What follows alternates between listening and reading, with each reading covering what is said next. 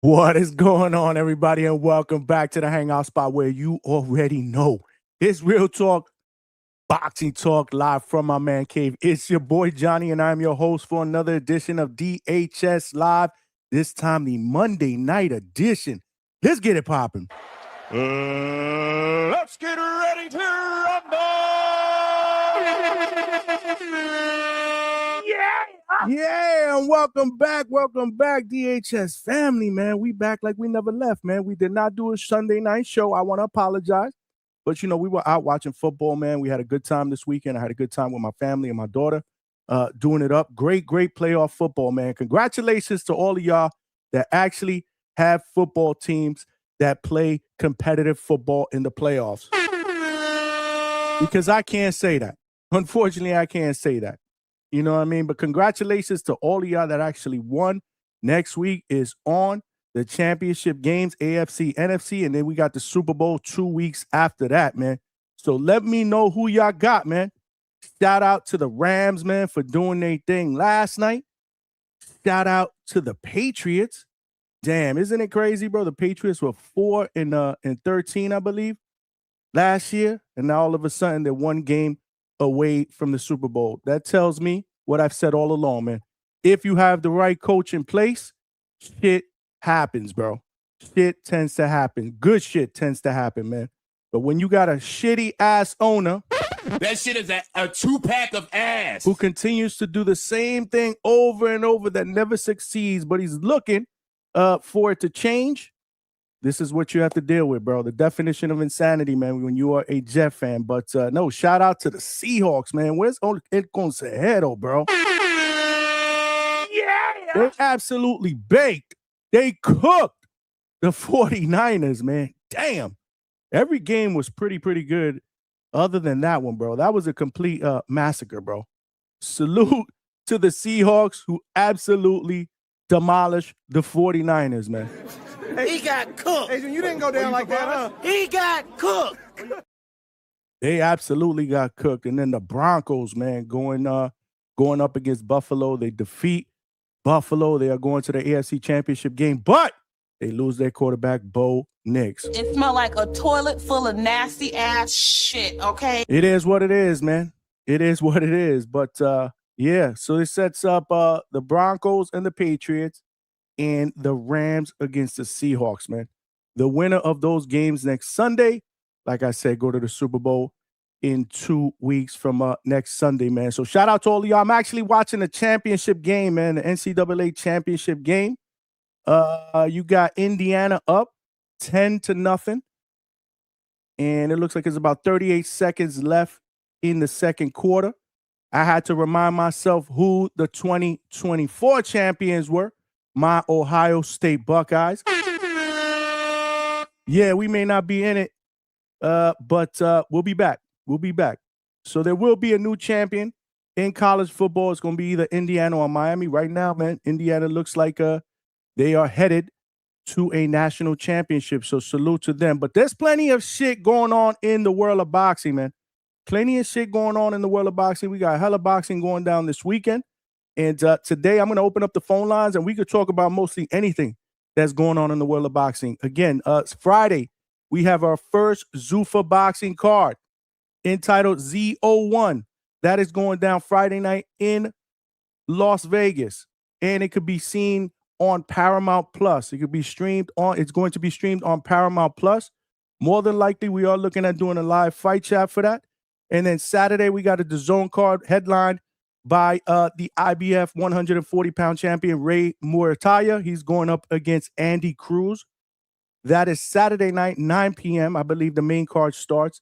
And that, too, is a card that is being held in Las Vegas in the Fountain Blue, if I'm not mistaken. And that's a very good card. Very good card. So we'll get into the nitty-gritty with those cards on the shows this week. Remember, we got a jam-packed up week of shows, man. We got a jam-packed week of shows. A salute to all of y'all, man, that rocked out Friday night. We actually turned Friday night show into a live fight chat because we did have the Raul Curiel against Jordan Payton card that was on the zone. So we ended up calling, I believe, the co-main event and the main event of that fight. And then you know what it was, man? Open panel where people just jumped on and we were talking that boxing shit like we do here at DHS, man. Tonight ain't no different. So we got the Zuffa boxing card that I want to get everybody's comments and takes on. We'll go over the fights real quick. And then in other news, besides the Saturday fight, Gervonta Tank Davis was finally stripped of the WBA lightweight title. He was finally stripped. So the title is no longer being held hostage. I believe he was named a champion in recess. However, that means that two top contenders can fight for that WBA title. And right now, it appears that it may be, accordingly to Dan Raphael, Floyd Schofield against my guy Lucas Prince Body, or Floyd Schofield against Lamont Roach. I like the Lucas Body fight only because, you know, his last win in Orlando was for a title eliminator, technically. So, you know, it's only fair that he gets a crack at Floyd Schofield. So yeah, man, we could talk about that if that fight comes into fruition. What do you guys think about that fight? I personally don't think Lamont Roach will go back down to 140 again. This last fight, I believe, was at 135. This last fight against Pitbull Cruz was at 140, and he filled out really well. So I don't know. I mean, maybe if it's for a strap, he'll go down to 135. I'm not sure. My expectations are that he's going to stay at 140, but we'll see. You never know. Money talks, right? Money talks, and an opportunity to get that title that he feels like that he won when he fought Tank Davis to that draw. You know, many people feel that Lamont Roach won that fight anyway, so maybe there's a chance that he will go down. But I don't know. That's what Dan Raphael reported, and Alex Vega sent me the tweet or the screenshot earlier today, so we could talk about that. We really didn't talk a lot about Canelo. That was supposed to be the topic on Friday's card, and we really didn't talk a lot about potential opponents for Canelo. I'm looking at the Hail Mary that was thrown by Fernando Mendoza, the quarterback of Indiana, right before the half. It is incomplete. So Miami and Indiana go into halftime with Indiana winning 10-0.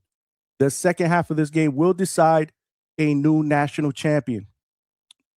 But yeah. So we could talk about that. Obviously, you know, Keyshawn Davis has been doing interviews. The last interview that he did was with Rick Reno, Mr. Versace, on his podcast, and he's convinced that he's going to stop Jermaine Ortiz. Don't know if that happens, but I'll be very interesting to see what you guys think.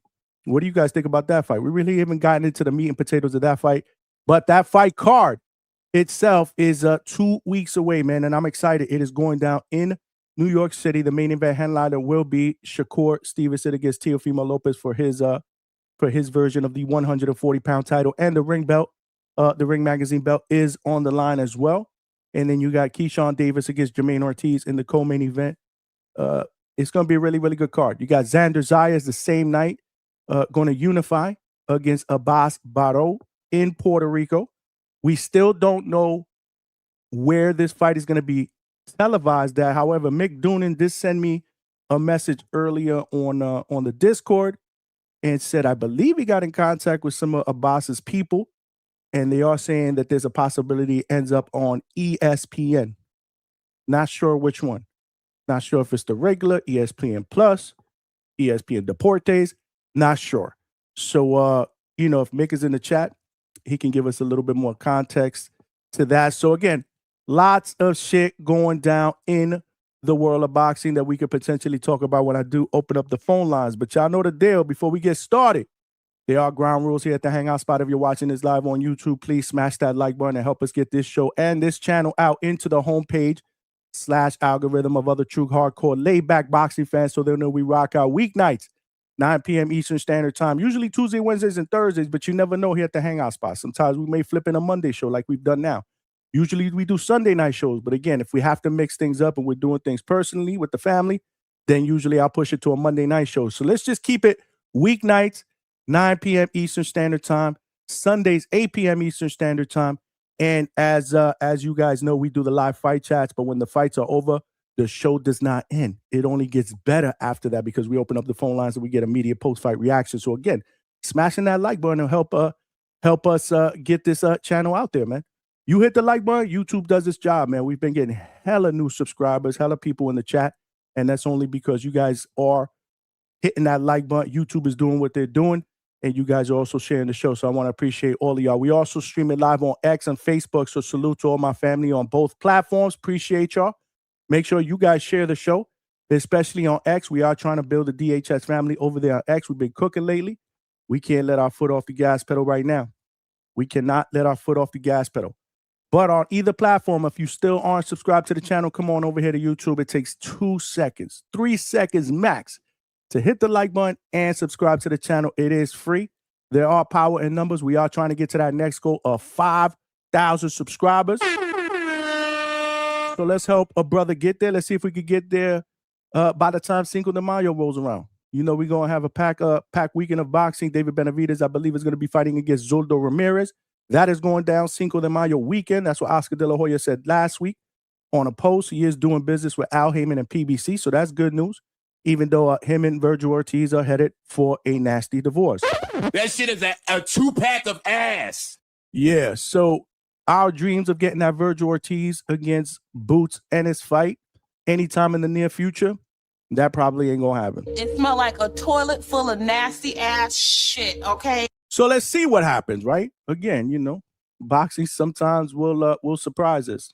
Not always in a negative sense. Sometimes there is some positivity that they surprise us with. So we just got to remain optimistic, man. I know it's hard. It's hard for me because boxing, you know the deal. They've dangled the carrot in front of us and they've kicked us in the nuts plenty of times. They've pissed on our ankles, like I say.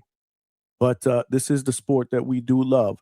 But last but not least, I already see y'all cooking in the chat. Y'all got to cook in the chat. The best YouTube chat out there on these boxing streets. I'm convinced, man. Y'all know y'all boxing. Y'all talk that shit. Y'all have a good time. Y'all troll. That's what it's all about here at the Hangout spot, man. That's what it's all about. Tonight ain't no different. But if you want to make sure that you get a question or comment read out here to these live YouTube streets, Super Chat is the best way to go because it will come up as a starred message. I will see it, show you love. It also provides your boy with a little bit of a donation, and that never hurts because we are putting in that work for the second shift and third shift overnight workers, DHF Live. We here, baby. Yeah! We here, man. So whether it be Super Chat, Super Sticker, Super Thank You, or Zelle or Cash App, the QR codes are right here on the side of the screen. Any one of those methods are ways to provide your brother with a little bit of a donation. We do have a 10 Super Chat goal up there as we normally do. It could be a Super Chat of any denomination, $1, $2, $5. It don't matter. Every penny counts. So help a brother get there. Speaking of helping us get our Super Chat goal popping today, we got my man Little Zooted getting us started early with the 2-piece.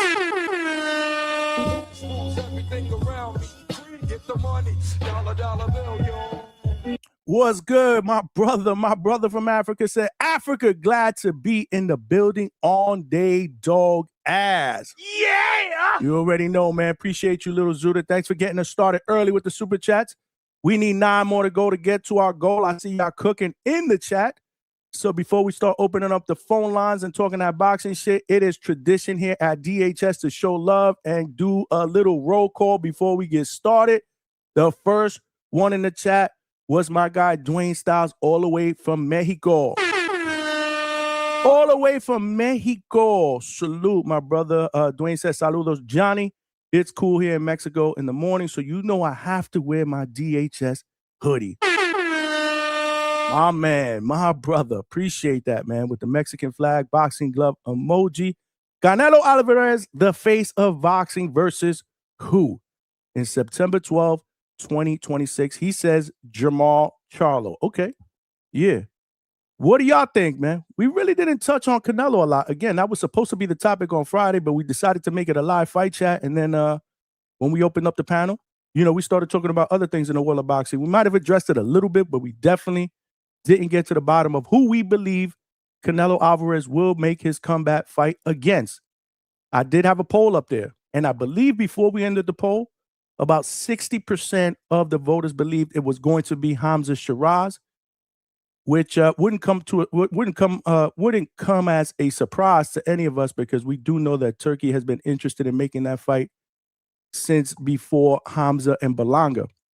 And with that victory over Belanga, it has been talks that that they were trying to put together a title fight for a vacant 168-pound strap. I believe it's the WBA, if I'm not mistaken. Correct me if I'm wrong, chat. Between Hamza Shiraz and Diego Pacheco, but we have not heard anything official. Could it be because Turkey's going to try to make that Canelo Hamza Shiraz fight? I don't know. Could it be Jamal Charlo, like Dwayne Styles said? Could it be Christian and Billy? I believe he was one of the fighters that I put in the poll. Armando Resendiz, the WBA champion, who was just elevated recently. I know there's been some rumors that he may be facing off against Edgar Berlanga. But, you know, it could be any of those fighters or any of the other fighters at 168. So definitely let me know your thoughts in the comment section, or you can super chat it, or you can let me know if you plan on calling in. Dwayne Styles said, hit the like button, subscribe, and join DHS Pound for Pound members. About to be going on 3 months.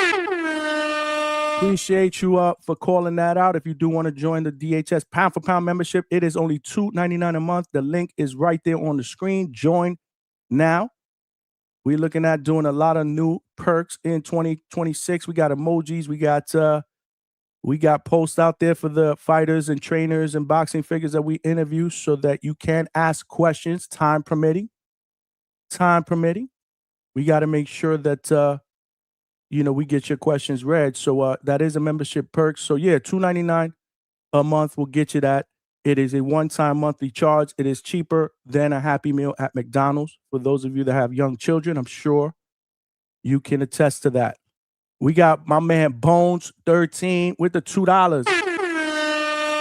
Straight cash, homie. He said, Johnny with the best hairline on YouTube. Yeah! Let's go, champ. My hairline is the best. #1 pound for pound on these boxing YouTube streets. I said it. My hairline is the champ. The champ is here. The champ is here. The champ is here. Best believe that. Appreciate you, Bones, for the super chat. We need 8 more to go to get to our goal. Looks like we got, who else we got up in the building? Who else we got up in the building? Salute, salute. My man Malcolm, what's good? He said, I read that they actually fought over some stupid shit, both arguing over who a better fighter, trying to impress some chicks. Then it got heated. Oh, okay. You talking about Armado and Fernando Jr. getting into it in a hotel in Las Vegas? Yeah, I see that. I see that. Dwayne Styles said, Johnny, you see that Vargas brothers fighting in Vegas? Yeah, I did see the video. Not sure what occurred. I heard the same shit. First, you heard that Amado was messing around with his brother's girl. That has not been confirmed. That had to be a rumor. But then there was some other reports that said that, yeah, you know, they were getting spicy, trying to, impress some chicks or whatever. They got heated. One of them felt disrespected. And this is what happens. I mean, brothers fight. It happens all the time. I mean, so I didn't make anything of it. I'm sure Father Fernando will straighten that whole shit out, and shit will be they will be good, man. Blood is thicker than water. We know you believe Canelo's the face of boxing, Dwayne. Who else we got up in here? We got my man Trini BX. What's good, Trini? Yeah! Salute. He's saying, what's up? Salute to you, my brother. Appreciate you for rocking out on this Monday night. My man Big Money, my right hand in the building. Salute, my guy. Appreciate you for rocking out on this Monday night. My man Bugatti Mods in the building. My man. Let's go, champ. What's good, my brother? Appreciate you, man. We missed you here, man. We missed you in the chat, man. Appreciate you rocking out on this Monday night here at DHS. We are just getting started. We got college football that we're watching on this screen, national championship game. Just curious to see who's going to be the new champion, because we know who the last year's champion was, my Ohio State Buckeyes. But, you know, we choked at the end, but we'll be back next year. We'll be back. So will Jeremiah Smith, which is the best wide receiver in college. He will be back next year, along with a second-year starter, Julian Saying. It should be good. Gallo Fino, what's good? What up, ninjas? What's good with you, my brother? Appreciate you rocking out. Chad, all the way from Canada, my guy. Missed you, Chad. What's good? Appreciate you. Hope you call in a little bit. My sister Superwoman 607 is in the building. Yeah. Appreciate you, sis. Thanks for rocking out on this Monday. All love. My Thorn 509 said, go Seahawks. Okay. Yeah. Go Sam Darnold, man. Go Sam Darnold. Yeah.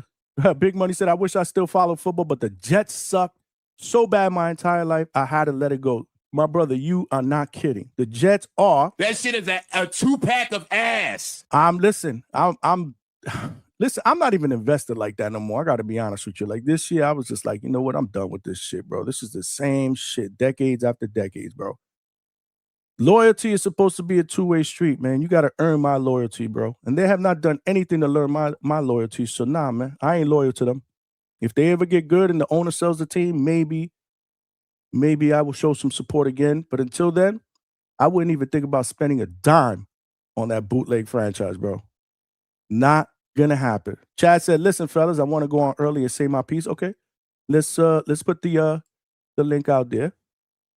Let's put the link out there so we could talk that boxing shit. Make sure you guys smash that like button. Again, one of the ground rules is we must get 100 likes at minimum per show. We've been doing that the last 6 or 7 weeks, and we've been cooking. We've been definitely cooking. A lot more viewers, a lot more live viewers, a lot more people in the chat, and we are getting a lot more subscribers. So shout out to all of y'all. I did put the link in the chat if you guys want to call in. There's plenty to talk about in the world of boxing. Zuffa Boxing makes their debut this Friday night on Paramount Plus. How do you guys feel about the main card? We got 3 fights on the main card. The opener will be my guy Julian Rodriguez, Hammer Hands. He will be facing undefeated Cain Sandoval. That's going to be the opener. That fight will take place at 147 pounds. That is a welterweight fight, 10 rounds. Should be an action-packed fight. Julian, he can punch. He's confident. I saw some of that interview that he did today on the Boxing Voice. Salute to my guy Nestor Gibbs on the Boxing Voice. I have reached out to Julian because we were supposed to get Julian on. I don't know if you guys remember. We were supposed to get Julian on, I would say about 3 weeks ago, a month ago. And we had it all set up. I believe he was going to come on a Sunday night show, but he ran into a family emergency, asked me if it was okay for us to be able to reschedule. And we just haven't, I just haven't gone back and forth with him to get that interview rescheduled, but we will get him on here. I reached out to him again today. He's game. If I can't get him on this week, because this week is busy, this is fight week, lots going on. He said he would try this week. If not, hopefully we'll get him on next week because he gave us he gave us a lot of good stuff about Zuffa Boxing, man, and what they're doing for their fighters. Really, really refreshing with some of the things that he did mention. So we will be trying to get him on the show, but he's going to be the opener of the main card. Then the co-main is going to be a middleweight fight, 10 rounds between Misael Rodriguez, who's 15-0, 7 wins by knockout, going up against undefeated Austin Deanda, who is 17-0 with 11 knockouts. So again, 2 undefeated guys at middleweight. And then you got the main event, Callum Walsh, who is undefeated, 15-0, 11 wins via knockout. He is coming off that decision victory over Fernando Vargas Jr., who we were talking about in the chat just a few minutes ago. He will be facing Carlos Ocampo, tough veteran, been in there with a lot of names. He's 38-3, 26 wins via knockout. That's going to be the main event. That fight is a 10-rounder, and it will be taking place in the middleweight division. This is the first Zuffa Boxing card. Very interesting. Very interested to see how it goes. You know me, I'm all about, the optics, the production, the announcing, so there's a lot of things that I want to see, based on this being their first fight, especially on that platform. Let's see what Dana White can cook and put together. And it won't be the first, obviously. I think they promised one a month or 12 next year, which equates to one a month, one event per month. So that's good. But just like anything else, like I said, we got to see. I'm interested in giving it a shot. Anything new and refreshing in the world of boxing, I'm all for. Let's give it a fair share before we kick it in the nuts. And I only say that for the people that are saying, well, I mean, there are no names on there right now. It's just, but listen, give them some time. Give them some time.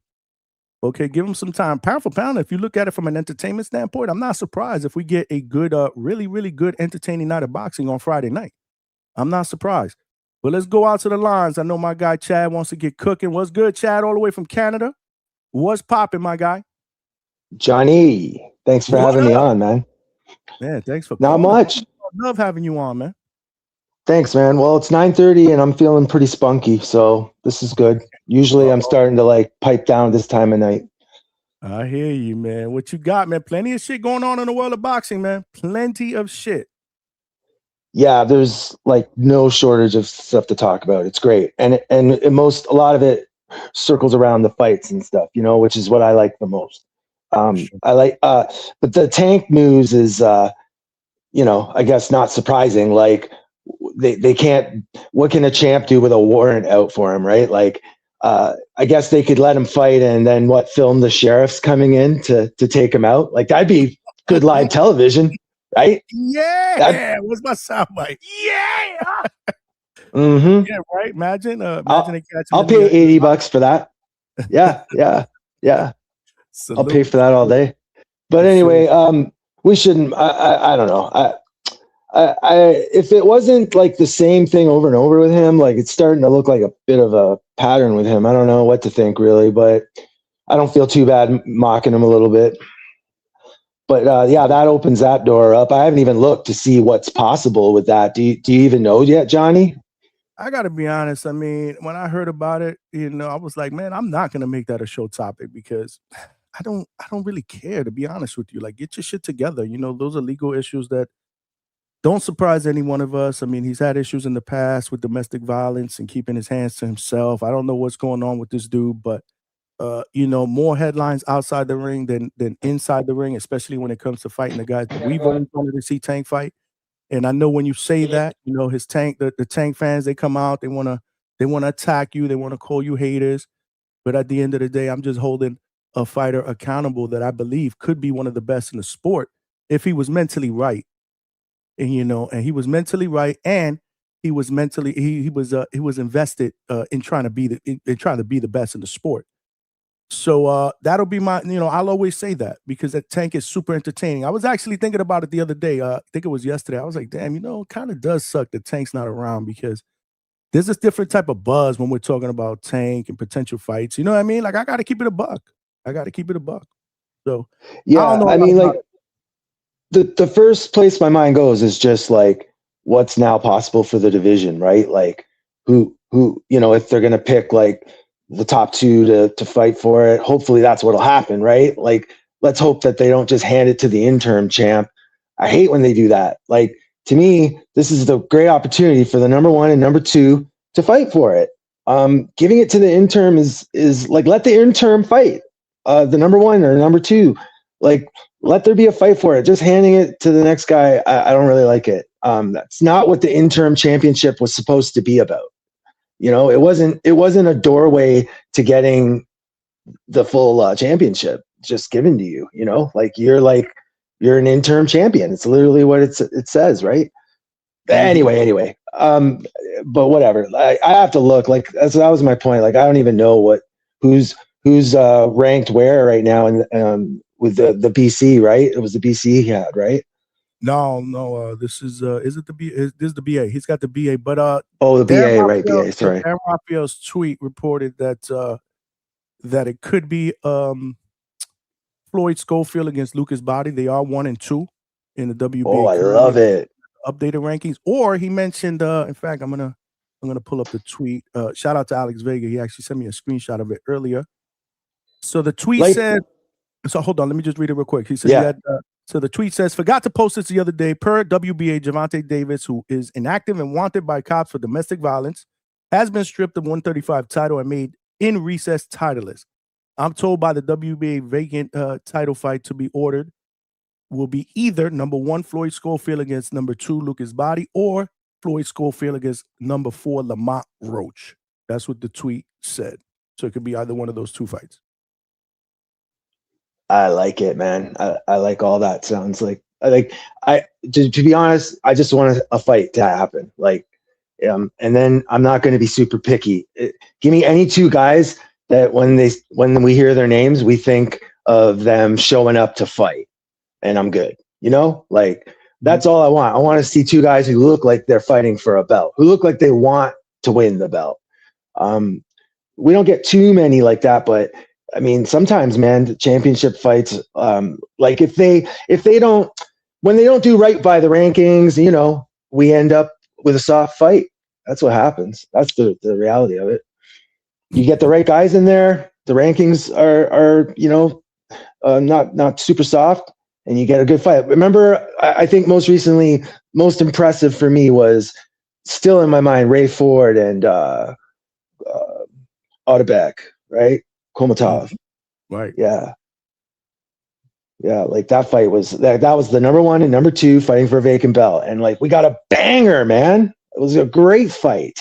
Like that's how a championship fight should be. Exciting, you know, ups and downs. And like there's a lot of flat title fights now, man. It's sometimes it's sad. The guys don't look like they want to be there.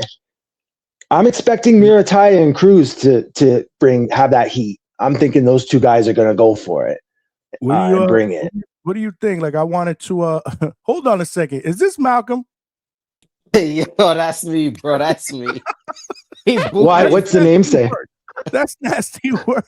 I thought it was big money because you know that's big, mucho grande dinero. So I thought it was big money. Then all of a sudden I'm reading the chat. Luckily, I was looking at the chat, and Big Money's like, "Yo, Johnny, that's not me up there."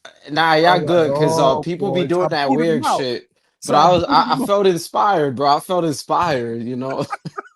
So I booted him out, and then I see Malcolm in the chat. Damn, I got booted. So I'm like, whoa, what is it? Who is this? But I kind of figured it wasn't somebody weird because they would have did their weird shit already. Like you were up there at least about fucking 3 or 4 minutes, and I didn't see no weird shit. So salute to you, man. My bad. I didn't mean to cut up. Nah, you good. Y'all off. I just wanted to make sure y'all terrible with these names and these avatars or acting like each other. Y'all crazy. But no, we were just chewing the fat, really, Johnny. But well, I need to Malcolm, get your take on, there was something else you wanted to talk about real quick, right? Okay, so if you'll allow me, like, just like 1 minute, Johnny, to just say, like, first of all, I want to say shout out to Carl who's listening, and him and I butted heads on a platform about boxing, like we do, right? And it was about Shushu. It was about Shushu. So I'll just keep it topical and current and say that I feel like Castro will beat Shushu. And tell me why he won't. Like, look at everything as a whole and tell me how Castro. I mean, I can see him knocking him down. I can see him knocking. I can see Castro stopping Shu.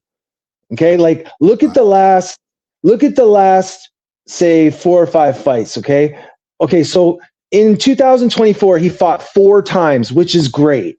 And I want to say that all his opponents are solid opponents who are coming and doing exactly what they should do, like pushing action, throwing, like they're there to fight, right? And he's there to beat them. And so he's had some okay competition, but nothing. He hasn't had any fight that really takes him to that contender level in my mind. Like he's fighting 10 rounders against guys that to me are like prospect type of fights. Okay. Like he hasn't, like, so here's the thing. They kind of stepped it up with Sagawa, and look what happened with Sagawa. In my mind, he lost to Sagawa, but let's just say, okay, he won. I mean, he won on the book. It's on the books that he won, but okay. So Sagawa, and then after Sagawa, there's like there's a slump, right? So the thing is Vivas had nothing for him. That was like a nothing fight. Like Vivas, I'm not even sure we can count Vivas. Like Vivas, he came and did his thing, but he had nothing for Shushu. And Coolwell and Haida, like Haida was super durable and was there trading with him all night. The thing is, like, look at the optics. Like he went 12 with Haida, trading every round. Like he's getting pieced up a lot. He's taking a lot of shots, but Haida had no pop, you know, and vice versa.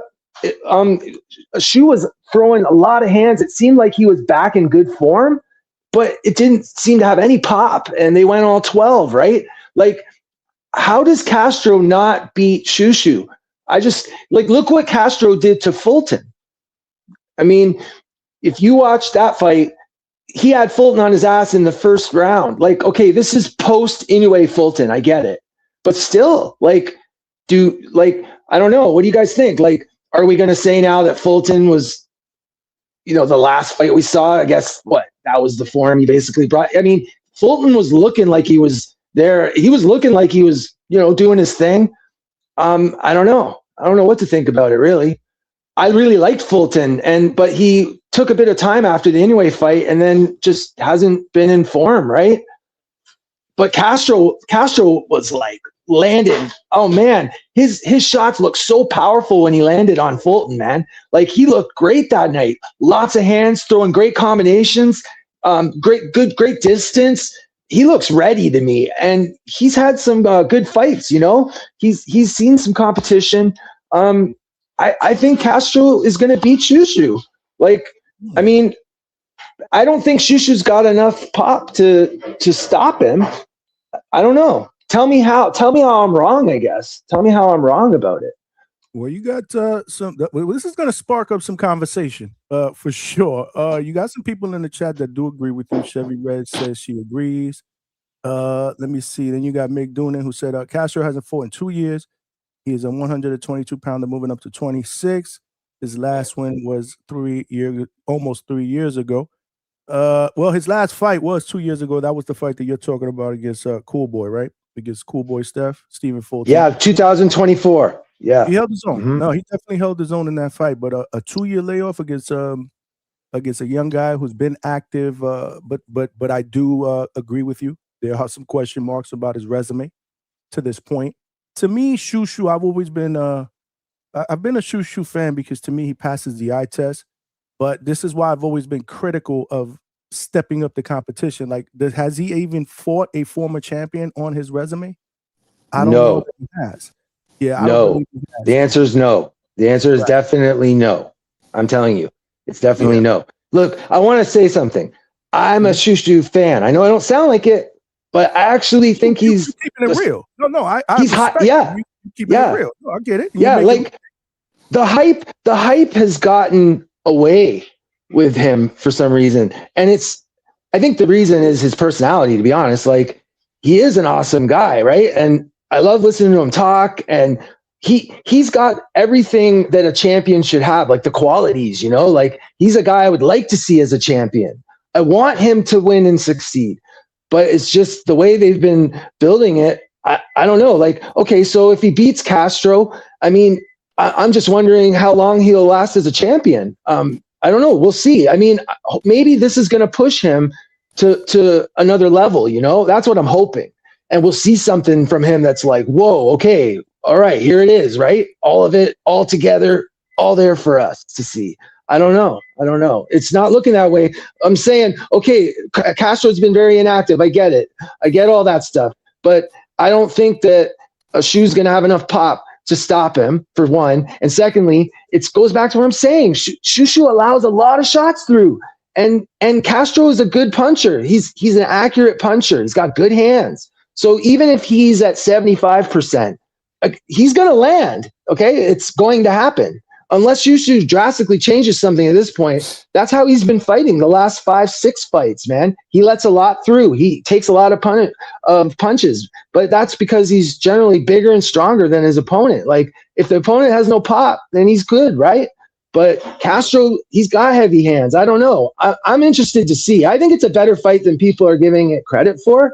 For one thing, I think a lot of people think it's just going to be a Shushu walkthrough. I don't think it will be, just based on how Shu has fought the tougher guys too. Like, he's changed it up. He doesn't throw as much. He's moving more. Like the Sagawa fight, great example. So we'll see. We'll see, I guess. I want him to win. I mean, I want him to get in there and show us who he is, man, and show us that he belongs. I want to see it definitively. And I think Castro is a solid opponent. So if he beats Castro in good fashion, I like it. I don't care that Castro's been a bit inactive. I still think it's this is like probably one of the better opponents for Shushu, to be honest, since Sagawa. Definitely since Sagawa. That's probably my bad. Shout out to y'all. what you think. But Malcolm, hold on. Can I just read these real quick so I can let you cook? Do you think? Mick Doonan with the 2-pounder was good, man. He said, that's bullshit. The interim champ should be promoted 100%. No, there is no interim champ at WBA. No, that's not what that. When you talk about Tank, when you were talking about that whole Tank deal. Yeah, no, I don't. That's not how it should work. No, that's not how it should work. The interim champ is just there in the case that the full champ can't fulfill his mandatory duty. But like, how the problem is how often does any of the bodies enforce any of that? They don't. They allow their champs to just go for however long, not facing a mandatory. Da, da, da. So then they end up giving the interim champ other opportunities to fight, right? Like the interim champ's doing too much. Okay, it was only supposed to be a function. Okay, and it's cool. Yeah, you get this belt. You technically have a belt, you know, and you're representing, and obviously you're sitting high in the division. You're looking good, right? But you're not the champion. You're not. And to me, when the time comes, it should be a fight to do it, man. I'm sick of giving stuff away at every turn. No, man, you go get it. Show us again. Show us again that you're the champion. Show us another time, right? So I give Shushu props for this because I just thought about something when you were talking about that. When that fight got announced, remember Shushu is an interim champion. But now they'll be fighting for that strap, right? So, and I remember him putting out a tweet saying to his people, like, you know what, this is better. I'd rather win it in the ring against somebody. So it kind of falls in line with what Chad was saying. And Mick Doonan said technically Ray Vargas is still the 126-pound WBC champ. He's in recess, if I'm not mistaken. So yes, that was Mick with the 2-pounder. Let me just check. I think he is in recess. But Malcolm, go ahead, man. Still. Because the recess only holds for so long, right? And then they drop it. I don't know how long. I'm looking at says he is. So okay, all right. Yeah, it says Bruce Carrington interim. I didn't know that. I didn't know Vargas was still in recess.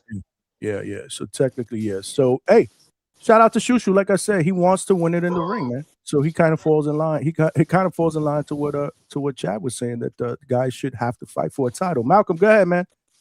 Sorry, man. Yeah, no. You good, man. Chad was cooking, man. He just venting, you know. Thanks, Malcolm. I know he was waiting for that. So go ahead. Yeah, thanks, guys. I fuck with Shu. Like I don't want to say I'm a Shu fan. I rock with him. I think he's a good fighter. He definitely passes the eye test. You know, sharp puncher. The thing is with Shu, it might just be, I don't want to blame Top Rank, but maybe they just don't have that faith in them. The usual Top Rank diet consists of, you know, you start off, you just get the, you know, what we would quote unquote call cans, you know, no disrespect, or just those very low level fighters or those club fighters. You get them. You might get a style or two that's kind of conflicting to you just to see how you'll perform. And then you'll get a former world champ. You know, that's usually what they do. They'll try to do that, and then they'll just try to put you in the big leagues as long as you're just passing the flying colors. And yeah, man, no former world champ on the resume. I don't know what's going on. The Saganda fight, I think that's how you say his name. I forgot how you say his name. I remember watching it. Sagawa or something like that. Yeah. His biggest issue, the biggest issue with Shushu was that he was trying to force the knockout. That's his problem. I think that's one of the hugest problems. You open up, you know what I'm saying? You can't set up your shots properly. And, you know, after that, I mean, he's looked a little better, but in terms of like the pop and him, you know, anybody who's bigger or stronger, that problem, like, I don't want to theorize this, but he's a vegan. You know, I don't know if anybody knows that he's a vegan. He's not really going to let his body naturally grow. If you had more protein in your system, then you were eating a certain way. I'm not trying to say he doesn't have the proper micronutrient. My bad, proper micronutrients in his body, but he would probably be stronger than he might be at 130. You know, but he's just choosing to be at 126, which is fine if you can do that. But you know, up to this point, we kind of wanted to see him with other names. I wanted to see him with Robisi personally, even after that loss, because I thought that would have been a great fight. And I can't think of any other names off the top of my head, but there's a lot of guys that he could mix it up with because 126 isn't a flat division, you know, but, you know, I think he wins this fight, you know, and again, I just feel like he doesn't need to go for the knockout. As long as he doesn't go for the knockout, he'll be fine. He could possibly get clipped and get dropped. You know, in terms of that happening to Stephen Fulton, I mean, yeah, he did come off. And if I'm right, didn't Stephen Fulton come off a little layoff? Because it was like a year and some change before he had fought again. So, you know, That's we could right. kind of, Yeah. we could kind of throw that in the mix also. And then that was his first time really moving up.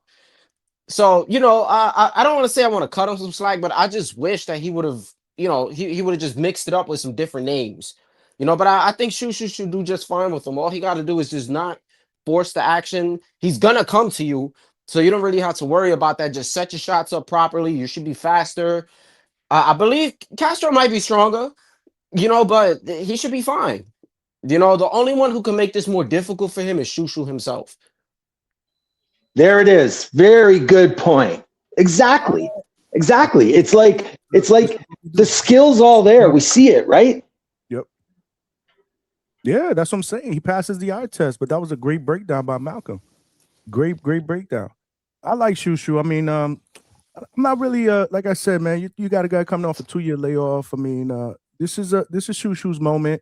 It's at home because it will be on the undercard. It's going to be in the undercard of Shakur and Teo, right? Yes. Yeah. It's part of that great card, man. Well, I think that's such a great night. I'm so excited for a bunch of these fights, man. I think he stops Castro. Chad, I'm gonna disagree with you. I know you say Castro. No, it's all good. I don't think that's going to be the popular take. I'm sure, man. No, I get it. I think Castro's going to land something good on him and at least drop him. We'll see. Well, I listen. I hope Castro can drop him, and then maybe Stu will get up from that, and we'll see. You know, and we'll get something amazing. It's just that here's the problem. Going back to what Malcolm was saying about Sagawa, honestly, Malcolm, in that fight, I thought there was moments he was looking lost in some of those rounds, man. He was looking lost, and he'd go back to the corner, and I'm thinking, like, the corner's got to be giving him something here, right? And he'd come back out. He just didn't look like he knew what the fuck to do with Sagawa. It was bizarre almost. Like, and that separates, my bad, Chad, that kind of separates the mold with certain fighters. And I'm not saying he doesn't fit that mold. You have guys who can go in the ring and their IQ is so good that they can make those adjustments on their own, or even their coach. Like we've seen it with we could just say we've seen it with the greats. You know, we've even seen it with the high level fighters. Like you've seen it with Tank, where his coach is telling him one thing and he's like, nah, I see him doing this, and that. And then he'll go and he'll implement his own game plan. You know, there's certain fighters that know how to adjust on the fly. And I think that all comes with experience. And maybe Shushu doesn't have the IQ for it, you know, or maybe he just doesn't have the experience for it. So I think that's why he was just completely lost. Plus, I don't know if we're giving Sagawa, you know, enough credit, you know, for his style, number one, and number two, his experience. Let's not forget, you know, he was in the ring, you know, with Jermaine Ortiz. You know, he was in the ring with Abraham Nova. You know, he did lose to William Foster. I mean, he lost to good guys. You know, so there was a, you know, that he definitely had the experience edge, and he had a very different style. But I get what you're saying about Shushu. I totally get it. We need to see him perform. Like I said, I like him. He passes the eye test, but we need to see him perform against better competition. I don't think anybody is. That's not hating on the young man. That's keeping it real. Who did you say you debated with earlier, Chad? His name's Carl. I'm not sure what his handle will be. Is he backstage? Yes, sir. Carl's in the building. Salute Carl, to you. what up? What's up, man? Yeah, I've interacted with Chad maybe about a day ago or two about a comment section. We were talking about Shushu and his contender status. Personally, if you had to ask me, I would label him the #1 contender. I don't think his resume is that great at all. But when, you know, we consider what the champions are fighting, you know, off the top of your head, if I asked you who Espinoza fought, who Angelo Leo fought, I don't see how you could really make a debate that those guys would have a more of a contender's take than Shushu Carrington at the current moment. I would disagree. I would say both Espinoza with Robisi, like he's had some really big moments, big fights where he's had to show us, you know, some adversity, something, you know, like That's what we really want to see, you know. Like I get that Shushu can go out there and dominate all these guys. Like he's at the point now where we got to see that what's next. And I know Shu wants to deliver it, and I know he does, because when he talks, I believe him. I believe the things he says. Like it's his team and the way they're, you know, developing and bringing him along. And in one way, it's been great. It's just that I feel like the hype just flew away from it, right? And I don't blame them. Like he's popular with the fans and he's super likable. But now it's got a lot of fans really gassed. And so when you go on these comment sections, and you know how it's like not built for real meaningful interaction or discussion. It's like a lot of people just trolling, and then people just fire emojis, and then you'll get like one rational comment every now and again. But a lot of people, the way they talk, it's like he's already a 5-time champion or something. It's like, no, slow down. Like he's great and everything, but like he's not there yet, actually. You know, he's got some more. He's got to show some more. You got to keep working. He's got to keep working. He's in it. He's in the trenches right now, man. Yeah, I don't disagree with that part, but again, like if you had to ask me off the top of my head, I believe Espinosa's last fight was maybe about 2 months ago. I can't recall who he fought.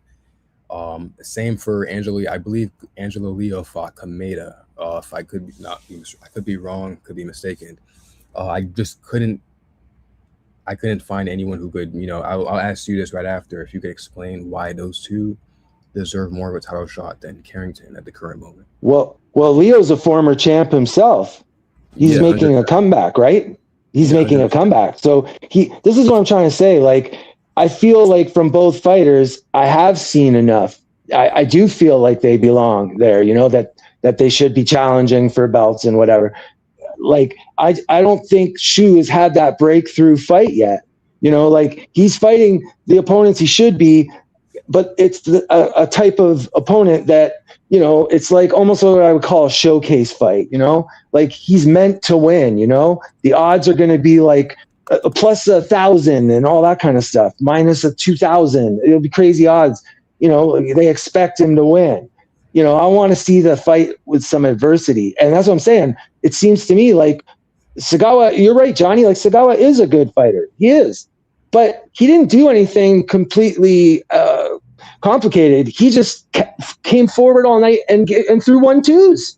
That was it.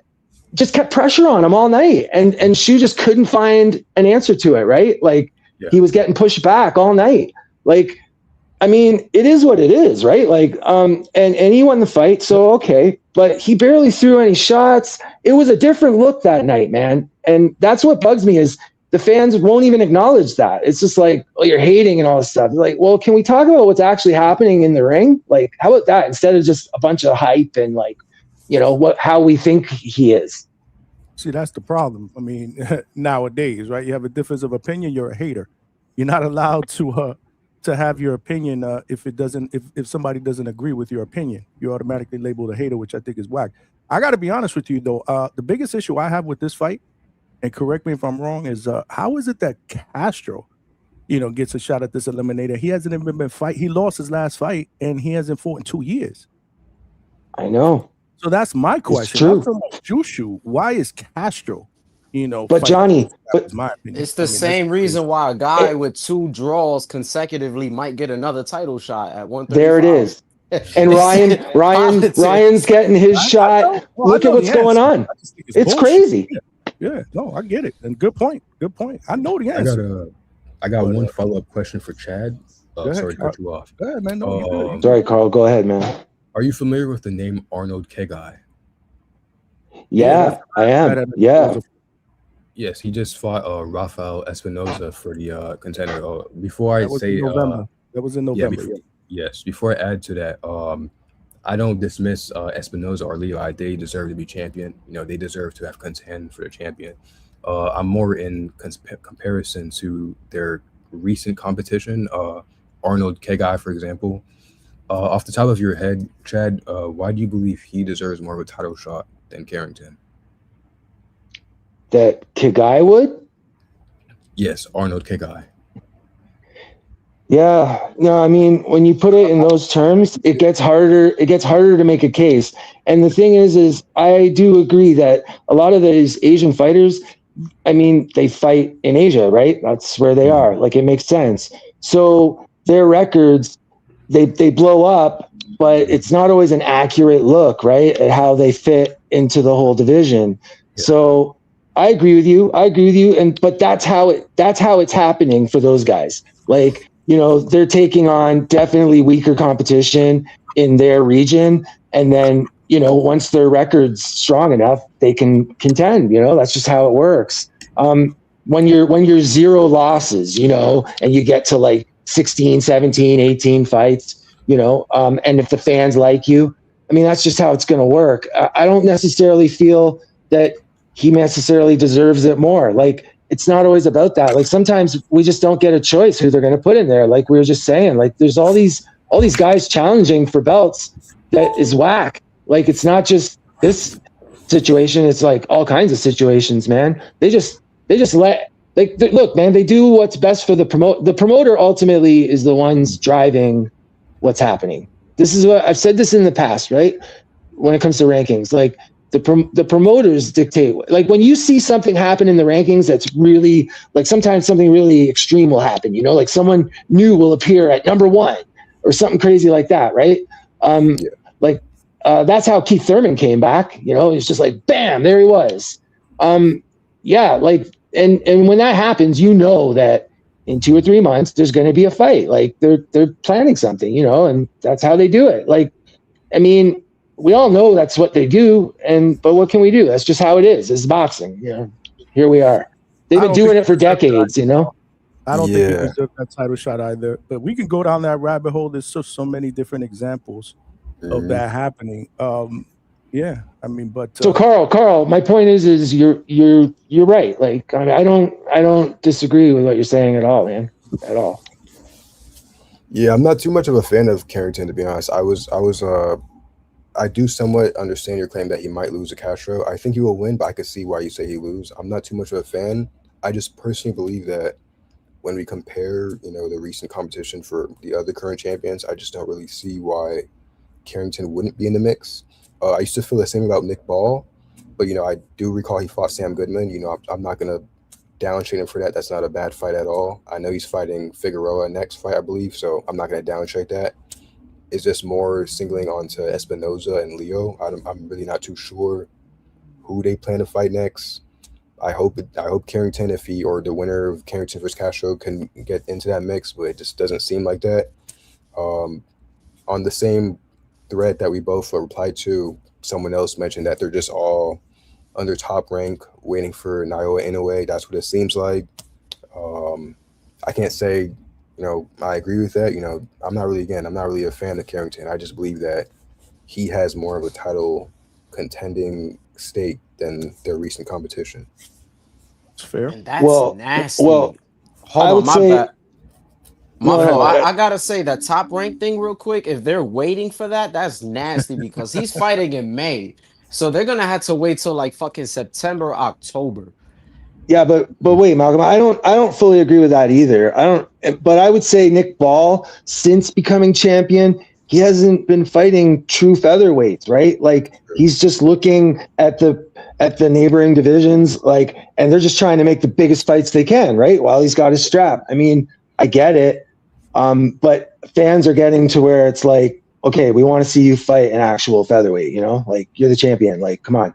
So yeah, I think Nick Ball, that's exactly what he's been angling, to try and fight a guy like Inoue. But is it going to happen? I don't know. I think it'd be cool if it did. I'm down with it. But at the same time, I do kind of know how people feel. Like, he should be giving his Mandos, like, people in his division, right, that are ranked, like, they deserve a shot, right? So you can't just cater to super fights all the time. And this is what I was saying earlier. Like, it's really up to the governing body to put their foot down. But they be nice to their champs. Treat them however. Give them breaks. Let them do whatever. You don't want to piss them off. 100%. This was a take you said earlier about the interim championship being upgraded. I just wanted to add to that.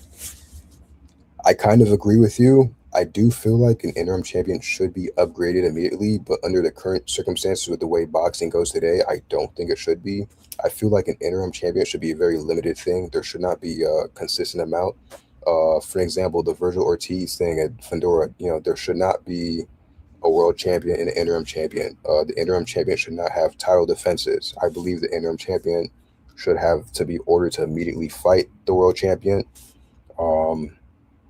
But again, in certain scenarios where there is an interim champion and there are upgrades, I do kind of understand that.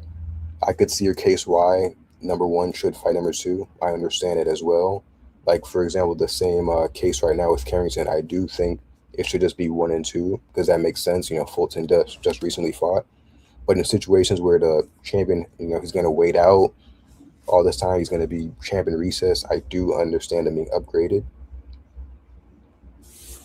Yeah. No, that's a great point, man. Like good stuff. Yeah, I do laid that out beautifully. I agree with that totally. I agree. Look, I'll just say that maybe in Tank's kind of circumstance, like where it's like an emergency kind of, it just comes out of nowhere, right? Like all of a sudden there's a reason they have to like cut the champ off, right? Okay. I could see in that situation, we just move the interim up maybe. Yeah, but I don't know if it's more, there's more foresight and it's more planned, then I don't know. I kind of feel like I'd like to see a fight situation, right? I mean, whatever. Look at it as their first defense. However we got to look at it to make it go down. Yeah, that's true. I don't disagree with that. It really just depends on the circumstances. Like the Tank one, that's a really rare circumstance. He's got a warrant on him. It's not common at all. But other circumstances, I do agree with you. That should typically just be 1 and 2. Yeah, I mean, isn't that what we want to see? Isn't that what we want? Like, 100%.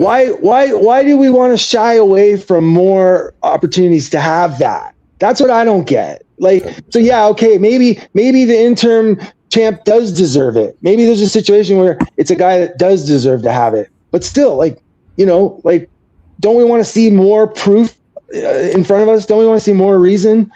To me, that's how we should be leaning on that side of it, not, make it easier, less fight. Yes, 100%. Sorry to double backtrack. Could you restate your reasoning for why you picked Castro to beat Shushu again? Well, mostly because the last, say, 3-4 fights, pretty consistently, Shu is allowing a lot of shots through. A lot. Like when he's in the pocket trading, I mean, he's landing his stuff, right? And he's working and he's super accurate. But in doing that, stuff's coming back and guys are landing on him. But the last few opponents, they just didn't have the pop for it to be a problem. And I'm saying Castro is heavy-handed and he has good hands.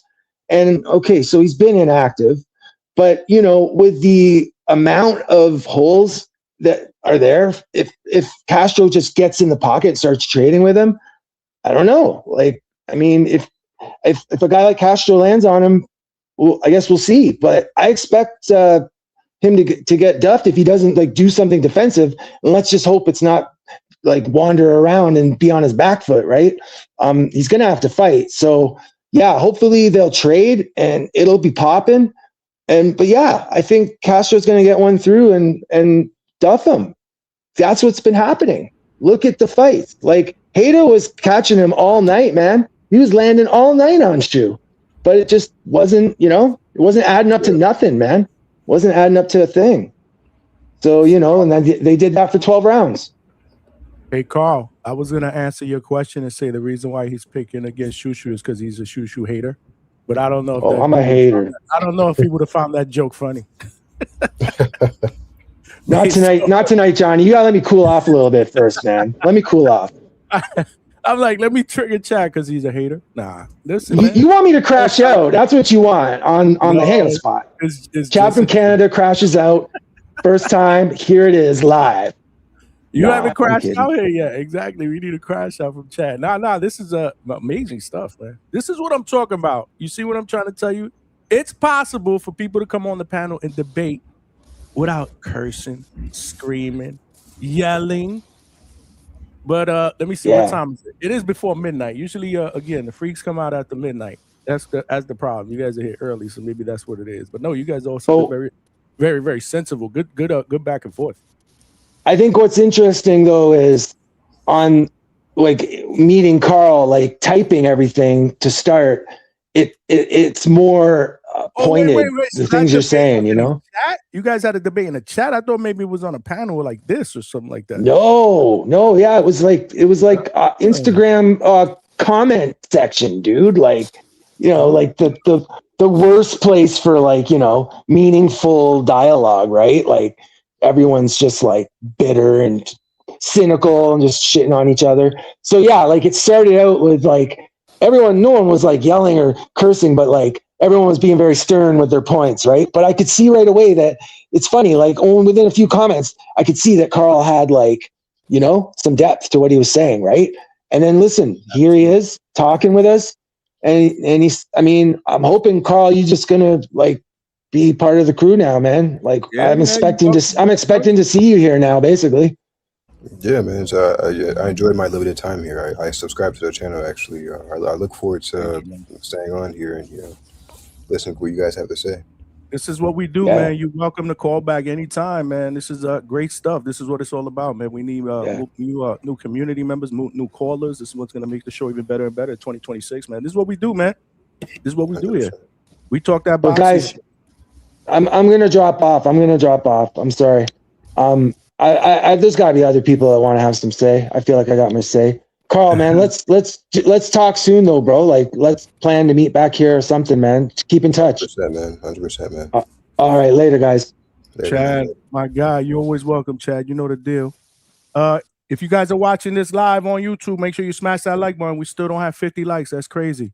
We need at least 100 likes every episode, man, so we could continue to grow the DHS family, man. This is what we do. Smash that like button. Let me just make sure I'm caught up with super chats. Yeah, I got McDoonan's 2 super chats that he just sent. Appreciate you. He's also on the panel, aka Abdul Wahid, aka Tank Davis. He's here. Hold on a second. Hold on. Man, that was good, Malcolm. Before we turn it over to Mick, that was good back and forth, man. I saw you saying that in the chat. It was good, but I lost so many fucking points that I wanted to say. There was a lot of shit that I wanted to run through.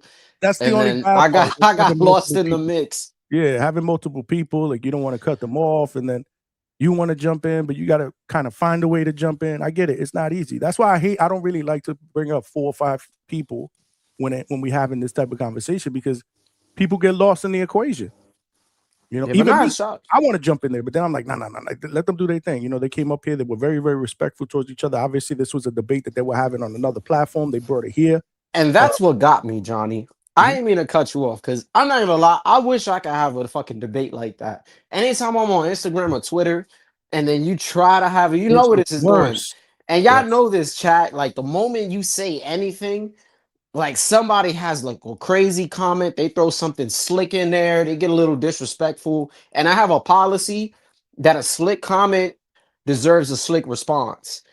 You know what I'm saying? So they just be wilding, man. But shout out to them. No, that was dope. That was dope. Very respectful, man. Good back and forth. And I see both points. You know, I see both points. My biggest thing with Shushu has been his resume. But for me, as a fan of him, you know, I see something there. You know, I do see something there. I think this is an opportunity for him to pick up a strap, and then we'll see, you know, where it takes him. My biggest thing is, like I said, I don't understand why Castro is getting this opportunity after being out of the ring for 2 years, coming off a loss. But welcome to the world of boxing in the year 2025, or should we say? In my perfect world, you know, I'm not a residential matchmaker. After this fight, I personally would have loved the title defense against Alberto Lopez. I said it in the chat. Like, yeah, he got knocked out. You know, he's already got 2 wins under the belt, and he just fought last month. That's a former world champ. It is a tough-ass fight, though, because he's fucking awkward as shit. Very unorthodox, hands down. you know, but it's kind of a winnable fight, but it'll really show us something about Shushu. But I don't know where he's at in the rankings. I don't really think he's up there for Shu's belt. When Nah, was the last time Castro did fight? Because Vegas saying it hasn't been 2 years. I thought it was. Hold on. we're into 2024. 2024 September. Oh, okay. So it'll be 2 years in it'll be 2 years. So what, a year and a half? Okay. Year and a half. Nathaniel Collins is #1 with the WBC. Still the definition of inactive, to be honest with you. But he is coming off a loss. It was a close loss. He lost by split decision. A lot of people feel like he might have pulled that off. But again, a year and a half. Not crazy about him. But there could have been other fighters that I would have said at least he's a good body, he's a live body, he can punch. I think it'll be an interesting fight. Like I said, this is a step up for Shushu. So for all of us that believe that he might be overrated. I'm not saying that, but there are some people that feel like he's overrated based on his level of competition. This is we'll get to see if he's the real deal. Go ahead, Mick. I'm sorry, man. I didn't mean to cut you off, brother. It's okay. Vega is right what he's saying. Where Castro's getting this shot because he was supposed to fight Vergas in the summer, and Vergas pulled back out. So that's probably why he's getting this shot. He quality. I believe. I agree with Vega. He's quality. I don't know. Like I said, this is what boxing is, though. Yeah, it's I don't like the fact that they were saying that Espinosa and Leo haven't really fought anybody for their titles. Like, I know you wanted to come here and cook Chad, right? Is that what you wanted to do? Yeah. Well, Espinosa won his off of Robizi Ramirez. You got to tell me. Probably bring me up. I want to cook. Well, I mean, Chad was he brought some good points. But what was you gonna say? You don't agree? Nah, Espinosa beat Robizi Ramirez for his title, and Angel Leo beat Lopez. Like, Lopez is on a five fight win streak, who beat Josh Warrington for the title. So like, they weren't just anybody's picking up belts or no really want to fight anybody. But he's also like mentioning people want to unify in the division. The last two people to unify were Juan Manuel Marquez in like 2004 and Prince Nassim in like the early 90s. Nobody's ever unified after that. It's a difficult division to unify. Get the fuck out of here! Really? No, that's what it is. That's the last two. Shit. Damn. That's the last two to unify. Any belts at 126. No, for real quick though, to answer Vegas' question, I don't think anybody's crapping on the fight. I didn't want to make it seem like I was. I'm just saying for the sake of the conversation we were having before. I don't know if you heard. There was some questions as to why Shushu, is getting this interim shot, and all this other stuff, and who has the other guys in for. And so that was a part of the whole conversation. So I'm like, well, I guess we could say the same thing about Castro, right? Why is he getting a title shot? After a year and a half layoff and coming off a loss. So that's all. I mean, you got Nathaniel Collins up in there. That's #1, and he's undefeated. Why did he leapfrog him? Yep, he's a Scottish fighter, Collins. He fought the Spanish kid recently to a draw. So I think they're going to rematch. As I said to you, I really do think the interim's much different for like one of the regular belts. When you're interim and the champ doesn't want to fight you and they vacate, you should move up, in my opinion. Regular belts like Tank, when he had the 140 belt in 2019 and then didn't fight for 4 years while Devin Haney was the champion and then got promoted. That's like, for me, that's wrong. But it's definitely the interim champ should fight the title holder, but 99% of the time, the title holder will vacate. Also, as I said, I was speaking to Abbas Barrow today. Oh, what's up with that? Talk to me. So he's camp's going well. He's with Jorge Rubio in Florida. He's got a big weight cut. He's cutting 30 pounds to get down to the weight, but everything's going well. He's 30 pounds? He had to cut 30 pounds? He's going to be cutting 30 pounds. Oh man, he's gonna get cooked. Oh, he in fat camp. He always cuts £30. Damn, that's a lot, man. Like when he told me that, I was looking at Terry's. How much is Terry's having to cut? Because he looked massive against him. Yeah.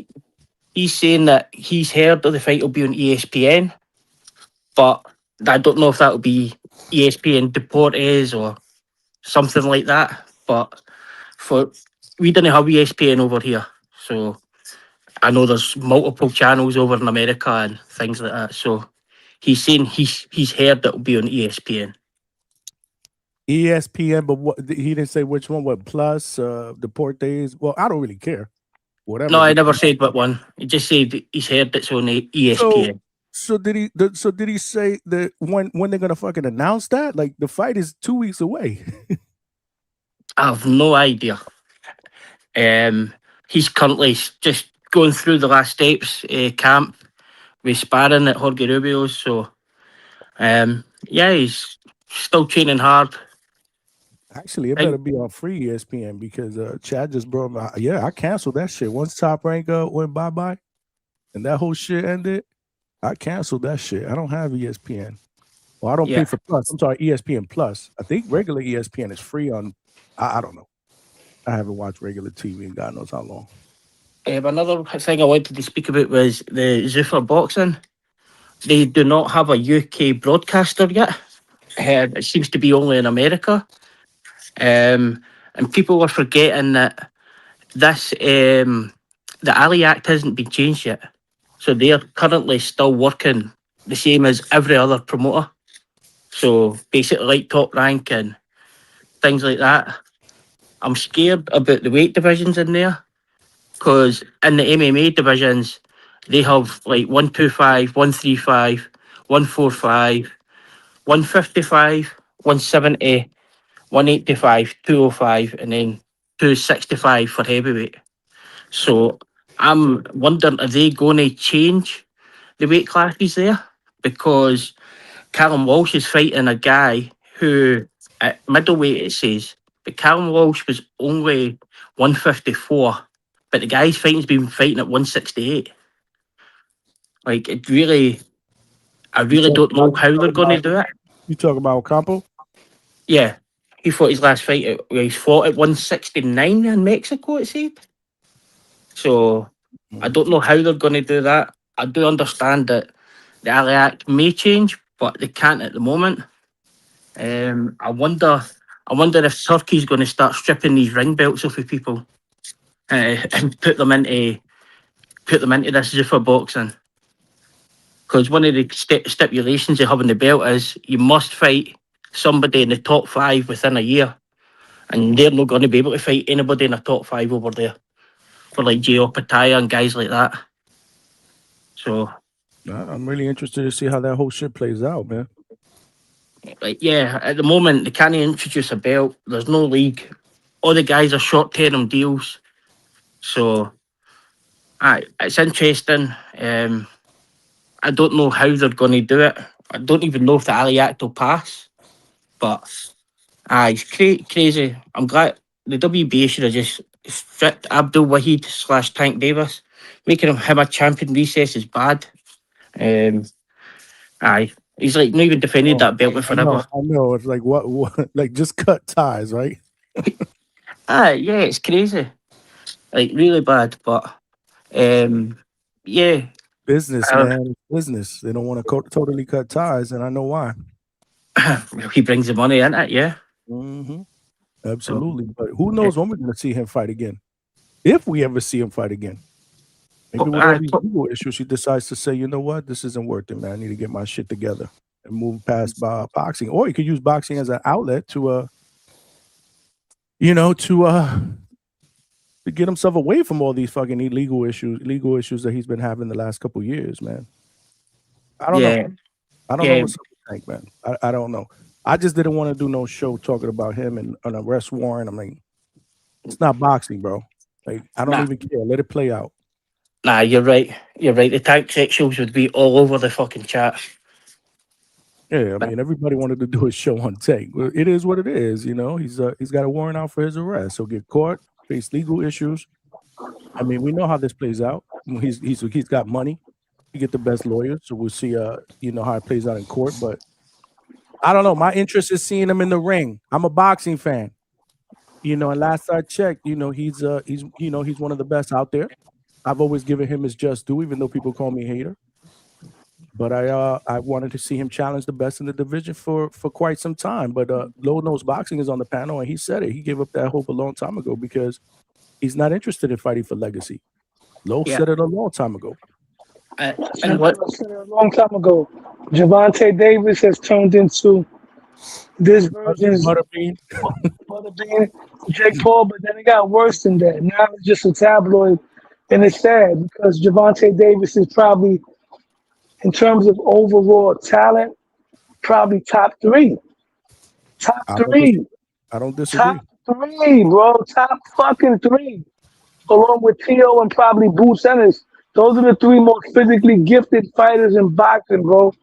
Javante Davis has number one pound for pound attributes. Javante Davis, with his head on straight, can probably beat all of the kings. And I said that. He has the attributes to do that, bro. And it's a shame that he's not dedicated to the sport anymore. And he never been dedicated for competitive reasons. You know what I'm saying? He wanted to be Money Mayweather without going through the pretty boy Floyd stage. And it's sad because I never was a Javante fan, but I actually miss Javante in boxing right now. Javante I Davis, said somewhat of the same thing a little while ago. Yeah. if he's back in boxing and says, fuck it, he's pushing 40 right now, right? Oh, 35, whatever he is. Oh, he's Whatever like he is. 31, 32. He's 30, not 32. pushing 40. Whatever he is. If Javante Davis would say, you know what, man, let me just end my career right. Let me go out there and fight everybody that everybody says that I didn't fight. Let me start off with this rematch with Lamont Roach to get my feet wet. And then move on to Tio or Shakur and Devin and those guys. If he does that, that's best for boxing. Because right now, American boxing doesn't have a legitimate face of boxing type of fighter, a superstar. You got guys that can reach the top of the pound for pound list, but that doesn't make you a face of boxing. Number one pound for pound doesn't make you the face of boxing. You got to have a certain type of aura. Canelo has it. Javante has it. Clarissa has it. But nobody else is doing nothing right now. Canelo's at the point of his career. He's at the point of his career where he can become Roy Jones in terms of he lost, he's not going to bounce back, he's going to continue to lose. Or he could have his Roberto Duran moment and overcome the odds. You know what I'm saying? And do some great shit. Yeah. And Javante is wrapped up in tabloids. And then after that, we got no faces besides Clarissa, which is a bad representation of the sport of boxing in terms of how she conducts herself. So right now, we don't have a face of boxing right now at the moment. Treese agrees with you. He said Clarissa is the face of boxing. She is. Z Pacino said, "Don't let Tio hear you say that about what you said about Tank, though. He might disown you." Listen, those are all 50-50 fights for the most part. I could see a fight with Tank winning, and I could see a fight with Tio winning. Same thing with all the other guys in that group. But Tank has something that they don't have. He does have legitimate one-punch knockout power. And he has a rock solid chin. We've never seen Javante hurt. Really, you know what I mean? And yeah, Clarissa, I stand on that, bro. If Clarissa Shields, Shakur Stevenson, Devin Haney, Teofimo Lopez were to walk the mall, more people gonna know Clarissa Shields, bro. They saying she the king of boxing tabloids. She's the face of boxing tabloids. Man, can I make one last point before I jump off, Johnny? Sure. Like, I was reading the Virgil lawsuit. It's good to see Oscar De La Hoya has got Golden Boy a 2-year deal with DAZN, is what they're saying. It's just in needing the contract signed, so at least that'll give loads of fighters some stability and without worrying about being on Tubi or things like that. Yeah, man. Hold on. Anyway, I'm gonna jump off. Low, 12 more What's that? days. A Basbarrow is coming, boy. A Basbarrow is coming. I Man, can't wait. you better worry about making weight. I cannot He'll wait, make bro. it. You He'll better make worry it. about making weight because he's about to get cooked I Nah. can't wait. in Puerto can't Rico, wait. bro. He's about to put Zayas into the smoker like a big, juicy brisket. Call it you low and seen- slow. Have you seen the work Xander's doing in the gym, bro? Xander's gonna win that fight. I know the work that they put into each other. Abbas is very, very confident. Xander's gonna box his ears off, bro. Nah, bro. Nah, I can't see it. I'm Can't see telling it, but you're gonna be calling in. You're gonna be eating crow. I'll be here. I'll be here. You better be here.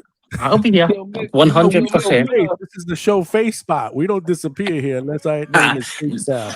I'm not gonna run. I'm not going into running like Abdul Wahid. I'll be there. I'll be here. Right, take it easy, guys.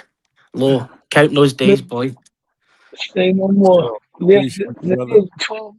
You listen, forget it. We still got another week, man. This week we got the reshaping of the lightweight division, bro. You know what I mean? We got Andy Cruz going for his world title. I'm looking forward to that fight.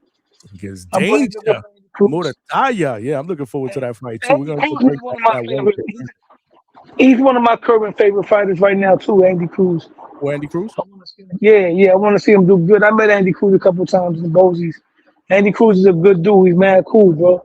That's the perfect person for any young fighter to go in there and spar with, because he's not gonna be an abusador. He's not gonna go in there and try to beat you up. He's gonna style on you. He's gonna teach you. He's gonna work you. The Cubans are not like Americans over here. They come over here. They want to make an example out of people when they go in there and spar and stuff like that. Especially if you're just a regular guy, coming out of work to get some work off. They might take advantage of you. Andy Cruz ain't like that, man. Andy Cruz is a real dude, bro. And I respect Andy Cruz's fight game. And I think Andy Cruz is going to go far at 135. You know what I mean? Keyshawn Davis, a.k.a. the father of Keyshawn. I forgot that. That's right. He said that, right? Father of Keyshawn Davis. Yeah, bro. Yo, you want this one? Yeah, man. My Spanish is not the greatest.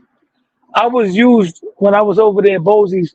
They kind of used me as an interpreter. Somebody they must have not had no. They used you as an interpreter. I ain't trying to throw no hate, but I've heard you talk Spanish, bro. Yeah, you know YSN Sports, right? Jamel. YSN interview him. So he was like, "Yo, Lo, I hear you over there talking Spanish. I know you Rican. I need you to be the middleman and translate or whatever." I said, "Listen, you got to work with what I could do." So I did that, whatever. But he was talking to Andy Cruz. I was in the middle talking Spanish, Spanglish. Where is that interview so I can see that? That's on YSM's page. And then I have the one on my page where I'm talking to him just straight Spanish, whatever. But the interview that's on YSM Sports, where I'm talking to Andy Cruz, and I'm the Spanish guy, in the middle talking. You know what I'm saying? I need you to find that and send that to me. I got to see that. I ain't trying to hate, bro. I got to find it.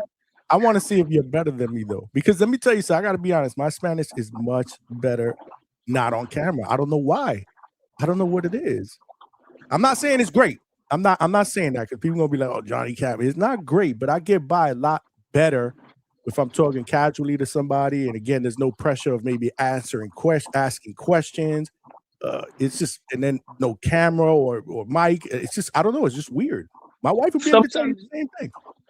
Sometimes I have my moments where I actually go into my flow state and I'm flowing, and then sometimes I get stuck and then it comes out cheapy choppy. Yeah, I mean, but as far as like if I was to try an interview, I'd be it'd be crazy. I've tried it before. I've tried it with John Paul Rivera one time and backstage after he won, and Caribbean, he's one of Jake Paul's fighters, and it was just so bad, man. I was like, man, what is wrong with me? Like I gotta get better. Like this is crazy. I feel like I talk better Spanish like back in the days when I was growing up. Now it's like I don't really speak Spanish. I talk it better now than I did when I was a kid. I was just neglecting it. I wasn't really practicing it. Now I'm practicing more, especially now that I be mingling with a lot of like South American women. When I go places, I make it my business to get better with my Spanish. That'll do it. Okay, that'll do it. See, yeah. I mean, we speak English here, and You know, Yeah, I my love mom. Colombian women, bro. I love Colombian and Mexican women right now. At one point when I was younger, I was here we go. We talking about women now. The date voice. When I was younger, Dating voice. when I was younger, I was that Spanish dude that was dating all the morenas. That was me. But now I'm at a point. Now I'm on my South American type time. Okay, Preferably Mexican, Salvadorian, Colombian, those types. I got you. I got you. Hold on. Before there's another question I wanted to ask you. Let me just catch up with a couple of these. Trini Bronx, what's good, man? Straight cash, homie. Trini Bronx with the $2 said Low and Mick both down bad the 31st. Oh shit. So he say Mick is down bad because Xander gonna cook a boss.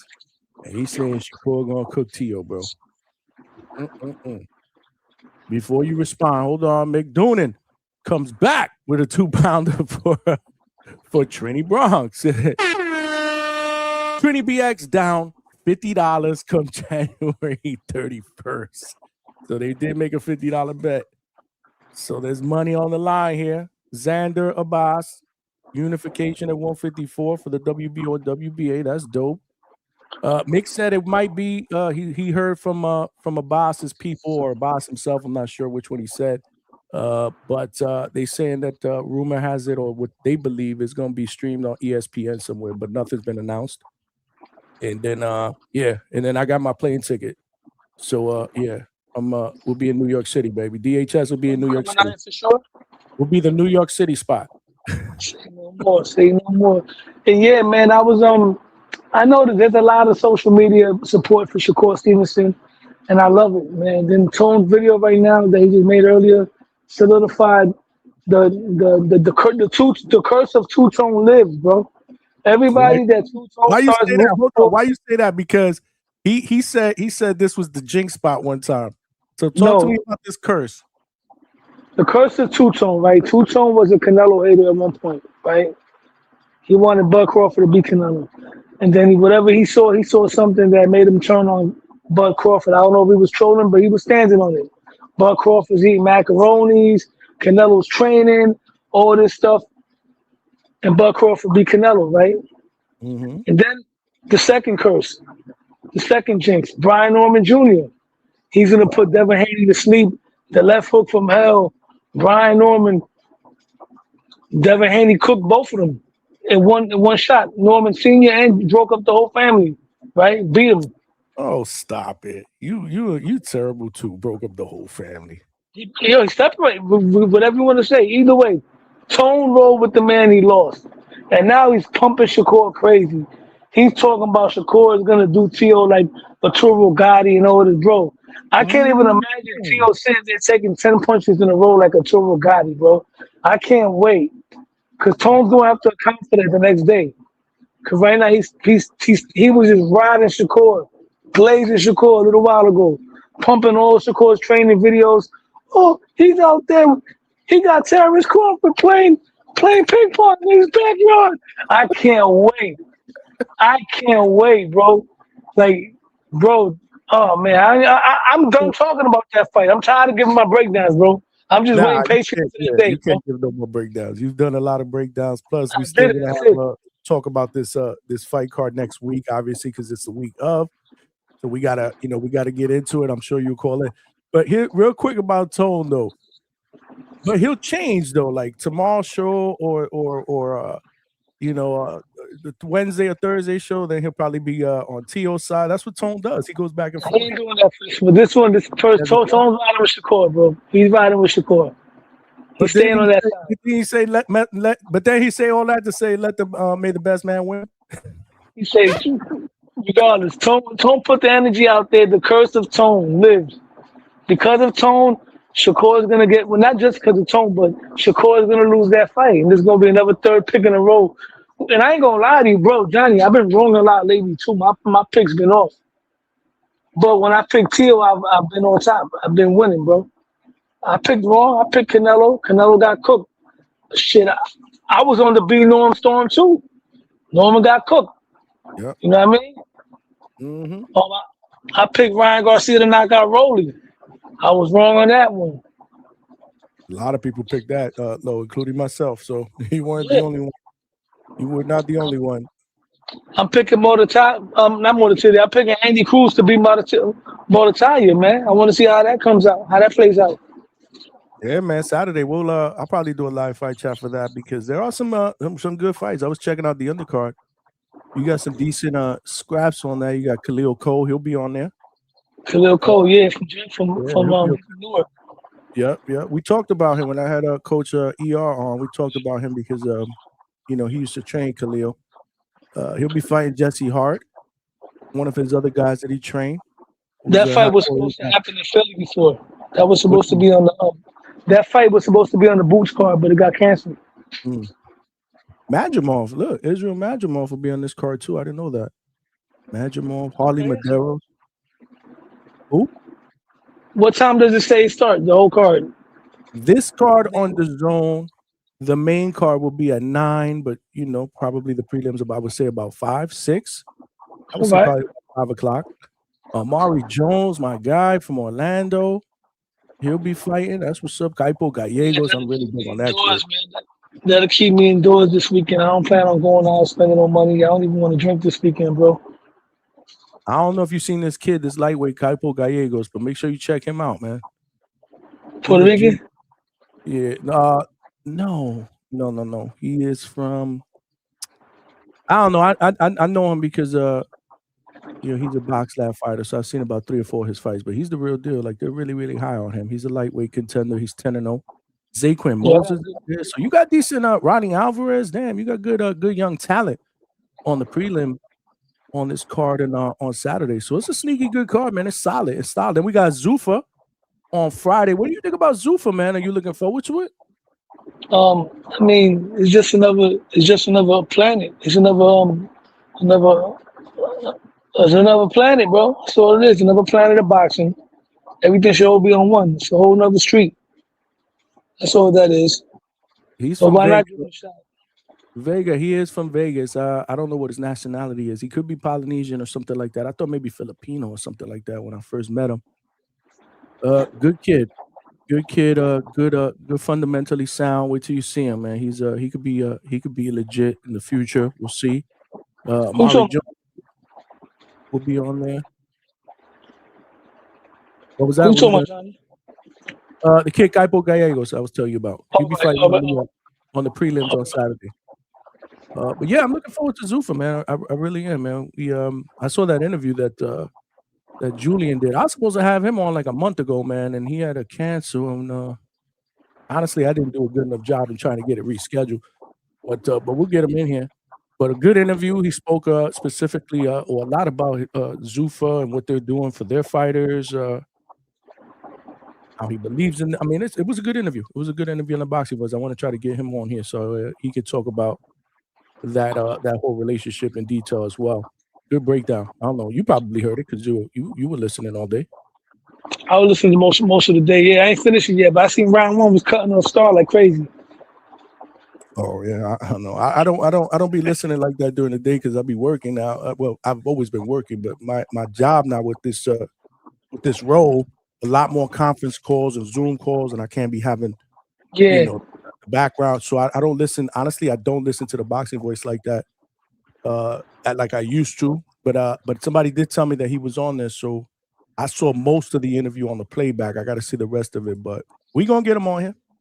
The only times I really listen to it live is on Thursdays because, like I said, from Sunday to Wednesday I work from 3 p.m. to 11 at night, and Thursday I work 7 a.m. to 3 p.m. So usually when I like today, I'll throw it on, but I'll listen to it on delay. Like I'll start listening to it around 2 o'clock, but I'll play it all the way back, and that'll eat up some of my time when I'm at work. But on Thursdays when I'm doing the morning shift, I actually catch it on real time, and those are the days where I usually will call in, like on the Thursday, depending on the topic. Yeah, for sure. Hold on, somebody just sent me a message. I may have a guest. Come on, hold on. See if I could get Elijah Flores on. Hold on. But we do have the link out there if you guys want to jump on the panel for a little bit, talk about Zuffa this weekend, talk about Ray Moritalia and Andy Cruz. That's going down on Saturday. What do you guys think about Tank getting stripped? What do you think about a potential eliminator between Floyd and Lucas Body? I wanted to ask you that, Lo. What do you think about that if that does go down? Floyd Schofield all day. You taking Floyd? Seeing Floyd Schofield all day. I seen what he can do at his highest level in his big moment against Tevin Farmer, a fighter who I thought was going to give Floyd Schofield a lot of trouble. Floyd Schofield looked spectacular in that fight. You know, the lightweight division is shifting, it's changing. You know, Shakur Stevenson moved up. He might be going back down after Teo beats him. Gervonta Davis is getting stripped of that belt. And then the guys you got there, the champions is Abdullah Mason. You got Raymond Muratalia. Hopefully Andy Cruz becomes a champion and a player in that division. And then you got Kid Austin, you know. And believe it or not, everybody was making fun of his dad, saying that his dad was, you know, going the wrong way, making the wrong decision. At the end of the day, he really spoken into existence that his son would end up being the WBA champion, and he'd be fighting for that belt. That's exactly what's going to end up happening. Yeah. Hold on. So Schofield Senior was right. Yeah, I'm sorry, man. I was looking at this message here. You said Schofield. I said Schofield Senior was being clowned. He was being ridiculed and everything, saying that he was trying to, you know, get his son out of certain fights and everything. But he always spoke it into existence that his son will be fighting for a WBA belt, and that's what's going to end up happening. Yep. They also said because Vegas sent me the screenshot of the tweet that Darren Raphael put out that it could be Floyd and Lamont Roach, one of the two, either Body or Lamont Roach. Lamont Roach. Floyd, yeah, Lamont Roach. But I thought Lamont Roach was going to be staying at 140. That's what I said earlier. I mean, he filled out pretty well during the Pitbull fight. I don't see any reason for him. Well, I mean, again, unless he wants to come down and conquer, you know, and get another strap in that division. Obviously, he felt like he should have gotten it against Tank, didn't get the nod. So I don't know. Does that entice him to move back down? I would think that there's better smoke for him at 140. What you think? I think 140 is a better weight class, man. 140 is heating up. I mean, 140, it's been doing good. That's a good division, bro. And then you got Oscar Duarte getting a shot against Richardson Hitchens. That's a good fight. I got Hitchens outboxing him, but Duarte can punch. He has a lot of momentum, and he turned out to be Ryan Garcia's best win. That win aged very well, man. What up, Johnny? Each time was good, brother. What up, Lo? Hey, Johnny. what up, how you doing? Man, I just need to crash out, man. It's not over boxing. It's over shit. your boy, CJ Stroud. Oh, man, I know. This dude, last year, I said, This shit is a 2-pack of ass. He played like I said, this guy ain't it. Everybody told me, nah, he's young. He was hurt, banged up. This year, they tell me that Pittsburgh game was an anomaly. Give him a chance. Come on, Leo. Hey, we Texans, baby. We get into this game, bro. He's 5 interceptions in the last 5 quarters of playing NFL football. He's throwing to wide open defensive backs. He's leading his receivers into homicide balls. He's just throwing the ball in the middle of the field for no reason instead of taking a sack or throwing it out of bounds and punting the ball when you got the best defense in the fucking NFL. Man, this guy is feeling himself. Post game, he's not even crying, nothing. He wants to thank God and the team for having his back. The only reason they didn't bench him is because the backup quarterback's a fucking white kid. I was hearing people saying yesterday that the team, because I didn't watch every single one of the Texans games, obviously, that the team was playing better with that other guy, Davis Mills. Yeah, with Mills, he came in, he kept the streak going. He got us in the. If we don't get those wins with him, we don't make the playoffs, Johnny.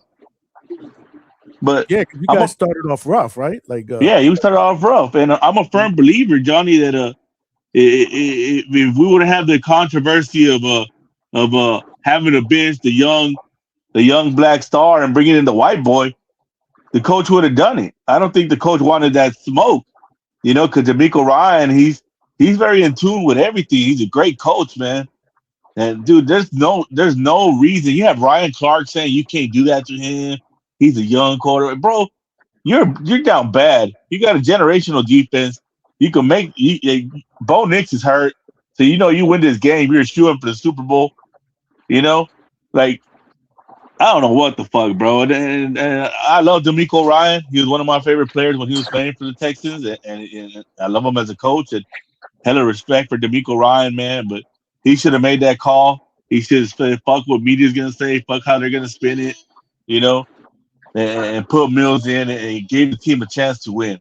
Because CJ Stroud's not it, man. Give me Shador Sanders, bro. Let's trade CJ Stroud for Shador Sanders. At least his confidence don't break. You got this guy on the sideline, Johnny, staring at the fucking iPad like he's deciphering something. I don't know, man. I don't want to shit on the kid too bad because he is young, but man, Johnny, this dude's horrible.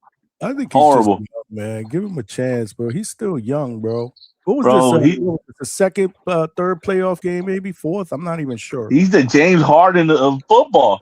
Regular season do good, postseason trash. Are we on the football voice? I mean, the fucking man, football. My bad, Lo. I just had to get out of my system, Lo. I'm good now. I'm good. Good, man. Listen, I watch other sports too, man. I'm a baseball fan, and baseball season hasn't started yet, H-Town, but I'm so disappointed with the moves that the Mets did not make. Dude, are they in a rebuilding year or something? Yo, it's crazy because we paid Juan Soto and Francisco Lindor all that money to have a winning team, but they let Peter Alonso go. They let Nimmo go. We picked up a good player recently, Bo Bichette, but we still need some more, man. And it's the off season's almost over. Y'all let go of Edwin Diaz too, didn't y'all? Edwin Diaz, not that we let him go. We didn't resign him. You know what I mean? We let the Dodgers sweep him away. Hey, let me clap my hand for the Dodgers and the MLB letting the Dodgers just do whatever they want. The Dodgers, they do whatever they want to do, bro. They just signing everybody like mercenaries, bro. Yeah. They just got Tucker. The Yankees and the Dodgers just can sign whoever they want. There's no such thing as... They slithered that move right up under us, bro. We were supposed to get Kyle Tucker. We was very close to getting him. Then the Dodgers went and snatched him away. Yeah, man. Don't get me started on this shit, Lo, because the MLB's nasty. H-Town, Trees say you don't know shit about boxing or football. Oh, man. Trees, shut the hell up. Go Packers. So H-Town, you know about baseball, right? Yeah, man. This is what I will say. The only thing, in my opinion, that could turn this season around for the Mets is the young guys that we do have, like Brett Beatty, Alvarez, and Vientos. Those guys have to finally turn into the players that they've been groomed to be. No disappointing. Yep. They got to really turn out to be the stars that they've been groomed to be. If they can do that, combine that with Lindor and Soto, then we're gonna be all right. But that's no. You also got that young kid. I think he's Dominican, the one with the blonde dreads. What's his goddamn? What's his last name? God damn it. The blonde dreads. Yeah, I think he got like blonde dreads. Guys, I'm gonna do a quick interview, man. Can you guys jump back on after? Yeah. You got it, bro. You got it. Yeah. We're gonna be working that overtime, man. Salute to all of y'all in the chat. Make sure you smash that like button. We do have a guest. He family up in here. He's undefeated.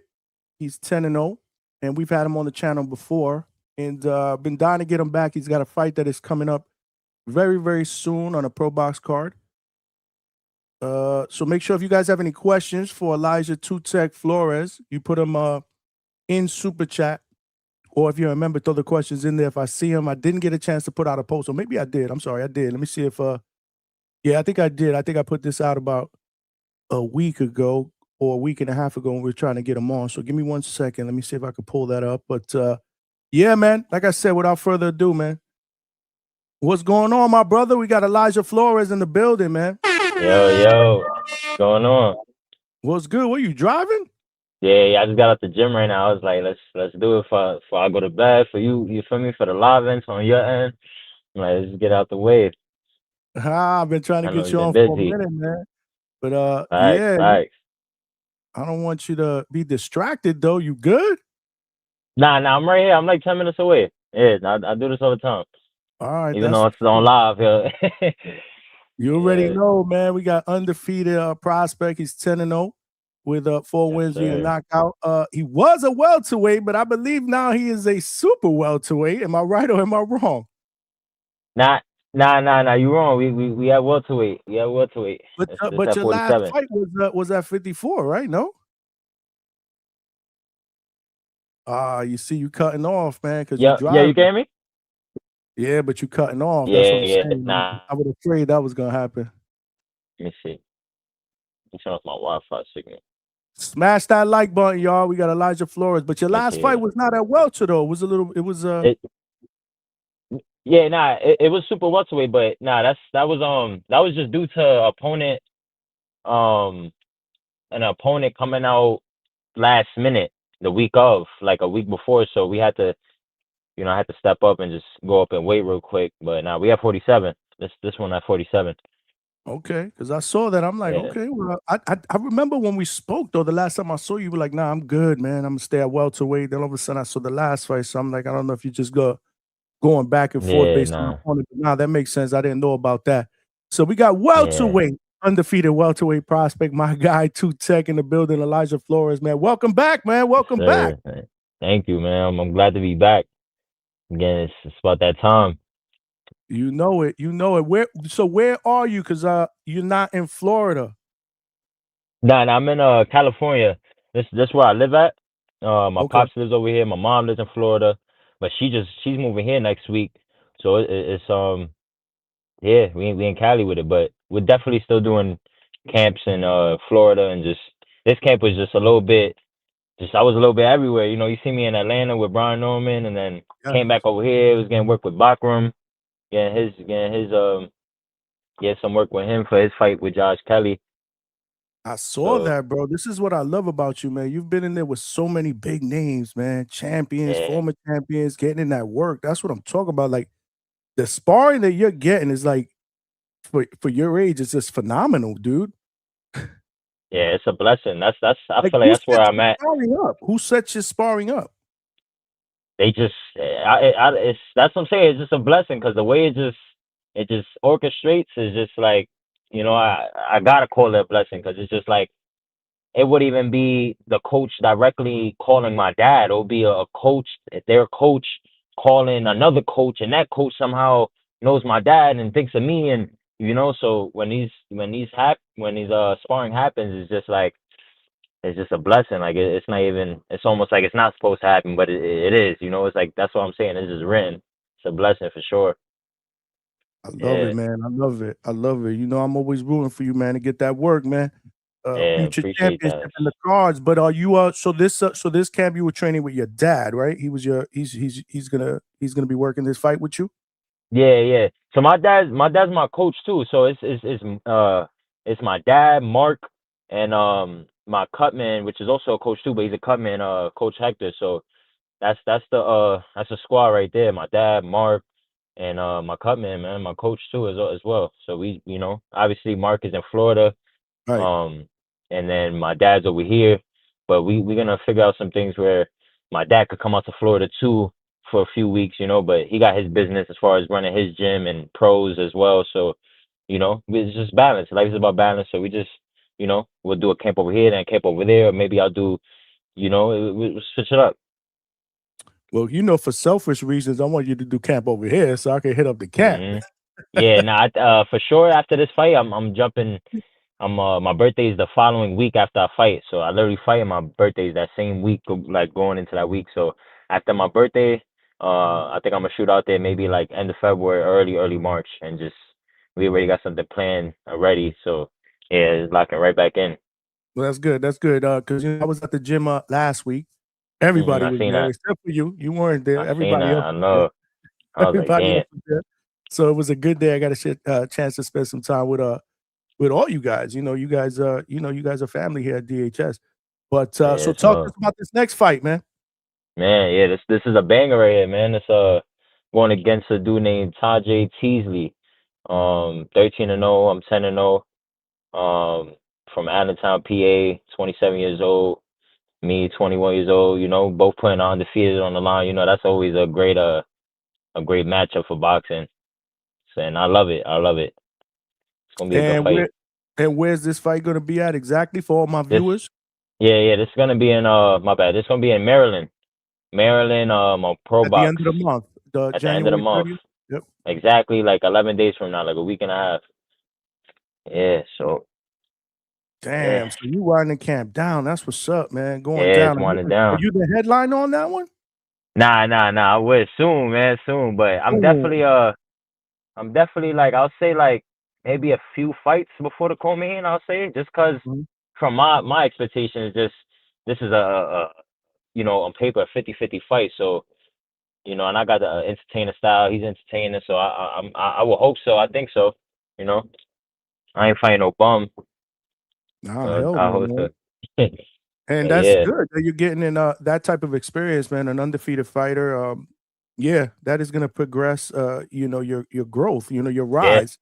You know, yep. we spoke about that, you know, what your plans are, not just in the last interview, but when we were in person. I love your mindset. But okay, so camp is winding down. This fight is less than 2 Hello, you weeks gave me away. my bad. My dad called me. What My was bad. that? Hello. Oh, that's your dad calling you? Yeah, we got undefeated welterweight Yo, yo, prospect in the yo. building, Elijah Flores. You gonna take a call? Hello. We hear you here live if you're talking to me.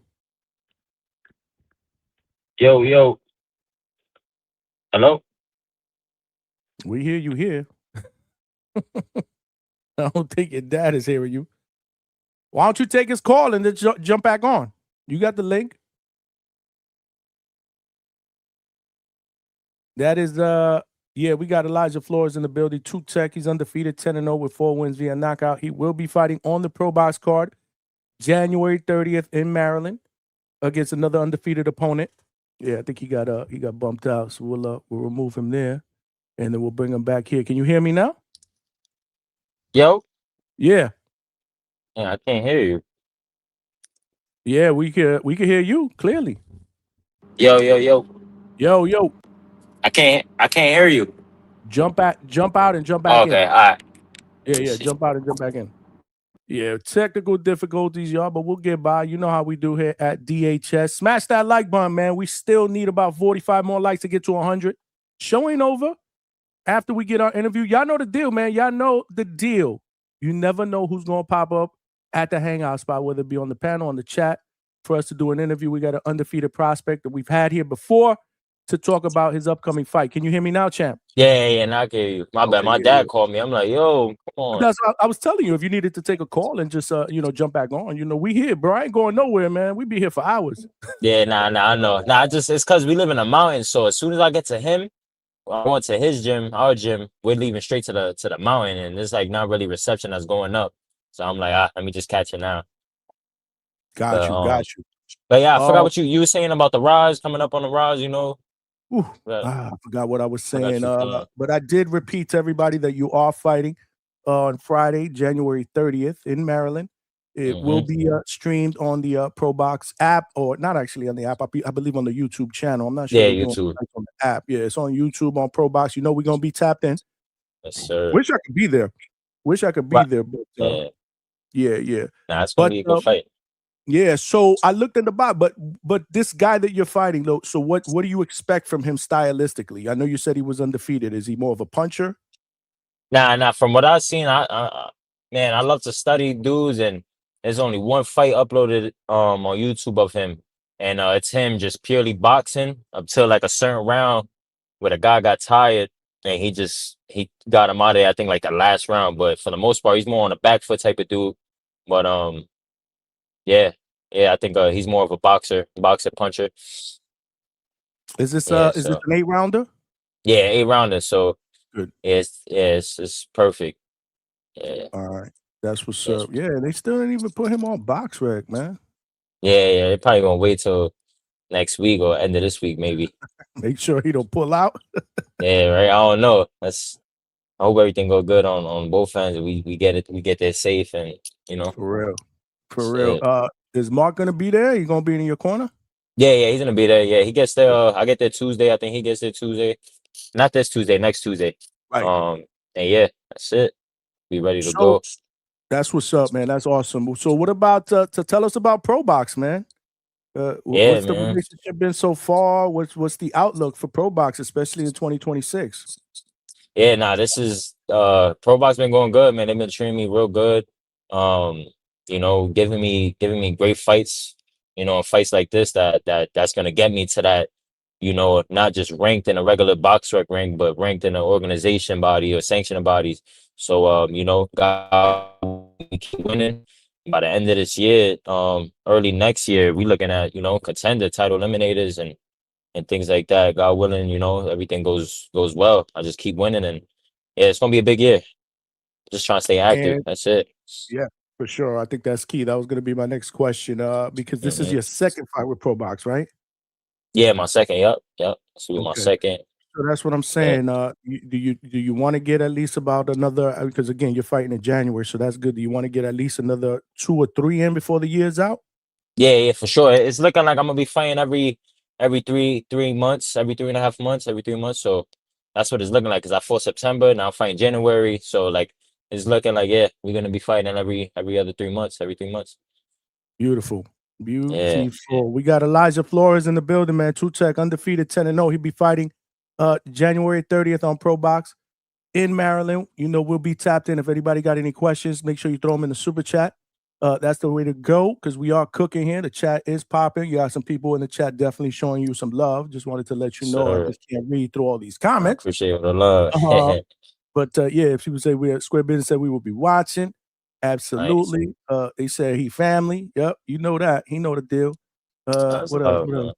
man. Yeah. What else? What else? We got a lot of people up in here cooking. But so talk to me about this camp. Like I said, I think this is interesting. So I want you to kind of elaborate on that because you spend a lot of time, with Norman Jr. as well in Atlanta. I caught up with you while we were out there, man. Talk to us about that work. Nah, that was great work, man. I just had fought September 5th to go over there at the end of September. So we hopped straight into camp. I was giving Brian Norman the champ some rounds and great quality work from both ends, just sharpening iron, helping him get ready for his biggest fight. And then we just, we kept the gas going. We got the call like a few weeks after that I was gonna be fighting, and we just kept it going. Like, when I got home from Atlanta, I ain't stopped. I just kept going, just kept going. So it's been like I can't lie, it's been since September I've been in camp. Like I haven't Mhm. really at all like took any breaks. I had my little week off after my fight. Went to Dallas, spent time with my bro and some good family friends, and that's when I got the call. We was on a flight already September 20th. Started camp then. I was it, and then just kept on going. Started sparring dudes at Robert Garcia gym. I just sparred him too. He's a southpaw, just mixing it up. Giovanni, I think he fought Brian Norman too. Oh, Um, Santiago. Santillan, got some rounds with him. Got some rounds with Talk Leo about great Ruiz. work, man. This is what I'm Yeah, talking about. yeah. Man. You're playing good Sparring fucking work. dogs. Yeah, just and Tank, this Ryan, is like the biggest fight. Dev. Yeah, yeah, yeah. It's like the biggest fight of my career as far as like, on paper. So it's like I've been sparring. I know for a fact he ain't getting that type of work, and he's a tough dude. So I'm just all about the preparation, man. There aren't many people your age that are getting that type of work.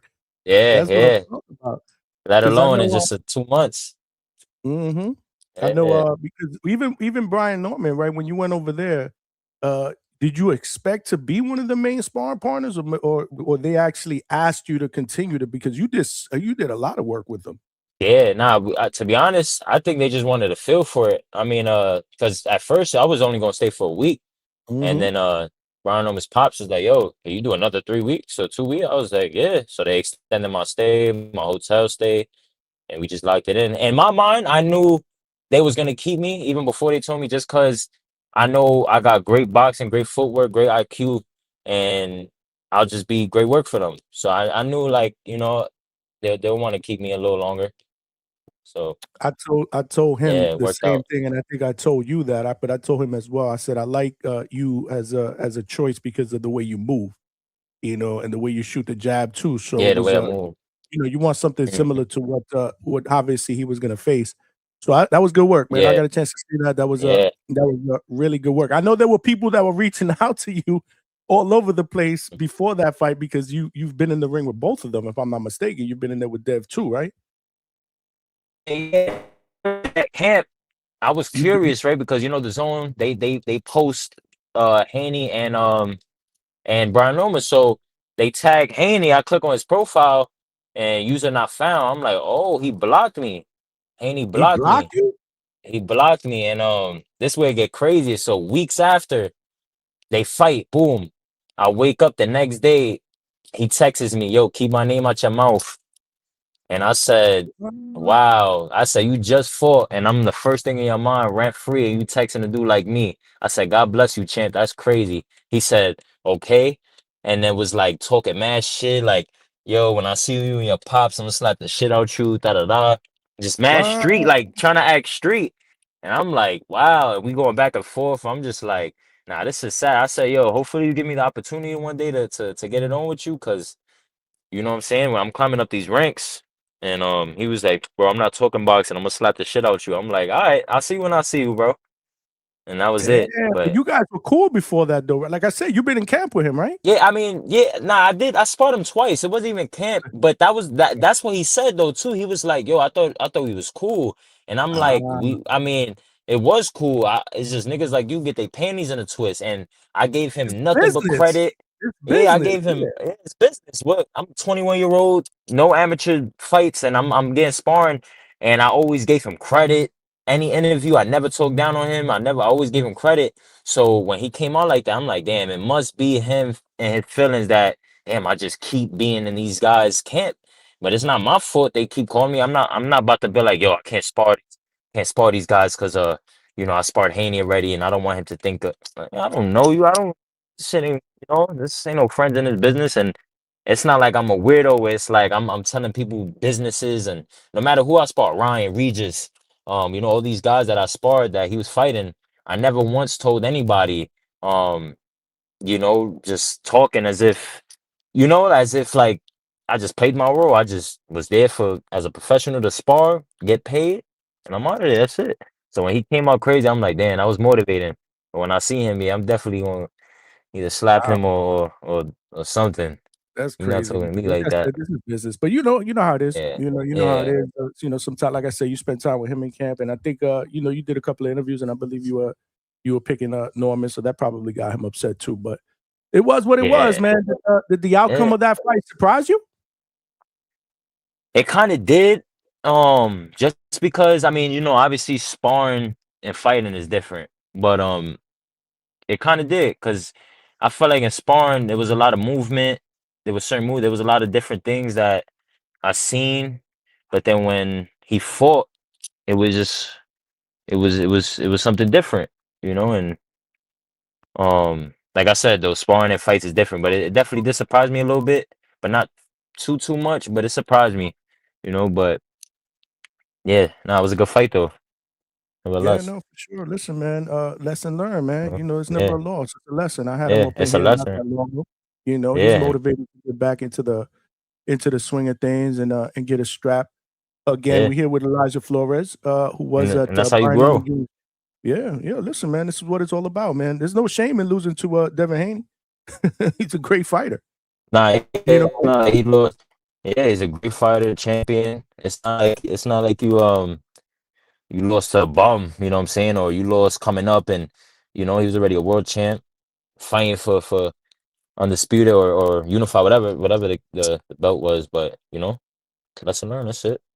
for sure, for sure. There's a lot of good fights Yeah. this month specifically, and I know you're a fan of boxing, man. Are you looking forward to this Teofimo Shakur fight? Yeah, yeah. I actually wanted to go because 3 hours. It's only 3 hours away from where I'm fighting, but I was just like, ah, so good. I'm gonna just head back home. But I'm excited for that, man. That whole card is pretty good. I think you got Keyshawn, you got a T.O. Um, Yeah, yeah, you got some good fights. Shoo, yeah, that's versus Castro. That's gonna be a Yep. good one. Yeah, that's gonna be a good one. I'm gonna have to go on. I'm gonna be on a flight. I'm gonna have to just buy the Wi-Fi on the plane. Watch that. I'm not missing that. So You should have pulled up, man. I'm actually gonna be out there. Yeah, I should have. Especially Yes, celebrate my birthday too. Stay out the week, see my family because I got family out there. But I'm like, I know myself. I stay out there. You know how New York is. Uh, You let me wind up just getting in trouble. get this You win were and get up born in out the of here. Bronx, right? You were Yeah, born in the Bronx, right? yeah. I was born and raised in the Bronx. Came out here, stayed out here for like 4 years. Moved back like during 2019 COVID time, and then yeah, and then I moved back out here just to get back into boxing and everything. That's what's Yeah, up, man. so Elijah Flores is in the building, y'all. He's yes, fighting sir. in less than 2 weeks, man. Less than 2 weeks, man. We're excited. We're excited Yeah, about that. Who you picking in that T.O. Shakur fight? I think I'm leaning towards Shakur just cause you know the defense, and not only that, it's just I think Shakur is the better superior boxer, and I think with T was a fighter that has to get in a rhythm, that has to get in that flow state. It might take him 6, 7 rounds, 8 rounds to find something, but I think Shakur is that type of fighter that he's not even no matter what round it, is, he's not gonna let you have a off. He's not gonna let you get in that flow.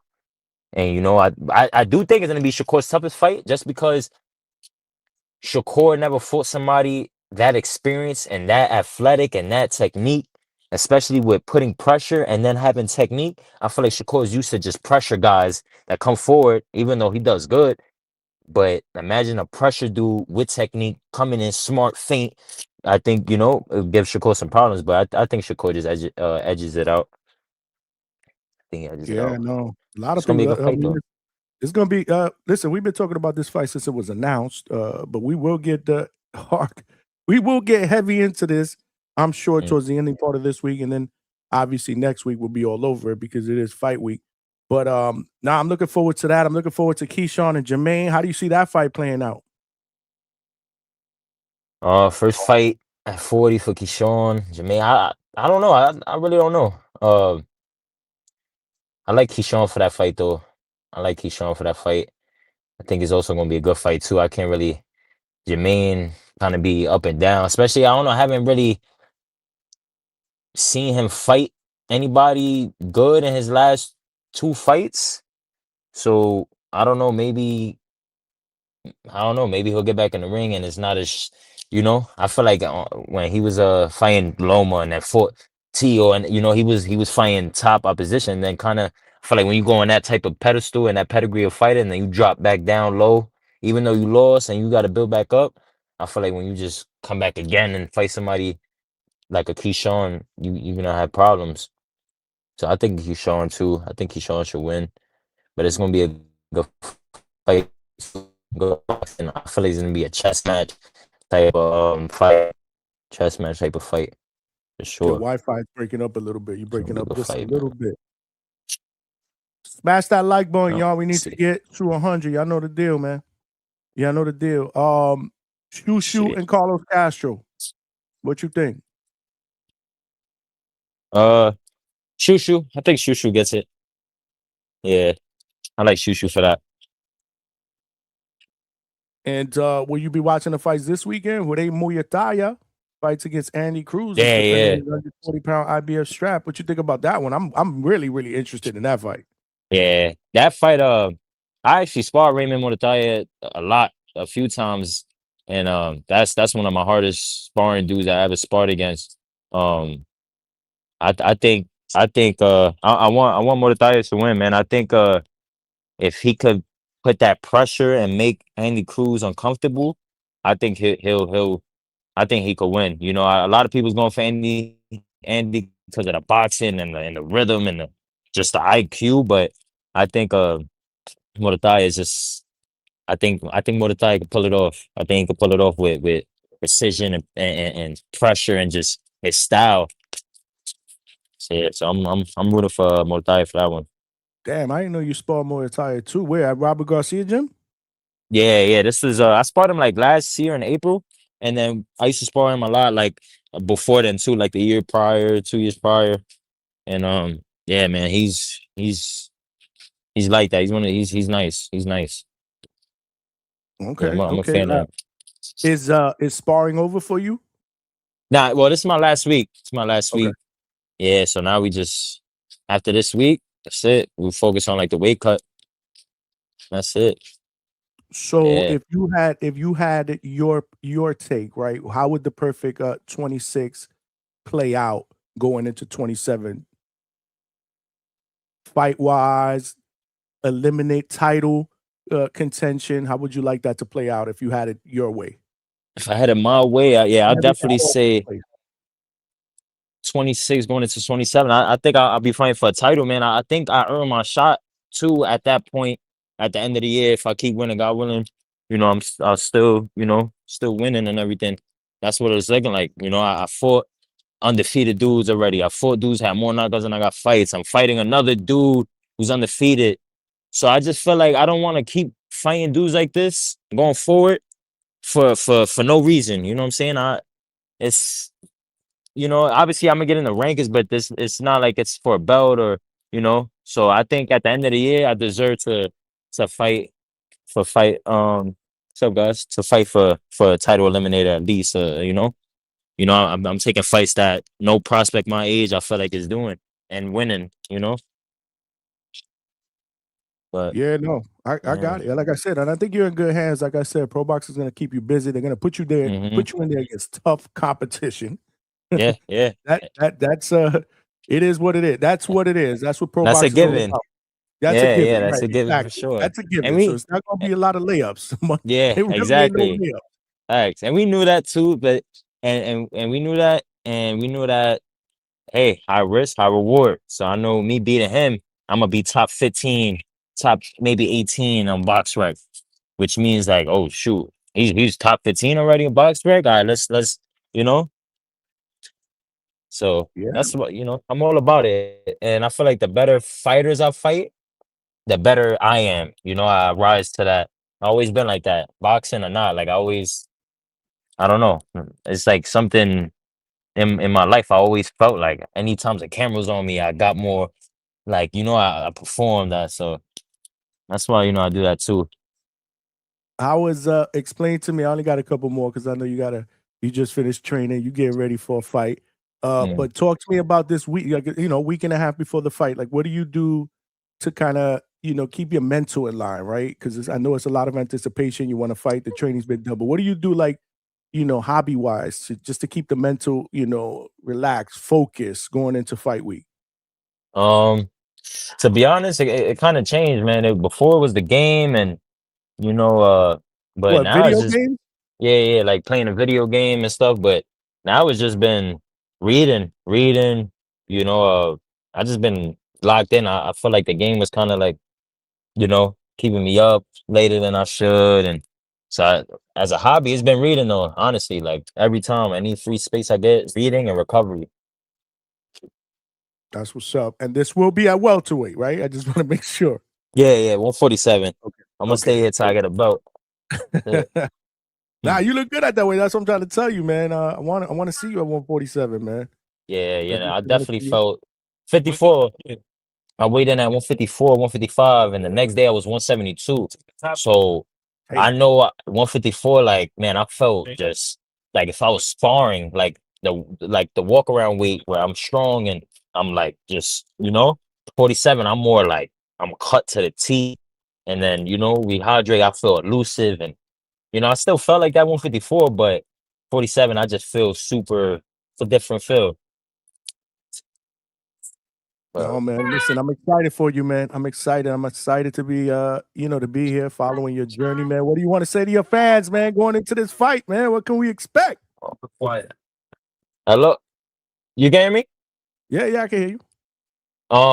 Somebody called me. I can't hear you, but I heard what you said. Man, just continue to support me, man. I'm an up and coming prospect.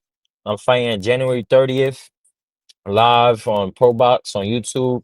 Going against a 13-0 dude. I'm 10-0. And my Instagram and you can find me on all platforms. Elijah Tech Flores. That's what's up. We're gonna be locked in, man. Sure. Your family up in here. Yeah, man. I appreciate you. I'll see you. Always, man. I'm always All gonna right, be there. We connect after this fight. We'll get you back on, man. Oh, he locked off. He logged off. All right. We had two tech, Elijah Flores in the building. I got his number, so I'll lock in with him after his fight, and we'll talk about the victory. There aren't many fighters at his age. I mean, the type of sparring that he's getting in, man, with all these top names. I mean, he just got work with Brian Norman Jr. He just got work with Bachram. You know, they called him, you know, to get work with Bachram, who's prepared for this Josh Kelly fight, which is also going to be on the 31st. We haven't even been talking about that. There's going to be hella boxing that we're going to have to talk about in the next week and a half. Not to mention, then I'll be in New York, so I'm not going to be doing a Thursday show next week because I plan on hitting the press conference in New York. If all goes well and I get this credential, I plan on hitting that up. So we'll do as many shows as we could possibly fit in before next Thursday because then it's then it's lock-in time. You know, big fight weekend, multiple fight cards all over the place. Obviously, New York City, Puerto Rico, overseas with Bachram and Josh Kelly. That's going down at 154 pounds. You know, Bachram is defending his strap there. So, man, it's just it's exciting. Y'all know the deal. There's just so many different things to talk about. This weekend is going to be a big weekend. Again, not many big names, but a lot of good fights on the docket, including this Zuffa card on Friday. Really interested to see how that plays out. Again, something new, something fresh in the world of boxing. I'm adaptable to it. We have to be adaptable to seeing different things. And as long as it's boxing, right? And it helps, hopefully, you know, grow the sport in a positive direction. I'm all for it, man. But this is Dana White's platform, man. So we'll see what he can put together. I know Julian Rodriguez, Hammerhands, he had nothing but good things to say about his experience so far. After signing with Zuffa, he's fighting on this card. I believe he's the first fight on the main card. That card starts at 8 o'clock, if I'm not mistaken. Let me just double check here. Smash that like button. We still need about 40 likes to get to 100. That's crazy. It's free. That's crazy. We got close to 100 people up in here. Let's get it popping, y'all. Smash that like button. If you are just tuning in, you know the deal. As the night progresses, we usually get more and more viewers. We are the late night spot for the second shift and third shift overnight workers here at DHS. Let me just make sure I get this. So this is the main card. So 9 p.m. Eastern, 6 p.m.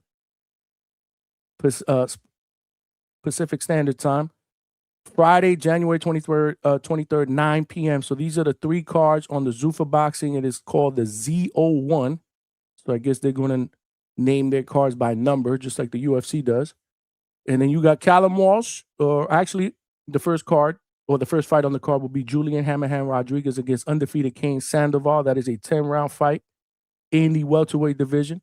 The co-main is a middleweight bout between Misael Rodriguez and Austin Deanda. And then the main event you have at the middleweight division, 10 rounds as well, Callum Walsh against Carlos Ocampo. That is going down this Friday, 9 p.m. Eastern Standard Time. I will probably do a live fight chat for that because I'm so damn interested to see what Zuffa's putting together, not just fight-wise. Hopefully we're entertained with these matchups, but also, a lot of different things, right? Production, how it's going to look as far as the way the production is, Paramount Plus. I'm not sure. Do you need a subscription for Paramount Plus? I don't even know if I got Paramount Plus. I doubt it. I don't really use any of these movie streaming platforms other than Netflix. So do you need that? Is it free? Am I going to have to pay a monthly subscription to Paramount Plus? Can y'all let me know in the chat? Because honestly, I think I'm going to have to do it. Because they're giving us 12 cards in 2026? Is that what they promised? Yeah, hopefully you guys enjoyed that interview, man, with Elijah. It was quick. It was on the go. He was in the car coming home from the gym. He does got a fight next Friday going down in Maryland, Pro Box. But yeah, I've been wanting to get him on. He said he has some time. And this is what we do here. So hopefully you guys enjoyed it. Big Money said, good interview. I appreciate that. It was quick. H-Town. Hey, Last Johnny. time I heard for you, you were crashing out on my guy, CJ Stroud. Stroud from Ohio State. Hey, let that be the last time you let me go for another 15-minute interview, bro. Mm-hmm. Was that 15 minutes? Nah, that was definitely more than 15 minutes. It didn't seem like 15 minutes. That was at least, I want to guess, I don't know. How long was that an interview? I want to say at least about a good 18. Good 18. See, y'all just not good people, man. Y'all just bad people. Hey, that was at least about a half hour, I would think, no?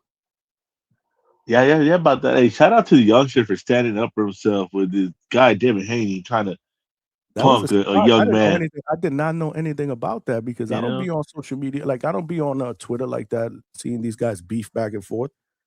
and don't worry about him swinging at you, dude. We know carnival Yes. workers take the punches. You'll be all right. Yeah. So, hold on. So you do need a subscription for Paramount Plus. I did not know that. How much is it? I, Okay, Vegas said $8-10. Damn, I another already got it. It comes with your Prime. with your Prime. Oh, so if I have Prime, then I get Paramount Plus, You should have it. Mine came with it. dude. Well, we have Prime. That I do know. We have Prime. So I got to check. Okay, I'll check. I'll definitely. Somebody said nasty subscription.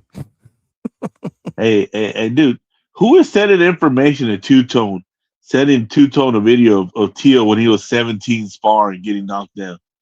I have no idea, but he said that was Yeah. that wasn't recently. That was a long time. No, that's crazy. He was like 17 years old in that footage. That was not. Now, That was now, not recent at all. Yeah, when I now saw we that, I gotta was like, say that can't be recent. I don't think that's recent. he's doing bad podcasting with that. Bad podcasting, Tone. Yeah, man. Fuck. If Next you're thing you know, listening, they we call got you a video of David Benavidez getting knocked out when he was 12 years old. What do you think about his next fight? That's hilarious. Shout out to my guy Tone, though.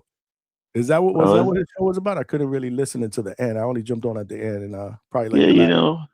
10 minutes. I was busy today. You know what, Johnny? I got Shakur winning this fight in a decision, but all Mhm. this glazing Shakur's been getting lately from everybody, man, I'm starting to think they're pumping his head up, but he might go in there and try to exchange and get stopped. There are Every time, that's what I expected. I expected there'd be a lot of people that would be picking Shakur in this fight. I told Low that. You hear me? Low that. I told Low that a long time ago. I said, you may be one of the 5 or 6 people that can crash out on everybody else on these social media airwaves if Tio does beat him, because there aren't going to be a lot of people, I believe, that are going to pick him to win. But to be honest with you, there's people in the chat. I've been seeing people in the chat. We got to do another poll. Poll. just this build-up reminded me of the build of Ryan versus Haney. When it seems like the fans convinced Devin to exchange with Ryan. You know, everybody's talking about he's going to stop him. He's going to put a beating on him. You know, he's going to whoop Ryan, and he's going to meet him in the middle of the ring. I'll watch it. It got to a point where Devin was asking for puncher's gloves. You know, so man, it's starting to feel like that, man. It's starting to feel like the hype's getting so big, and you know Shakur listening to the hype. He lives on social media. You know, he listens to everything. You know, Yeah, he does but live we'll on see. media. We'll see, man, because it's an interesting fight, man. I mean, it could be real boring. It could be really exciting. You I know, feel the same way. I kind of felt like when it first got announced that most people would kind of crap on it stylistically. I think it's going to be a good fight, even if it's a chess match. I can dig that. Let me put a poll out there. See, we so, just this is just to test the waters, right? You know, checking temperatures. We're gonna check temperatures, and we'll do another one late next week as well. Hold on. Go ahead, H-Town. You could go. yeah. And like I was saying, man, and everybody's acting like Teal's a novice. Like Teal has zero chance, and Teal's explosive. He rises to the occasion. He rises to the occasion. That's He the biggest thing. Absolutely. he's fought the guy with the best footwork in boxing, which was Lomachenko, and excelled against him. You know, people keep saying, "Oh, but what about those later rounds, dude? Those rounds were competitive as well. He dominated the first 6 rounds, and then the next 5 were competitive, and then he dominated the 12th round. You know, it wasn't like Lomachenko was just washing him. You know, he just fought back. But man, I think people are starting to sleep on Teal, man, and That was a great that's that. performance by Teal. That Yeah, Lomachenko. man. I mean, that was a. I mean, there were a lot of people. I remember that. I won money on that. I was living in Pennsylvania, and I put I don't forget how much I put on Tio on DraftKings. That's when I was able to do DraftKings back then. I was kind of into it. I ended up winning money from him and also a barber. one of the barbers at the barbershop that I was going to was a big Lomachenko guy, and I ended up winning money because I picked Teo, which was weird because I don't know. I just saw something different in Teo, and people were saying, well, if he beats him, he'll have to knock him out. Well, he didn't knock him out. He beat him by Well, decision. I mean, Johnny, I remember I saw that fight live, and I was talking to my buddy, and I told him, man, this kid Teo, he's got a puncher's chance. I thought like, man, he can knock him out, but he's not gonna outbox Lomachenko. And man, I was wrong. I was wrong. Yeah, I just exactly. That's what I'm saying. He beat Lomachenko. He outboxed Lomachenko, man. You can say what you want. I mean, obviously Lomachenko came on in the second half of that fight, but what Teo was doing in the first half of that fight was special shit, bro. Against man, at the time the number one fighter in the world, pound for pound. I don't even I think know, it and he was what 22 years old, I think. Yeah, and then you have people, there's been people all over that, that want to crap on that performance. Well, he was much more bigger. Bro, last time I checked, he made the weight. You know what? Lomachenko's not bigger than anybody that he fights, and most of the people that he cooks. He's just a small lightweight. I was listening earlier to they were saying how the Asian fighters fight nobody the first 15 fights. That's how real familiar to our American fighters over here, Johnny. And not only that, our American fighters are weight bullying their first 15 fights. They're down 30, 40 pounds from where they should be fighting at. Look at Shakur. Shakur looking around look like Hulk Hogan. He said looking like Hulk Hogan. They said, who Man, you picking? You picking Shakur. Yeah, I'm picking Shakur, bro. He's leaning for Teo, but he's actually picking Shakur. Polo Buck, he's actually picking Shakur. He said it before he went on his rant. Yeah, man, and I've been picking Shakur. I've always said, in order for me to believe Shakur is going to lose, you're going to have to show me. Someone's going to have to beat him because Shakur don't give a damn, and he'll make it boring. You're not gonna convince him to fight your fight. You know what I mean? Mm-hmm. But I don't know, man. There's this thing called feeling yourself, and if he starts feeling himself and thinks he's going to be trading with Teo. People keep on saying like, oh, well, Shakur's going to have more punch power. He's going up in weight.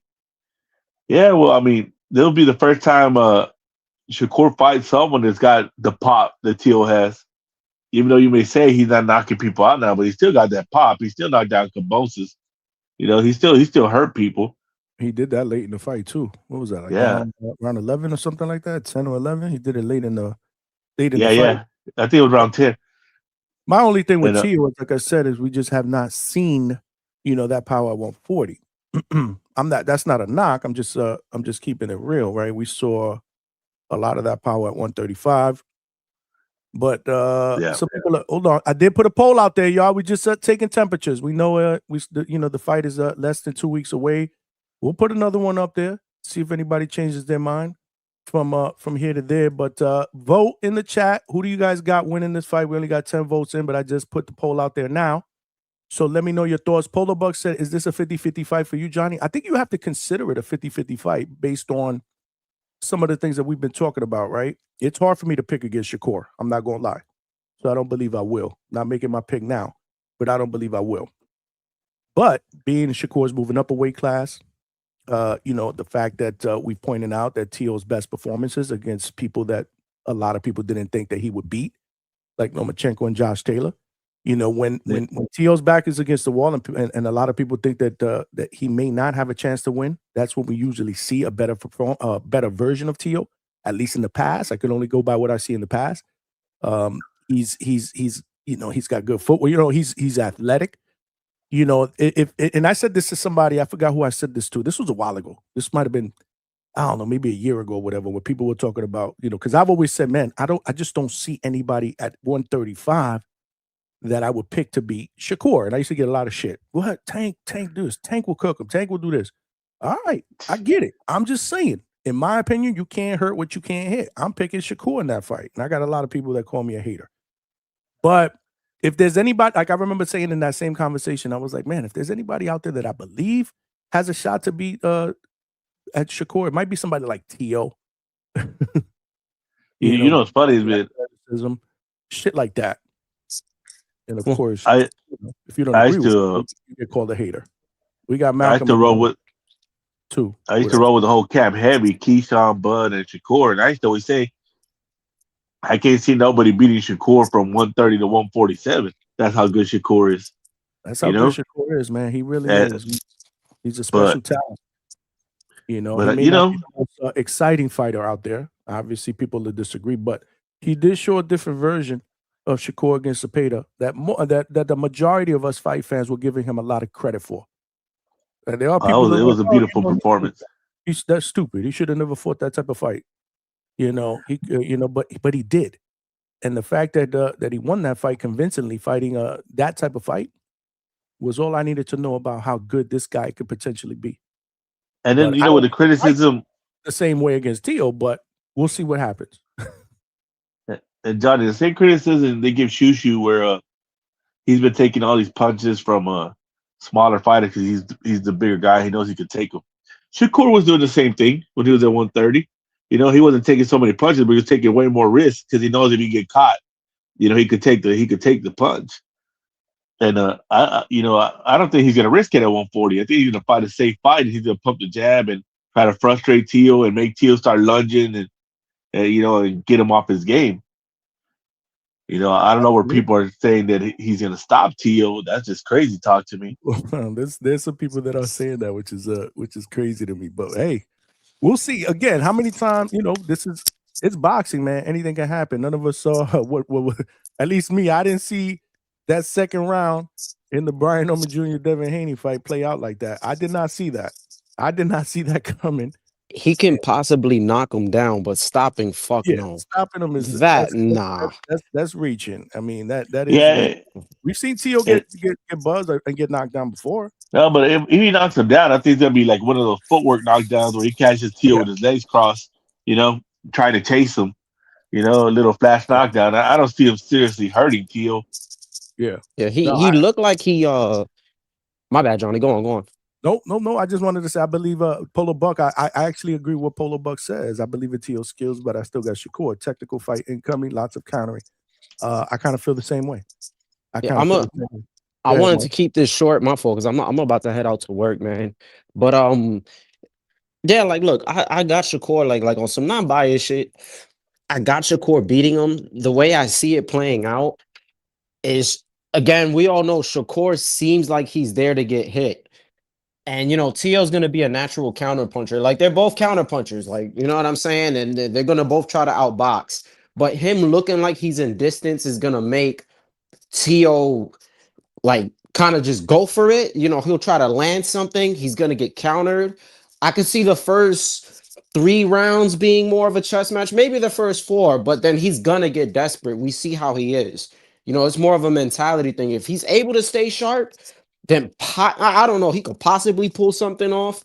But it's more of the distance control and it's the timing. Like Shakur's timing is pretty good. But like the main reason why I had called in, the whole thing about Tio's power at 140, the thing is his power isn't shining against anybody who's a natural 140 pounder. It's kind of like with the Danny Garcia situation. Like he wasn't punching shit down at Good point. 147, but the moment he fought Adrian Granados, who's a naturally smaller guy, he was able to put him out. So that's how I feel it is with Teofimo Lopez. Like I think he's gonna be the stronger guy. He's gonna be faster for sure. Because this will be Shakur's 4th weight class. Normally, guys don't get faster at that weight class. Like, I felt Shakur's hand speed was the fastest when he was at 130. He's still pretty fast at 135, but going up to 140 and putting on that extra weight, it's not fucking 5 pounds of muscle. I need people to understand that. It's probably like maybe a solid 2 pounds, possibly 3. But then you're just going to have extra weight on you. He looks strong. He looks a little filled out, but I don't think he's going to be as fast. But timing beats speed.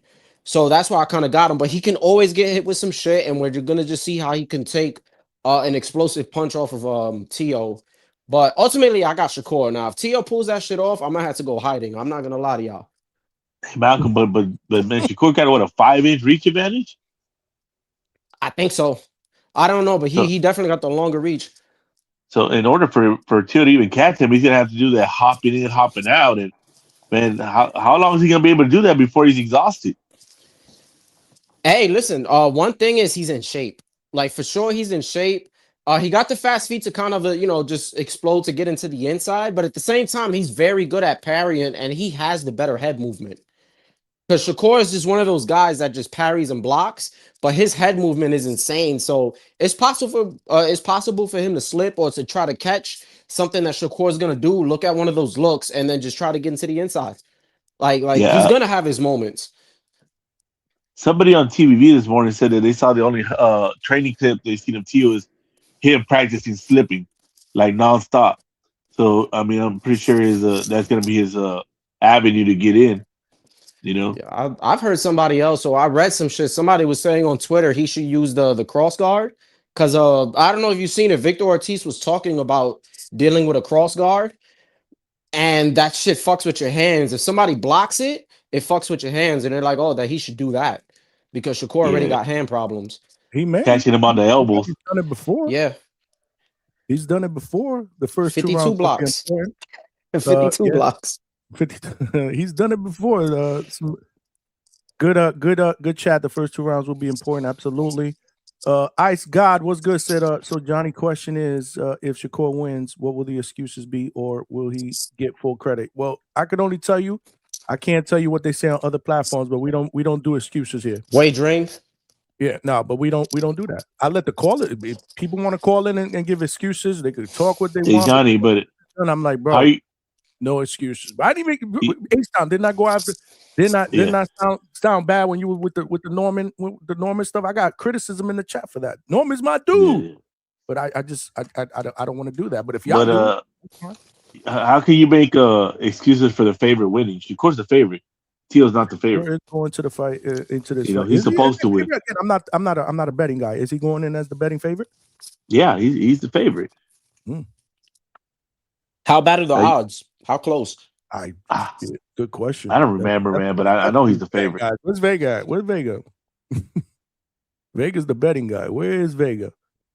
Speaking of Vega, anybody else, if you want to call in, I did put the link out. If anybody wants to jump on the panel for a little bit, talk this boxing shit. We're talking about a lot of different things. Tio and Shakur has made his way into the conversation. I'm not mad at that. Obviously, big fight. It is coming up very, very soon, less than 2 weeks away. 28 votes in. Make sure you guys cast your votes. We got close to 100 people in here, so there's no excuse. It's free. Share your opinion. 57% have Shakur by decision, 29% Tio by decision, 11% have Shakur stopping him. Jesus. That's what I'm trying to tell you. You know, Hey Malcolm, so you think they're gonna go in there with the cross guard and play the catch and shoot game with Shakur? I don't even think he does that. I don't even know what's his game plan, to be honest. I don't know what he's gonna try to do. I don't, because you know what it is. Like at the same time, as much as we think Shakur's gonna win, who has he fought that's a defensive counterpuncher or like an outside boxer? That's one of those things where we think about certain styles, and I get, you know, he got more reach, but neither guy has faced a similar style like that. And I always say that we all say that styles make fights. Run 1B said Tio lost to George Kambosos. This won't be close. Bro, that don't need to count, bro.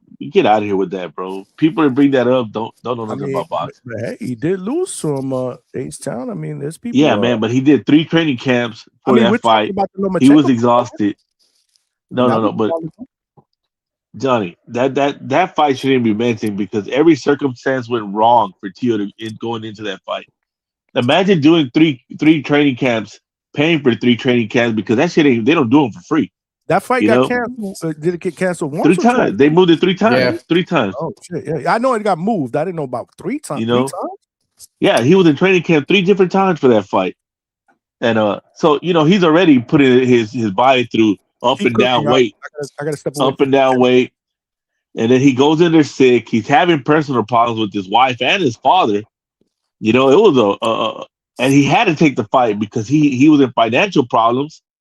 You know, he had to pay for them camps and pay everybody off. He needed to take the fight. He could not take the fight, even if he wasn't feeling well. You know, it was just one of those perfect storms where he was fucked. And that's why they were trying to get him out early because they knew Tio wasn't himself. They're just trying to get him out, Yeah, You for argument's sake, you know, we say, you know, besides the whole Osterling situation, doesn't everybody say that Devin lost because he had a badass game plan? Like Tio literally came in trying to fucking fight Kambosos' own fight instead of fighting his own. Yeah, and So it's part that's of the a truth. reason. You fought a And disgusting fight. That fight. You and really that's the did. truth, Malcolm, because Devin would have beat Ryan if he would have went in there and was Devin. You know, Ryan was in horrible shape. By the third round, he was exhausted. He kept giving his back, walking away.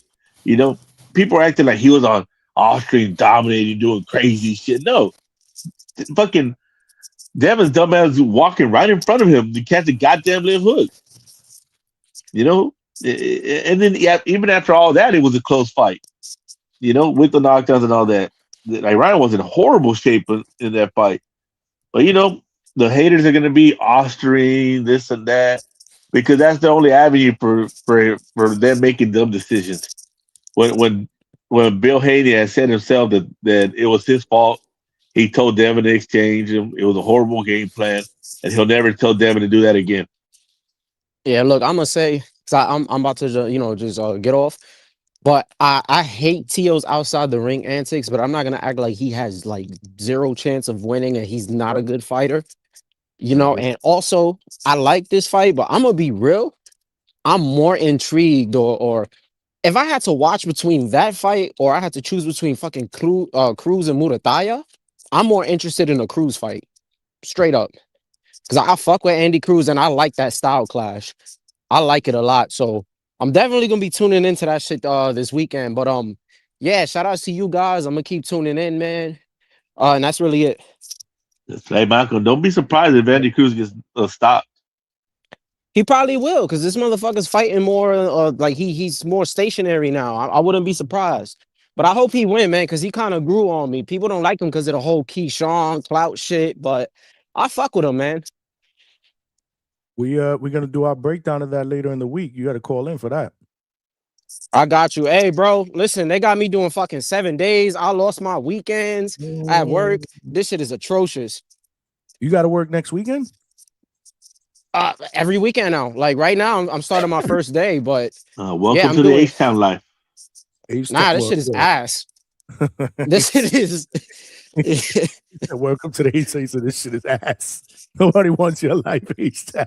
Right now I'm only on 40, so I'm good. But man, when they give you them 712s, man, they ain't got time for nothing. So Malcolm's not gonna be able to do live fight chat. That sucks. We'll figure it out. But yeah, hey, that Andy Cruz fight, man, dude, I think he's gonna get stopped. Damn, well, stoppage? Wow. Yeah, you talking about Andy Cruz Ennis? You talking about Andy Cruz Ennis? Yeah, Andy Cruz Ennis. Andy Cruz Ennis? Man, he's been hurt already a couple times by lesser fighters, man. I think, I heard him, right? But then what happened? Yeah. Then what happened after that, though? He stopped him. Yeah, but man, I think if Murataya gets on you, he ain't gonna let up. Chevy Red put something on here I wanted to read to you, H-Town. Hold on. Chevy Red, what's good? My sister said Tio looked great, saying sarcastically against Arnold Barboza, who throws the same one punch. Tio not that great, and it's okay. So she disagrees. She thinks Shakur cooks him. Chevy, did you vote Shakur by stoppage, or you one of the 11%? Oh, hold on. Let me see where the poll is at now. Guys, vote. Guys and gals, please vote. It's free. We got hella people, over 100 people up in here. Come on, we only got 30 votes. Voice your opinion. 10% believe Shakur wins by. You know what's funny, H-Town? 10% believe Shakur wins by stoppage, and only 3% believe Tio wins by stoppage. That's crazy. That's crazy. Even though I got Shakur winning this fight too, bro. Y'all forget Shakur. I mean, listen, bro. Anything can happen, right? None of us. Again, I'm going to sit there and say, and this is no knock. I mean, I didn't think that Devin Haney would put Brian Norman Jr. down, and it happened. So you never know what's going to happen, man. I'm gonna tell you this, John. The only way I see Shakur stopping Tio is if Tio did not train. He gets him exhausted, and he just wears on him. He's training. I know. That's what I'm saying. The only way I see him stopping him is if he didn't train, he didn't take it seriously, and by round 11 he's exhausted. Mental issues, stress, baby mama drama. Yeah, he's had all of that accumulation. Yeah, he's had all of that in the past. And guess what, Johnny? In this fight, no mental stress. Him and his baby mama are good. He spent the holidays with his child. So he said he was feeling great. Him and his dad are in a good place. So, man, everything's pointing that we're going to get the best Tio we've ever seen. Seabiscuit was good. Said, I'm not sure why people think Teo has a higher chance than Shakur of getting a stoppage. Teo hasn't shown any ability to break an opponent down. Listen, man, if you want to play the pros, I mean, look at him. I don't know. You know what? I don't know, man. I'm gonna stop saying that shit because, like I said, bro, I didn't see what happened against Norman happening, and it happened. So you know what? I don't know. You never know. But Johnny, these fights, you can't compare to other fights. Whenever you got Teo, Ryan, Shakur, even you want to throw in there Virgil. Mm-hmm. All these guys were in the amateurs together. They all know each other. You know what I mean? These are not fights where something's gonna be like super crazy surprising. That's why all these fights even are interesting. Even if a Ryan will fight a Virgil because they got history. You know? It's not like Devin versus Junior where, you know, Junior really has no history of knowing Devin's amateur career and what he done and what he hasn't done other than him as a pro, and vice versa. But of course, we all know Junior's the least experienced fighter. So I mean, Shakur and Teo done seen each other fight a million times. You know, you only change so much. You know, it's not like, you know, they both been boxing since they were 5 years old. You know, it's not like one started at 17, one started at 5. So I mean, these guys have seen each other forever. You know, like these fights are different, man, because they could pick up on these tendencies they've been watching for the last couple of years. That, oh yeah, he does this all the time. There's a reason why Ryan is very confident talking shit to Shakur, and then Shakur just laughs about it and says, "Yeah, you did give me that one time, but I got you here, this and that." You know, and there's a reason Shakur said, "Yeah, Ryan's dangerous. Now I have to be very careful with Ryan." Whenever people are like, "Ryan's a bum, he's a trash, Shakur will cook him," you know, if they fought, it would never even be close. It'll be just a clinic. But they got history, man. So, and when you're familiar with somebody, the fight's not the same. It's like I had a buddy that we grew up playing basketball together, and this guy was being looked at by all these colleges in high school. You know, he was the only Hispanic guy on the team. Man, he was a shooting guard, Mexican shooting guard, 6 foot. You know, this dude was doing Steph Curry stuff back in the day, and he was a menace to people. But when me and that fool played one-on-one, he hated playing against me. And I was nowhere near the basketball player he was, but I knew all his tendencies. I knew how he liked to jab step to the right. I knew he liked going left here. I knew he liked, going there. And I was a menace on the defensive end against him. But were we the same basketball player? Hell no. You put me on another team that he was on, they're not going to start me the way he started him. He was levels above. It's just I had that familiarity. I was so familiar with him that I was a menace to him. So I mean, that comes to play in these fights, man. That people don't ever just take into account. They just think like, oh, this guy's way better. But I mean, once you know someone and you see someone so long, you get a little bit more confidence in you in that ring. No, I don't think you're capping at all. They call you H-Town James. Malcolm said Roach Tank, another good example of what you're talking about. Obviously. Yeah. That's a really good example. Salute to all of y'all. They're also saying, Malcolm said, and a couple of people agreed, if I'm not mistaken, that the preferred fight would have been Teo and Keyshawn. Would you agree with that? I do. Stylistically, that would have been a much more. I don't know if there would have been a question of if this fight would have given us, entertainment value. There's still a question if we're going to be entertained. I'm going to be entertained. I'm just saying, the casual fan that are going to call in here. They're going to call in all the other channels if it's one of those technical fights that say that fucking fight was fucking boring. I don't know if Keyshawn and Teo would have been a boring fight. No, man, hell no. That Keyshawn and Teo's got actual hate in that fight because the whole thing of Keyshawn's uncle slapping his dad. Money said storyline was there too. Again, that's to me is what makes it for a better fight too, right? There's a storyline. there's a seed that was planted, right? There's some hatred there. Yeah. And how many times are you gonna hear Teal Dad yell out the N word on just building up that fight? There's people are gonna gravitate to it. Racist, racist, racist, racist. That sells. That sells. People love to hate people. And, Absolutely. Hold on. and that's why his uncle slapped you, and y'all bitches, you didn't do nothing. Y'all some bitches because y'all didn't do nothing. He got slapped. He slapped your daddy. That shit would have gone crazy. Yeah, no, That's I think, it. and it may still happen. I still think that fight can potentially happen, especially if Shakur loses. Right? Yeah. Keyshawn wants to get that get back for his blood brother, like they say. Yeah, Hold on, that'll Buck, be.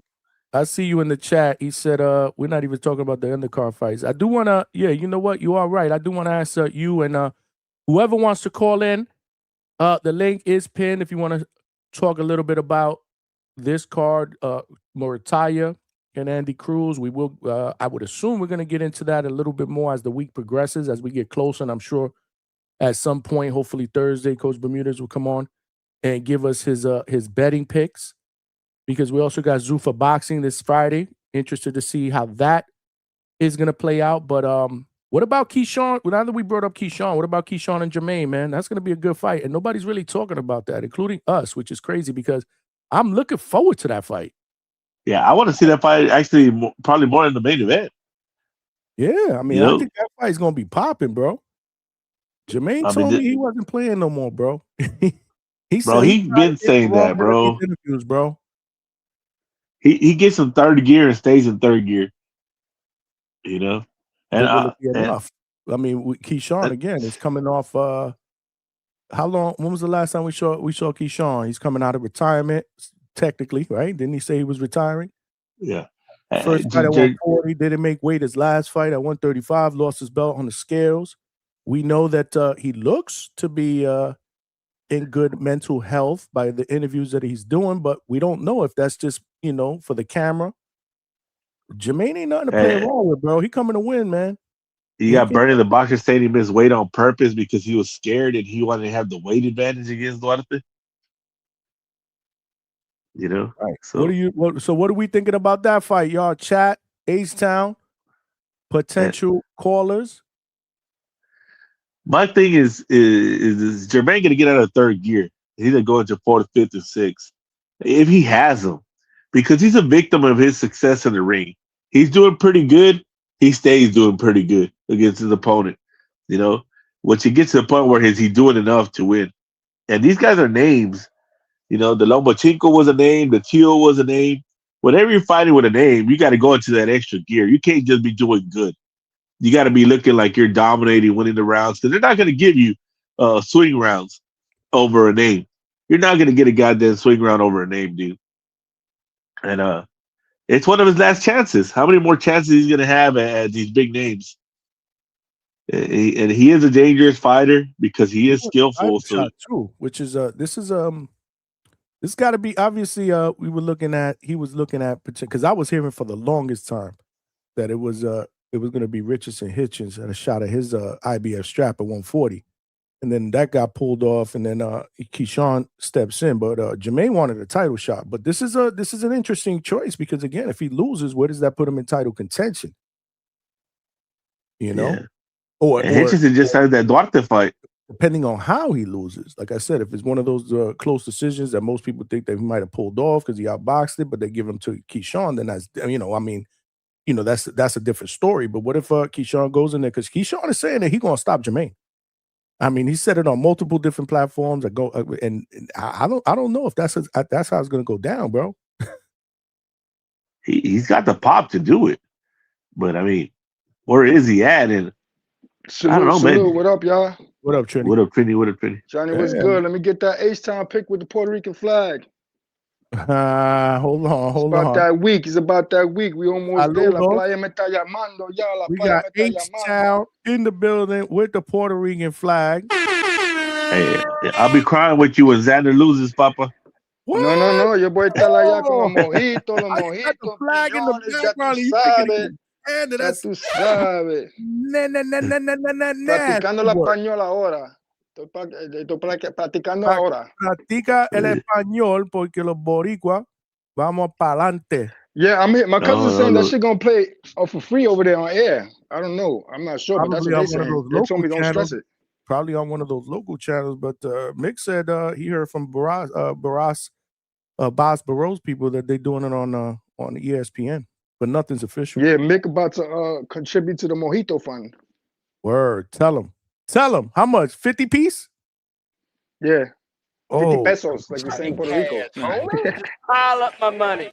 Pile up my money. But then yesterday, because my girl's over there and my mom's over there, so I lay down, right? take a quick nap, like an hour nap. Yo, I crashed, yo. I woke up 5 a.m. I didn't even make it to work or nothing, yo. Yeah, that's how you know when you're tired, Trini.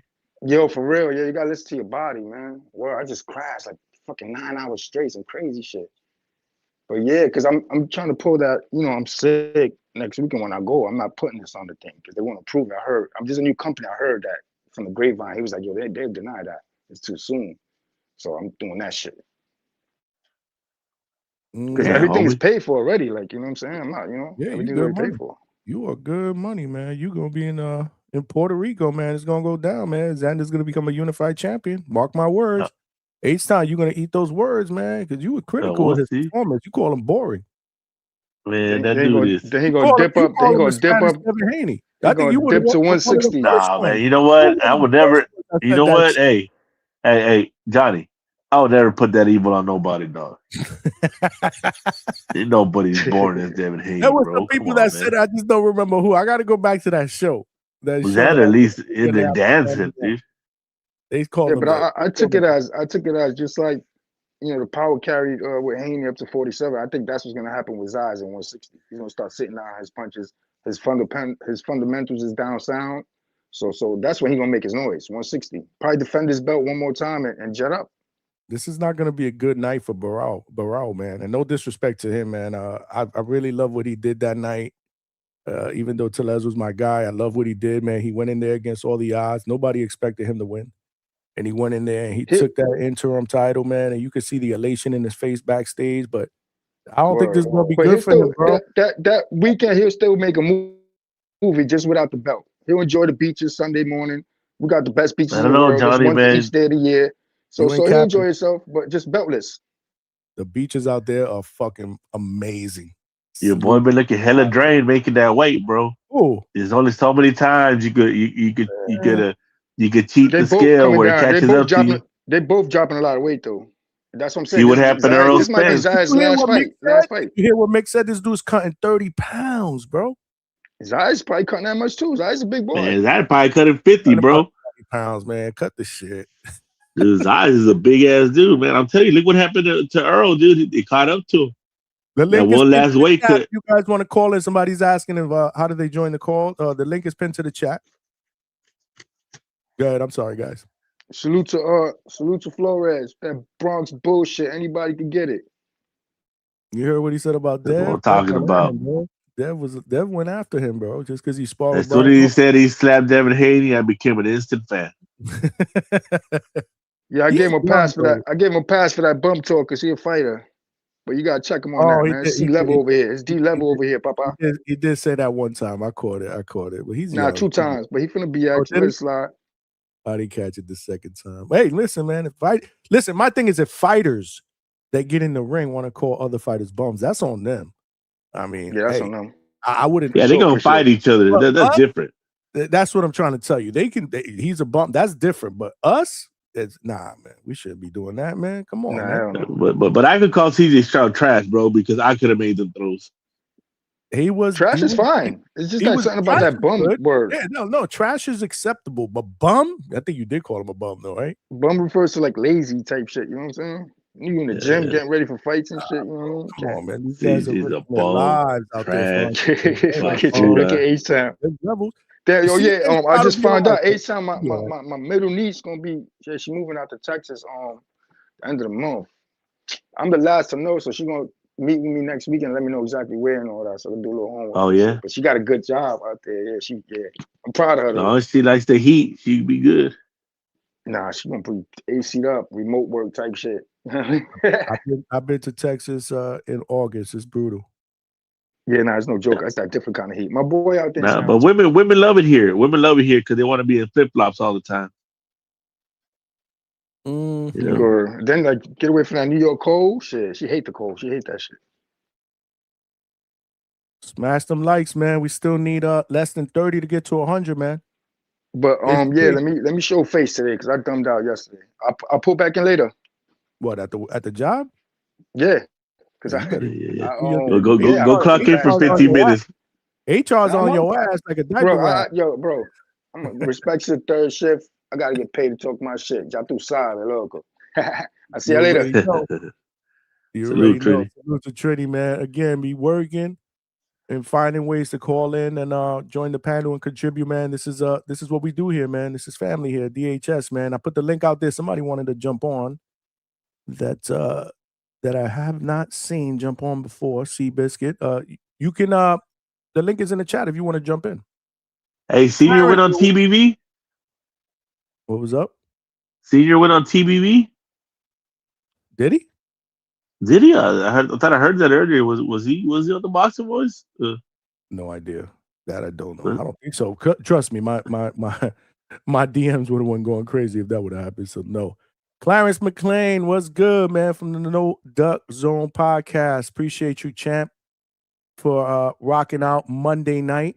This is what we do. Usually we don't do a Monday show, but we skipped the Sunday show because I was out watching the games with the family all weekend, man. Good weekend of football, other than the CJ Stroud and 49er performances. Those were. That shit is a 2-pack of ass. But other than that, good weekend of football. Next weekend, you got the last 4 remaining teams. Whoever wins, Super Bowl in 2 weeks from there. And you know what's good? So next week, this weekend is the championship games, which means next week for all those fights, there's no football. So that's good. That's actually good.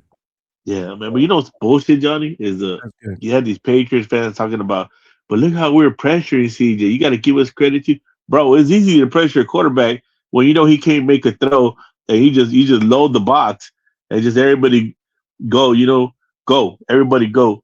Send all the dogs because you know he ain't gonna make no throw. There's no hot route. He ain't throwing to the flat. He ain't reading nothing. They're playing man to man. That's basically 1-on-1. In the NFL, that's open receivers. And man, this dude just. My thing with CJ is that if you're the coaching staff, you got to read body language and confidence. It just looked like I remember watching him make a throw after he threw like his 3rd pick, and he just wasn't confident. He was trying not to make a mistake. You can't play the game of quarterback in the game of football in those type of pressure moments, afraid to make a mistake. He had already Johnny. made When he threw the first pick, he checked out. That's when you got to. But that's what I'm saying. Sometimes as a coaching staff, you got to read that and you got to pull the plug. And you got to give your team a better chance to win. It doesn't matter if he's a starter or not. I tell people this all the time in football, which I don't get. Like these coaches nowadays are afraid to bench or pull a starter because they'll hurt their feelings or whatever. Bro, in baseball, sometimes pitchers are not going to have it. You pull them for a relief pitcher, and he's still going to pitch 5 days later.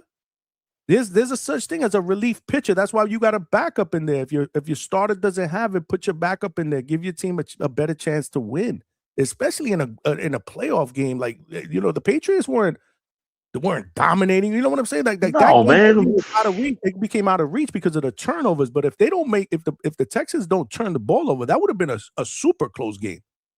Super close. We were winning. We were winning. I'm trying to tell you. So. That's my thing is, man, these coaches got to learn how to grow a pair in these moments, man. Pull them, bro. Fuck it. It's like remember when the Eagles just pretty much benched Carson Wentz after he came back because Homeboy was doing so good. Nick Foles was doing so good. And they just ran with Nick Foles in the playoffs and won the damn Super Bowl. You didn't see nobody saying, hey. Why am I hating? I'm not hating. I'm not a Patriot fan, but I'm not hating. I'm just saying that game would have been a lot closer. Like the Pats didn't look in there like world beaters, bro. Like you can't. They're lucky Bo Nix is hurt because they were to beat Denver. Tavon, I talk this football shit. I'm telling you, man, I just don't do football content because my team is fucking disgusting and I'm just it's just not fun. But I do this football shit, bro. Boxing Link, bro. You a new caller, my brother? Hey man, yeah, new caller. Yeah, I appreciate you jumping on, man. Welcome aboard, man. Welcome to the family, bro. What's good? Yeah, no, it's pretty good. You were just talking about Jermaine Ortiz, Keyshawn Davis. Mm-hmm. What's your final pick on that? Ooh. Have you got one? I'm rooting for Jermaine. I'm just gonna leave it at that. I'm rooting for Jermaine. I got this feeling with Jermaine Ortiz. He reminds me of a late '90s to early 2000s guy, Diospeli Hurtado. He was a Cuban fella. He fought against like Pernell. He fought against Costa Zoo. He I was a remember guy him. who had I remember him. Yep. he had all the skills, but always just got the bad end of the stick. And there's a part of me that wants to pick him, but I can't bring myself to do it. I feel Totally like fair. Totally fair. I Keyshawn's feel the gonna same pull it way. out. I feel the same way. But I'm rooting for him, man. You know, he a good dude, shows me love. I'm rooting for him. He needs a It just break, seems man. like he fights to just stay in the fight, not to win the fight. Yeah, He needs to get over that hump, man. And that's the thing, isn't it? Because against Loma, he was a completely different fighter to what he was when he fought Teo. yep, Like, absolutely. Absolutely. But to H-Town's point, I don't know if you heard that earlier, there was some familiarity with Loma as well because he had sparred Loma in the past. yeah, that could help. He also And fought Teo. Even though it was in the amateurs. But yeah, no, two totally different fighters. I get it.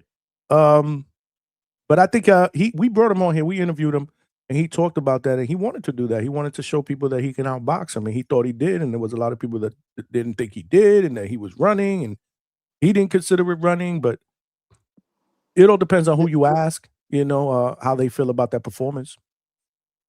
now, it might be just me, but I remember watching that fight, thought he got it clear as day. I had it somewhere in the ballpark of like 8-4. That's what I I'm thought saying. it was a Wow. There's a clear lot of people Jermaine like win. you. There's a lot of people like you that do agree that he outboxed Teo and won that fight. You know, I'm not saying you're right or wrong, but you know, there are people like yourself. Absolutely. I don't see it like that. I saw that fight when I remember watching it. I just felt he wasn't doing enough, and there was a lot of swing rounds, and they weren't going to give him swing rounds because he's not a name. You know? Yeah, And he wasn't the it's champion, right? He Yeah, was fighting for Teo's title?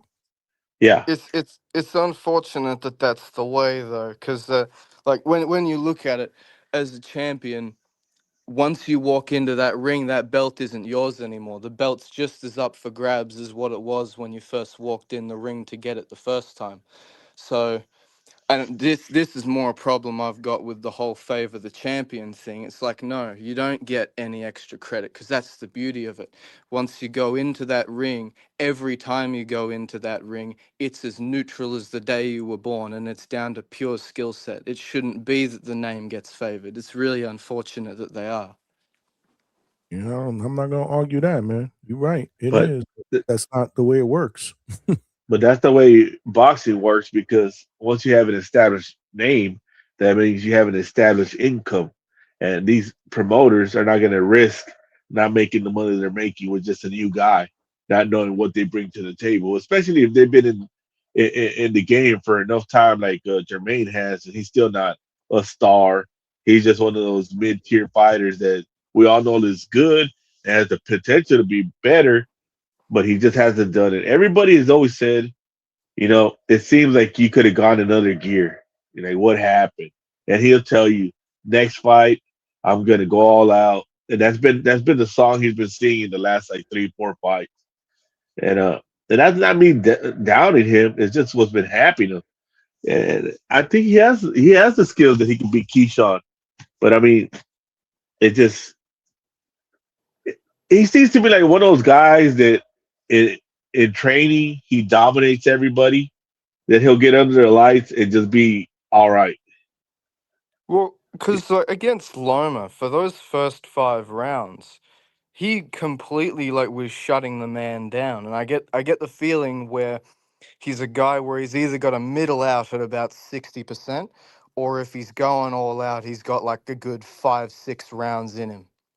And so I get the feeling that against Keyshawn, he's gonna look good, especially early, and he's gonna make Keyshawn struggle in a way that he hasn't before. But I think Keyshawn will unfortunately get it done. I mean, I'm rooting for Ortiz, but I doubt it. I am too, man. I am too. Chevy from Chevy's Red Corner, she agrees with you.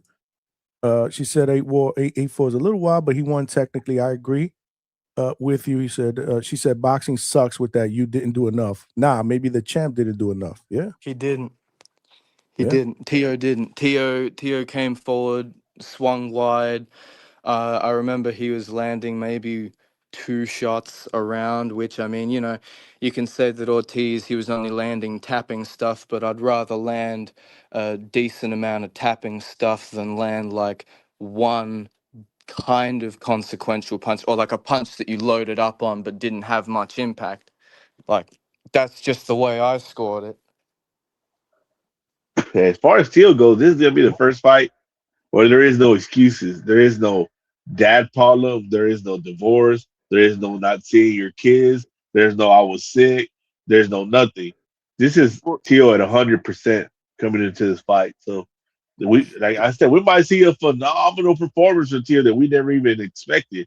Now you might see Teal at 100% for the first time and just go in there and smoke Shakur and stop him in the fifth round. But Boxing that's a Link, whole what do you bunch think of about that? buts. What do you think? I know there's a lot of butts in there. Yeah. A lot of butts. What you think about that, Boxing Link?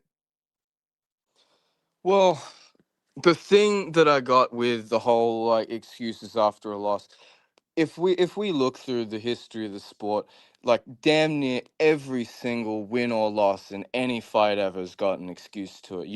You look at like even a fight as famous as Hagler Hearns. Hearns says that he had a massage beforehand that ruined his legs, and then he broke his hand in the ring. It's like you got to use discretion with these excuses. Like so with Tio, yeah, there's the excuses that he made against Cambosis, but even outside of the things that went wrong for Tio coming in, it was also just as down to Cambosis getting in his head with all the trash talk and that, and him trying to wipe Cambosis out in one that got him done in. I think he'll have a much more disciplined approach against Shakur, but I don't think he's going to get it done.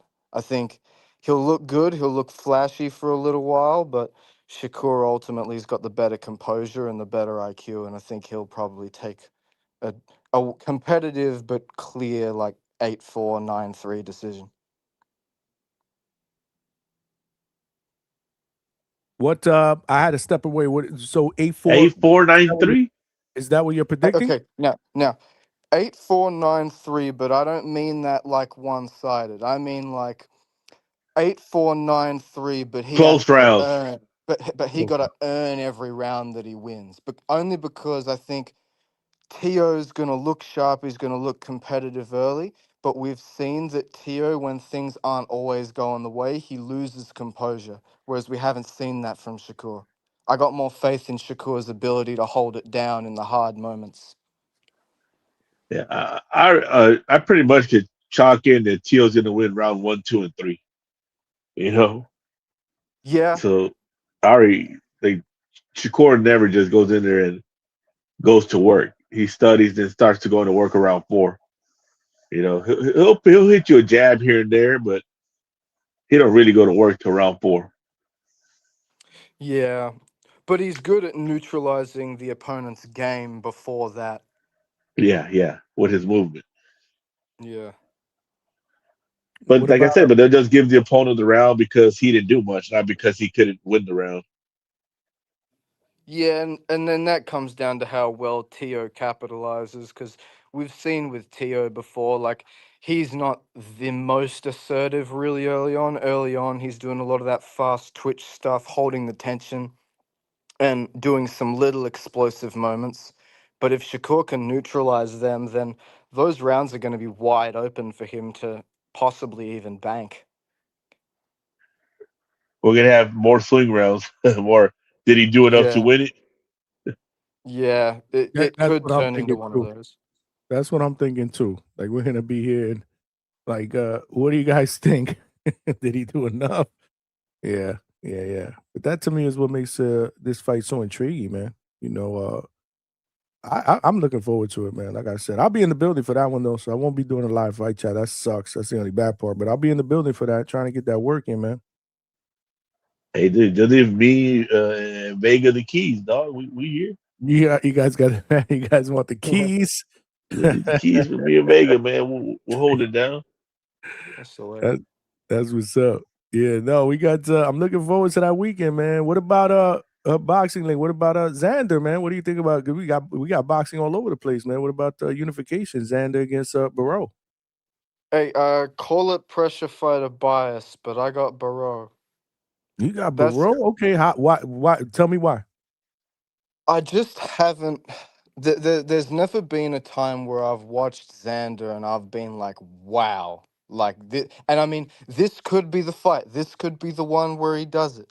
But I look at him and I can't pinpoint any kind of attribute where I'm like, this is the thing that he does that's gonna allow him to subvert Barrow's pressure, to subvert Barrow's body shots. There's not one thing I can look at. Like, his footwork's good, not great. His hand speed's good, but not the best.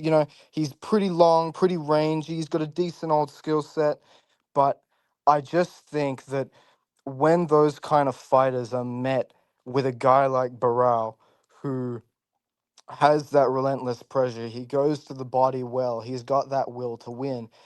Those are the kinds of guys that guys like Barral builds themselves up on. It's like you look at and I'm not saying Barral's anywhere close to a pressure fighter like Triple G, but you look like during Triple G's run up, he was fighting guys who were solid, but they didn't have any kind of attributes. They were just solid well-rounders. And I get the feeling that Barral versus Xander is going to be a situation like that.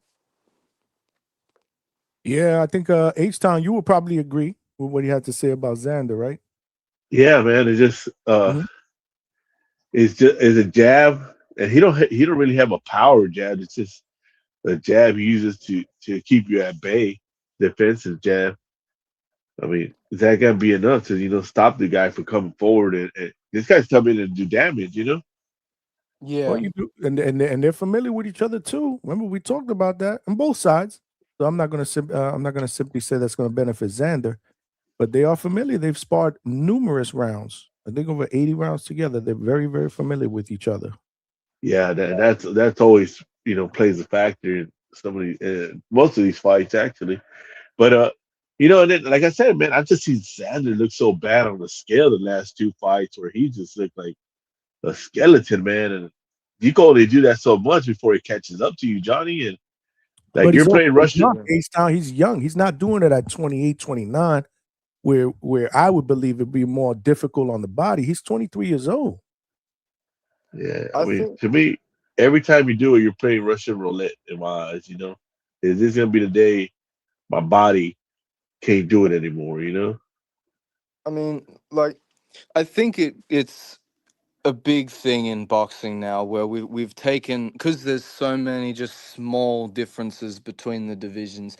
Everyone's like, oh, I could just cut this a little bit more and then I'm going to have this big advantage in this division. Like, look, if I was one of Xander's handlers, right, I would be looking at 160 that's only 6 pounds north of where you are, that is busted wide open. Like the best guys there are another former 154 pounder who's 42 years of age. You got a unified champion who's currently out and might get stripped because he's just popped for PEDs.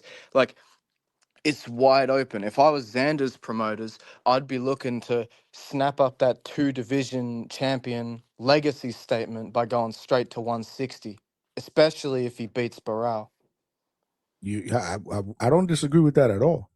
I do believe 160 is there. There's an opportunity for him to make a real name for himself in a division where he can potentially make the weight a lot easier. You ain't capping, bro. You speaking facts right here. But Xander has also, I've spoken to him, he's about legacy. He wants to unify and become a unified champion. I think this is a good opportunity for him. to be able to do that against somebody he's familiar with. But we'll see. Like I said, listen, I didn't Abbas, he opened my eyes, man. That last performance against Tellez, man, he really did, man. He opened my eyes. And this is not going to be a walk in the park. This is going to be a really, really good fight, a tough fight. And what's crazy? We're not talking about it enough on these boxing airways because of the whole Tio and Shakur card. With Jermaine, Keyshawn, you got Shushu against Castro. I mean, that card is solid from top to bottom. And right now, the only bad part about that card is we don't even know what we're going to watch it. We don't even know what we're going to be able to watch it at. So that's another thing, man. Another strike, another strike in their corner. But yeah, that's probably the most important fight of the weekend, right? It's a unification fight. Yeah, that's bullshit. Two titles, but this is a unification fight that the boxing airwaves aren't showing enough love to. Yeah, nobody's really talking 100%. about it. I mean, 154 and 160 have really been starved of attention. The last, really, the only 154 bout that I can think about since Jamel Charlo's undisputed run was really they gave Bud versus Madrimov some attention. They briefly gave Tim Zhu when he was on his good run. They gave him a bit of attention, but 150 and especially 160, they have just been dead. Not even because the comp's been bad. 154 is pretty stacked, but they just got no attention. Yeah, man. I mean, and it goes to show you how big the Chargers were because since they've been gone, nobody's talking about either division. Yeah. I My mean, man, really, Go ahead. I'm sorry, boxing. Go ahead. Well, I mean, with 160, God, I'm waiting for that to come back. I miss that post Bernard Hopkins era where it was your Jermaine Taylors, your Kelly Pavlik, Sergio Martinez, Triple G, all that. We haven't had a good middleweight fight that people have cared about since Triple G Murata, and really that was even more hardcore. There hasn't been a 160 fight that people have cared about in 8 years. Not since Canelo Golovkin too. It's been 8 years since there has been a meaningful 160. And at least when, in other divisions, when, you've had those competitive eras, when they've gone down, you've had an era with a dominant champion.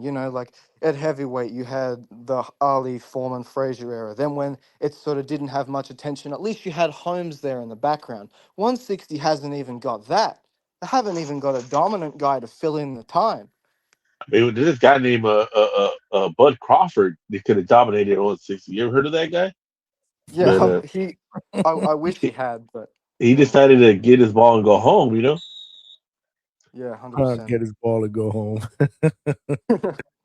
Listen, man, there'll be people out there and Malcolm said this the other day that even if he went in there and beat one of these dudes at 160, he still wouldn't get his just due. That's You shutting down talks, Johnny. Don't go with that bullshit. There's always somebody else. I'm just repeating what other people are saying. That's all. Oh man.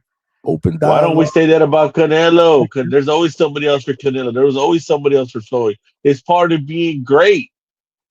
Well, it's part of being one of the faces of boxing, right? What's next? What you can't handle the fucking heat in the kitchen. I do agree with that because I've always had this say, right? These guys, well, nothing I do is good enough. Well, guess what, man? When you are considered one of the faces of boxing, this comes with the territory. You got to know that that's gonna you beat him. Well, guess what? Now you gotta beat him. Well, you beat him. That ain't nothing. Now you gotta beat him. That's the way it works. This is these new boxing fans that are just as boxing right, especially now as boxing fans. This is the way it is, man. We want to see the next one and the next one and the next one until there ain't another next one, right? Until your downfall. I hate to say it in that aspect because I'm not wishing that on any of these fighters, but when these guys the best, I just want to see the best fight the best,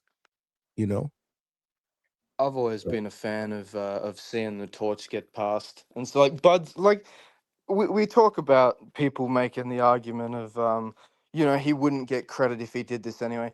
That's always been the argument that's gotten made after every undefeated guy's retired.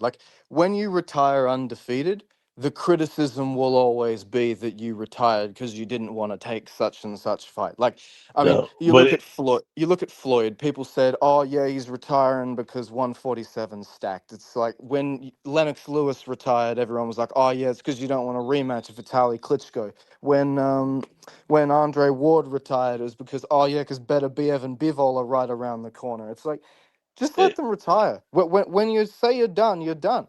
That's it. well, or they're gonna do what Floyd did, retire to avoid Oscar in the rematch and then come back. Oh man, you think so? Yeah, that's. Yeah, I that mean, was Oscar said strategic. that. Oh, No, it's a strat. everybody at the time You knew mean that. you mean the first retirement? Yeah, the first retirement. Oh, okay. I thought you meant at the end. I'm like, Yeah, huh? come on, Johnny. You know your Oh, history. You know what happened.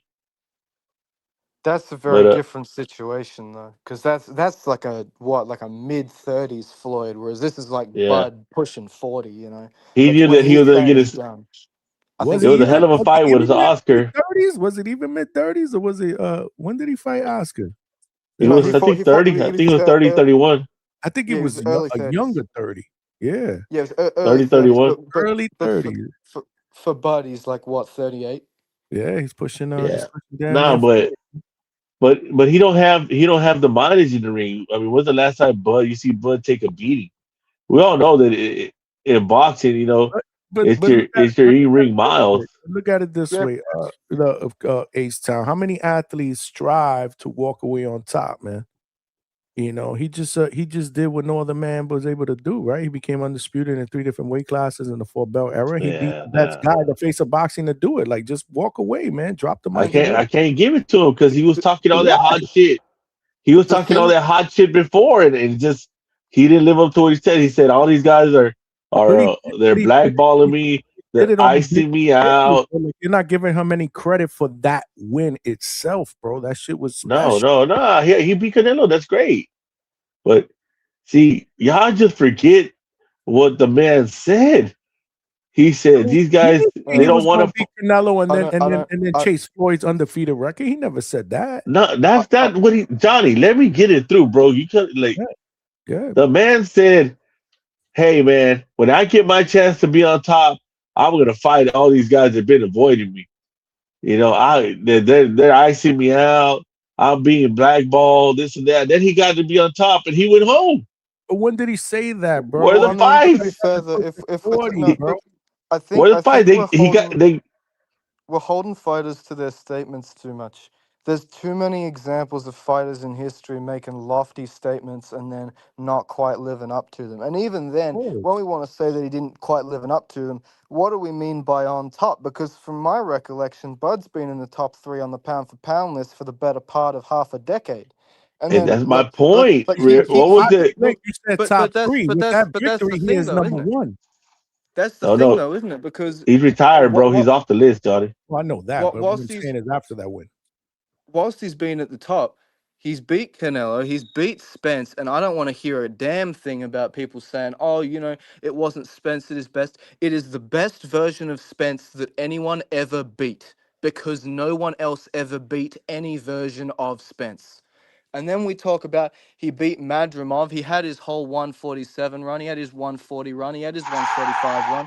He faced the best available competition to him that it could be reasonably expected for him to have faced. And the only other guys that he That didn't really face were guys outside of his own era and guys who were no, up and that coming. is a lie. The Charlos are in his era, and he let us know he could have fought them whenever he wanted. He just decided to stay at 147. You think that Jamal Charlo is going to take a Bud fight? Jamal let me stay 3 years out of the Dude, ring and fight bro, he absolutely would have nobody moved up to Charlo? 154. Who was Then, undisputed? then if Jermell. He would have. Bud would have cooked them, they would have been like, that don't count No, because he's been out of the that's an ring. undisputed champ on your resume. Y'all guys are making an argument not to have an undefeated champ and an undisputed champ on your resume. That's crazy. The only guy that he would have gotten credit for beating if he would have moved up a division would have been David Benavidez. You know that, and I know that. None of these No, other that is dudes would false. have. That is No. false. That is false. Y'all guys are forgetting the stars of the You Charles will were, always think man. that. He needs to challenge himself, move up another weight class. No, don't talk to me about the Charlos being a star. Jamal Charlo wasn't even a top 3 star in 160, let alone in boxing. Jamel Charlo, he He had his run. He had a really nice run. Then was out of the ring, and then sold his career out to Canelo. Like, what are we talking about? And when we want to talk I about just can't believe. when we want to talk about Bud retiring, right? I don't understand the whole criticism of, oh, he wasn't done. You know, he didn't have a whole lot of mileage. Name the amount of hard shots that Floyd took in his career. You want to go back earlier to That's why guys. he's still doing exhibitions to this day. And nobody criticizes him for it that right? You know, he's still making money to this day. I don't know. Listen, I just think They'd I done all just that they think there's wanted to. nothing. They were done. So with Bud Crawford, he's decided that he's done. Whether you think he's got the greatest legacy or whether you want to allow him to retire is up to you. But the fact of the matter is he is retired. He is No, done. he's not. But you're not going to tell me he couldn't have fought these guys, especially after the great performance he had with Canelo. What in that performance tells you that he doesn't have what it takes You to act beat like these you guys? personally wanted to see Bud Oh, I fight think these I'm muted. guys. I did. I wanted to Jamal Yeah. Charlo before Canelo. I wanted to see Canelo versus Benavidez before this fight was even a thing. My exact statement was I want to see Canelo versus Benavidez or Bivol, and I want to Did I see mute? Bud fight Jamal. My Did I man mute X from halfway Four through that? Corners Boxing is in the building. Just want to show him some love. Call in, Chab. I got the link and pinned to the chat if you want to call in too. That's what I personally wanted. You know. Who? Did I mute halfway through that? No. Yeah, go ahead. No, I was. You got to unmute.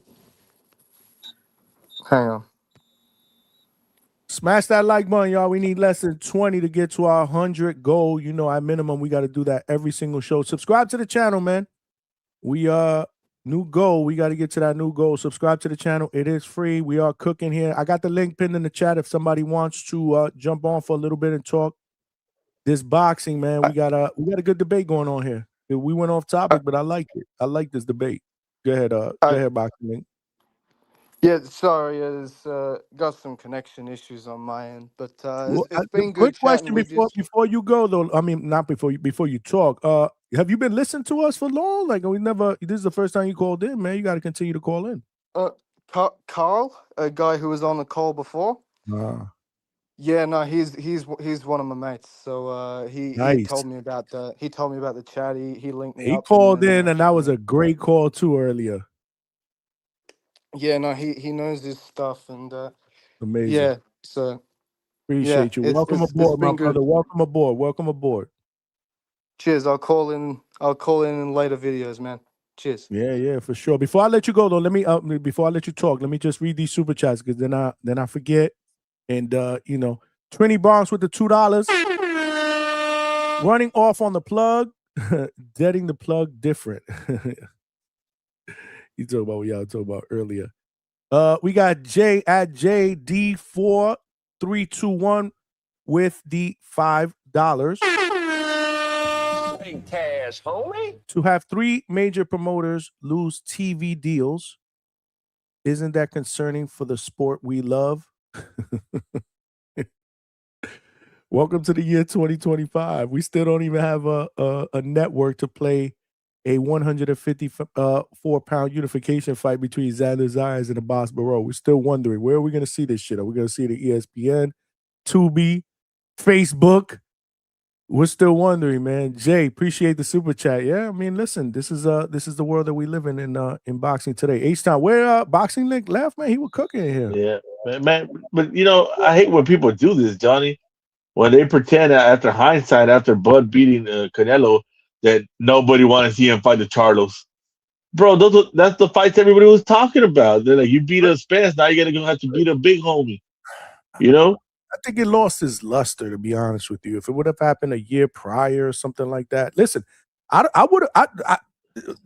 not sitting there and I'm telling you that I wanted Bud to retire. I predicted he would. I don't have a problem with him retiring. I would prefer to see Bud fight more because, you know, Bud is a special fighter. You know, he's our version of, you know, LeBron James. You know, we've been saying for the longest the LeBron James and Jordan debate that's going on in basketball. We're going to hear that shit for decades with our version of Bud and and Floyd. So I think boxing would have always been better with Bud Crawford. But I don't know, There is man. no I debate, gotta dog. agree with There's no Marco, debate. man. But there would have been something different, though. In my opinion, there would have been something different. Like, oh, he Bring up beat the list, Carlos Johnny. a 154 pounder, moving up to 160. He hasn't fought in 3 years. They would have They would have made excuses about that.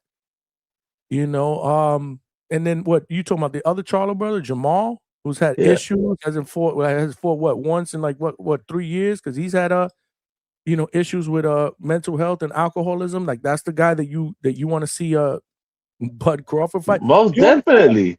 The only fight that I would have been interested in is if Bud would have said, you know what, I want to challenge myself again and move up another weight class and go at David Benavidez. Hell yeah, I would have been interested in that. Nah, 175. Hell no, dude. That's crazy, man. Hey, but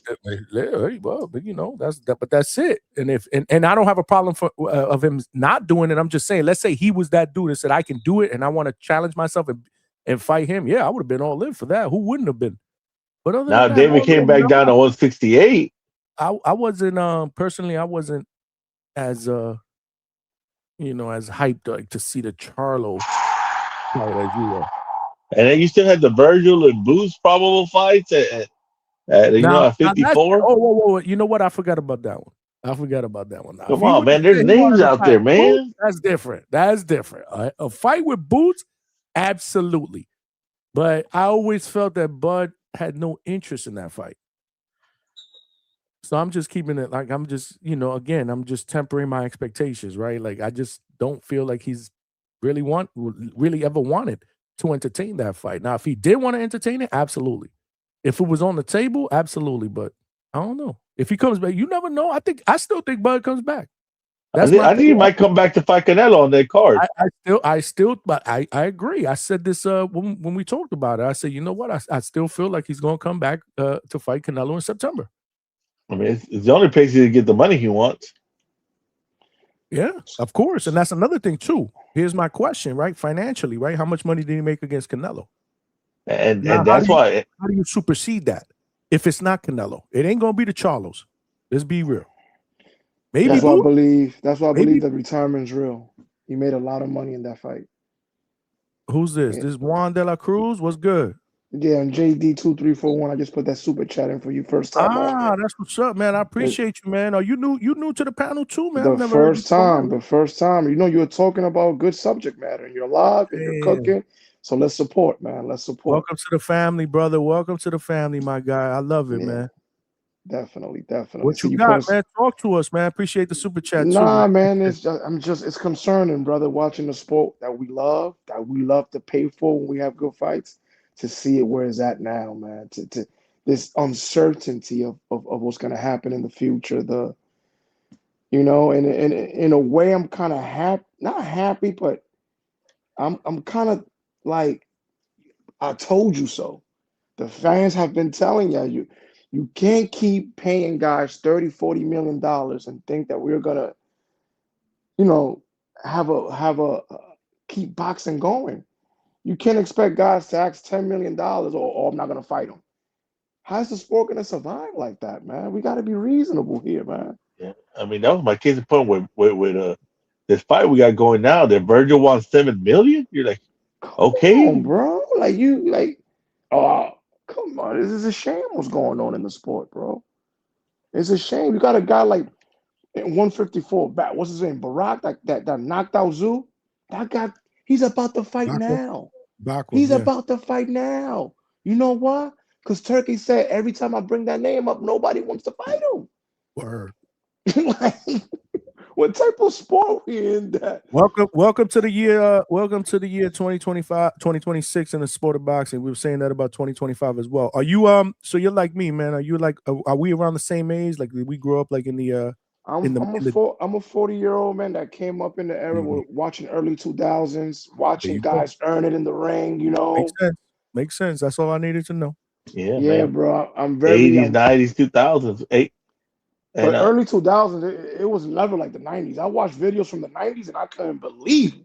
The 80s, the 70s, I couldn't even believe they were the fight. Oh my God. All the fights look like pay-per-view fights. classics, Even undercard fights are classics.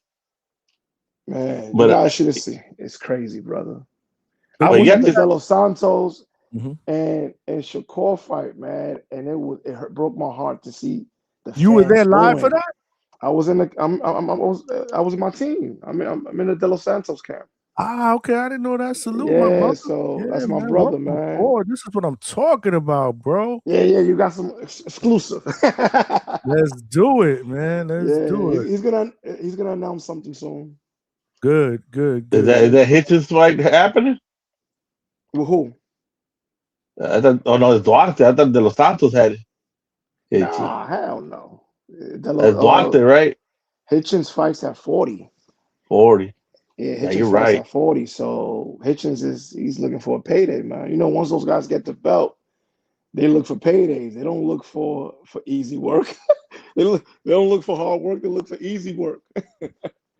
Hey, but hey, you like I was saying, man, you think all those fights with Bud, those would have fed boxing. Those were actual pay-per-views, him versus Charlos or Yeah, Virgil my or brother, but Boots. Charlo doesn't deserve that type of platform, man. You know damn well you would have been complaining that they call that a pay they named that a pay-per-view, A-Son. Stop. No, bro, how could you? Bro, you would really sit and watch it. I mean, I understand where you're getting it from. Is a name, but we got to get to a Undefeated point. champion with Jermall and then undisputed champion with Jermell. How can you not Which one? want to The see little that? one? The little Jamal? Either or.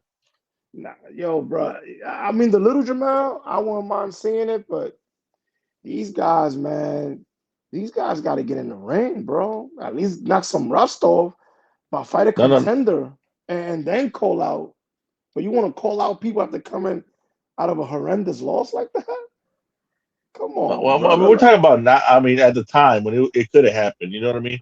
Now, Yeah, of course, they've been out 3 years, but before Canelo. But the look, you get a Canelo fight, you ain't think about nobody else. That's yeah, that's yeah. a that's a that's a Super Bowl right there. So that's like the brother, like Mr. DHS was saying. DHS was saying, once you come after Canelo, you're not looking nowhere else.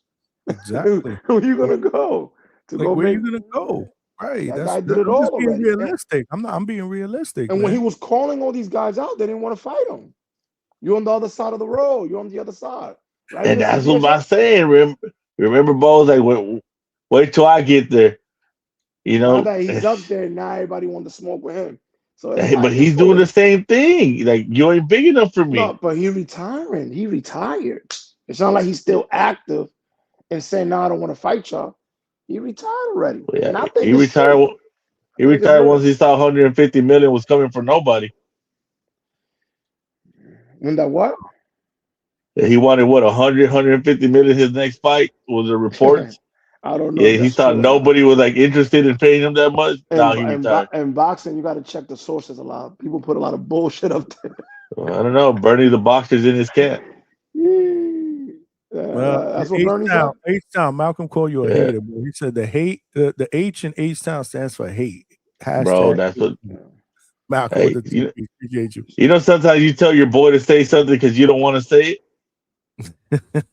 You know. Hey, my brother, you for real? They don't know where the fight with Zayas and the other guys gonna be at? Are you No, serious? no, no. But Do you know where to watch it? I 'Cause mean, probably to me. Probably to me. I sure don't. That's my Probably to prediction. me. Where's Coach Hector Bermudez at? Where man, he is don't even know, and he's at the damn fight. Oh, I that's my know guy that's right what there. I'm saying. Huh? Those are my brothers right there. Yeah, Yeah, he Hector. just said, look, he in the chat. He said, Oh wow, yeah, he know me. what's good? Coach, What's up? Leave Coach me be all up right. here every night, almost every night. I'm surprised he ain't up here Every tonight. night? Oh man, Almost yeah. every night, bro. We be cooking, bro. I just Yeah, found out about Coach you is like the guys. co-host. I'm definitely gonna subscribe and hit that Appreciate like, you. man. And you gotta jump on more often, man. Talk that box. Definitely. What We we got do, some good man. news coming soon, man. Especially with Yeah, my boy.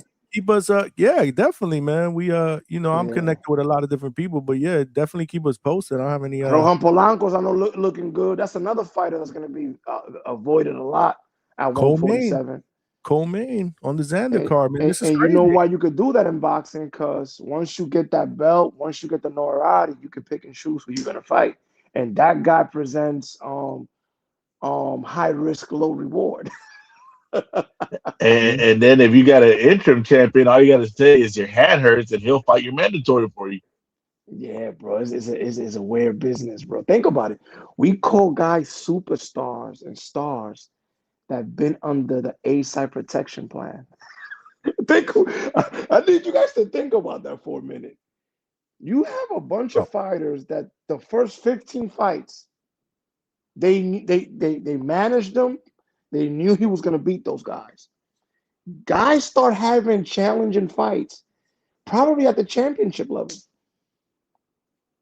And they call it championship because they really are the ones that orchestrated the road for him to get there. So Yeah, like a lot of these their guys first that we road call test is champions, eliminator fights. a lot of these guys that we call champions, man, they're the promoters are the champions. Always remember that. I always say that. The promoters are the champions because the promoters, the sanctioning bodies align themselves with the biggest pockets and they put their fighters in position. While other guys from other poor countries outside of the States are relatively unknown, they have to go through a road that a blue chip fighter never has to go through. Never has Juan, to go through. Let me ask you this, man. It's pretty known that the amount of money that's in boxing now is crazy.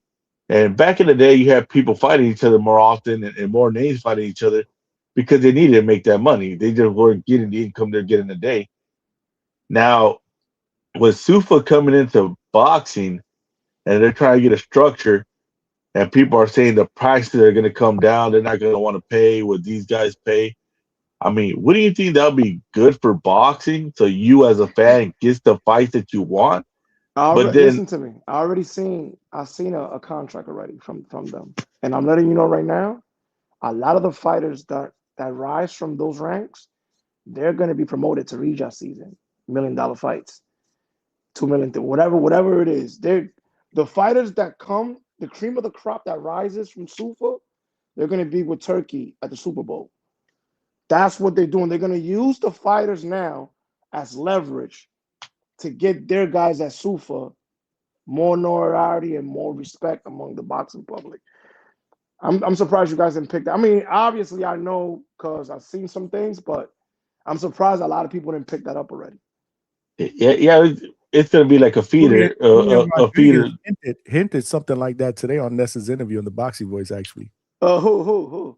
Julian Hammerhands Rodriguez. Oh, yeah, because he's seen the contract. Mm-hmm. He signed one. He's fighting on Friday, and he mentioned something along those lines as well.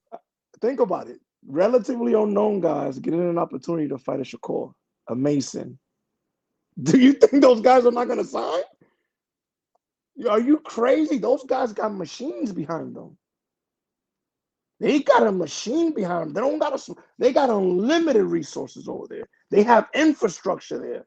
I'm telling you right now, if you are a B-side fighter, if you are a fighter that's on the fence and you needed a machine behind you to bounce you to a platform, you better go and you better go sleep outside the what's up Las Vegas complex center they have over there. The UFC. And beg Dana for an opportunity. Because a lot of those guys over there, and I'm telling you, every fighter's not getting paid the same money. I'm letting you know right now. You got guys with names. All right, yeah. I'm gonna give you $350 for 4 fights. I'm gonna give you $250 for 4 fights. So all these things that people are talking about is just they're not talking from a position of knowledge, so they got to speculate a lot. You get what I'm saying? A lot of these guys that already have an established name, they're gonna get their couple of extra dollars. You know what I'm saying? And as they perform there, we're about to put more money behind you. It's in their clauses, so they have to perform. It's a performance-based contract. So they think about this for a second. Yo, I gotta knock this guy out. Yo, I gotta be the best fighter on this card. That's what I'm talking about. Yes, that's absolutely. what you want to see. An incentive to not run around the ring. Yes. To not clinch 10 times around. Yes. This is why, even though I'm talking about low scale, but on these prospect cards that I cover for most valuable promotions, they give a bonus for fight of the night, performance of the night. This pushes them. Yeah. New ideas, brothers. I'm happy that there's newer things happening in boxing because this old regime has been doing things the same way, and they don't understand that fans The people we're smarter. We have iPhones now. We have knowledge. We have information. We could tell if you bullshitting us, And and you been I giving us a bullshit product, man. and I think Dana's gonna take it back to the way it was in the '90s, where they got a network deal and they played the boxers to the network deal. That way, we got free fights on a Saturday and a Tuesday. You know, My dude, this was the perfect storm. The perfect storm happened. People losing network deals. You know what we realized from this situation? That the networks are really the ones that call the shots. Without no network deal, you have no platform to showcase your talent that you well, these signed. promoters don't put their Juan, because they pay with the network's money. They don't put their They money up pay for with the the fight. network's money. And here I am always thinking, ow, oh, Bob, oh, wow, you're the GOAT. Y'all. I used to believe everything these guys told me. When Mm. they put a champion in front of me as a naive fan, oh, that's the best guy in the division. That's the one that no one wants to fight. And then once you start learning a little bit about how the business works, you're like, oh shit, this shit is a scam. Mm. They're shoving this guy down my throat like he's the real guy, but they're really avoiding other guys. I really thought Crawford wasn't the guy because I was a PBC, waiver. That was my flag. So here I am always thinking, but get out of here. You don't sell. You don't deserve that fight. I was believing the indoctrination for Mm. years, and Crawford was actually the creme of the creme. He was the best. And we didn't get to see it because of the bullshit politics. Now they want to work together, right? Out of Yeah, convenience, then right? that's my only problem with it, man. Because I used to beat the drum for Bud so much to get his chance. Then now that he's the man, and I want to see It the came fights, late, bro. It came late. Think about how many there's good no fights we could have fights. seen. We could have seen him and Garcia, him and Thurman. Mm-hmm. Yeah, man. Him and pretty much everybody from 40 to 60. Bro, people have to work together, brother. I never, and the way the business is designed in such a way where I don't want to lose. Because if I lose to that guy, then he's gonna lose the Facts. marketing, this. Facts. That's bullshit, bro. We got to get back to the 80s and 90s where you could lose and we can still see another matchup. I want to see you against another guy. You know what's funny Juan, is that you will like this channel, Juan, because that's Oh, all I've I'm been gonna like the thinking. channel, man. Oh Okay, my okay. God, man. And When I can and I we like the get back super to the chat too. I like the support, man. Because you nah, guys grind, you guys work, for sure, man. and I When I'm respect hearing the when I'm grind. hearing y'all talking about guys that nobody knows and that deserve opportunities, you feel me, and guys being slept on. Albert Bell. I know a guy, Oh Albert Bell, no. and Here we this. go. Excuse me.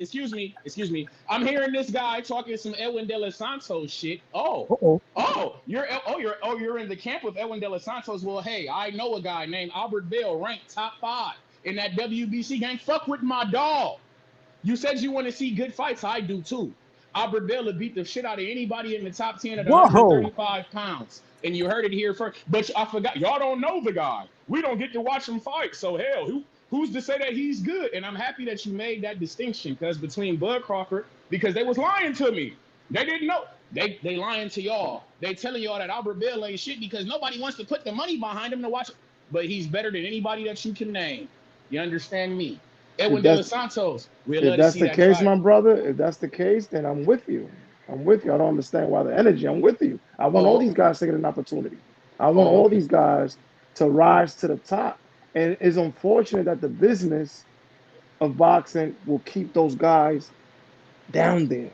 You get what I'm saying? Now let's not give that guy an opportunity because he could potentially beat our guy. You get what I'm saying? That's BS, man. It shouldn't be like that. But the business, the infrastructure, the business doesn't allow you to give a dangerous fighter like Bell an opportunity. You understand what I'm saying? And it's Oh, unfortunate, and we got to start talking about this more. And I'm gonna look into your guy too. please do. Oh, What's his please name? do. Albert Albert Bell. Bell. Albert Where's he? Bell. Where is he fighting from? He fighting out of Toledo, Ohio. He with Post Boxing, but he don't. That's what I'm saying. He's not one of these major promoter guys. He doesn't have a major promoter. He's got a team. He on some independent type shit.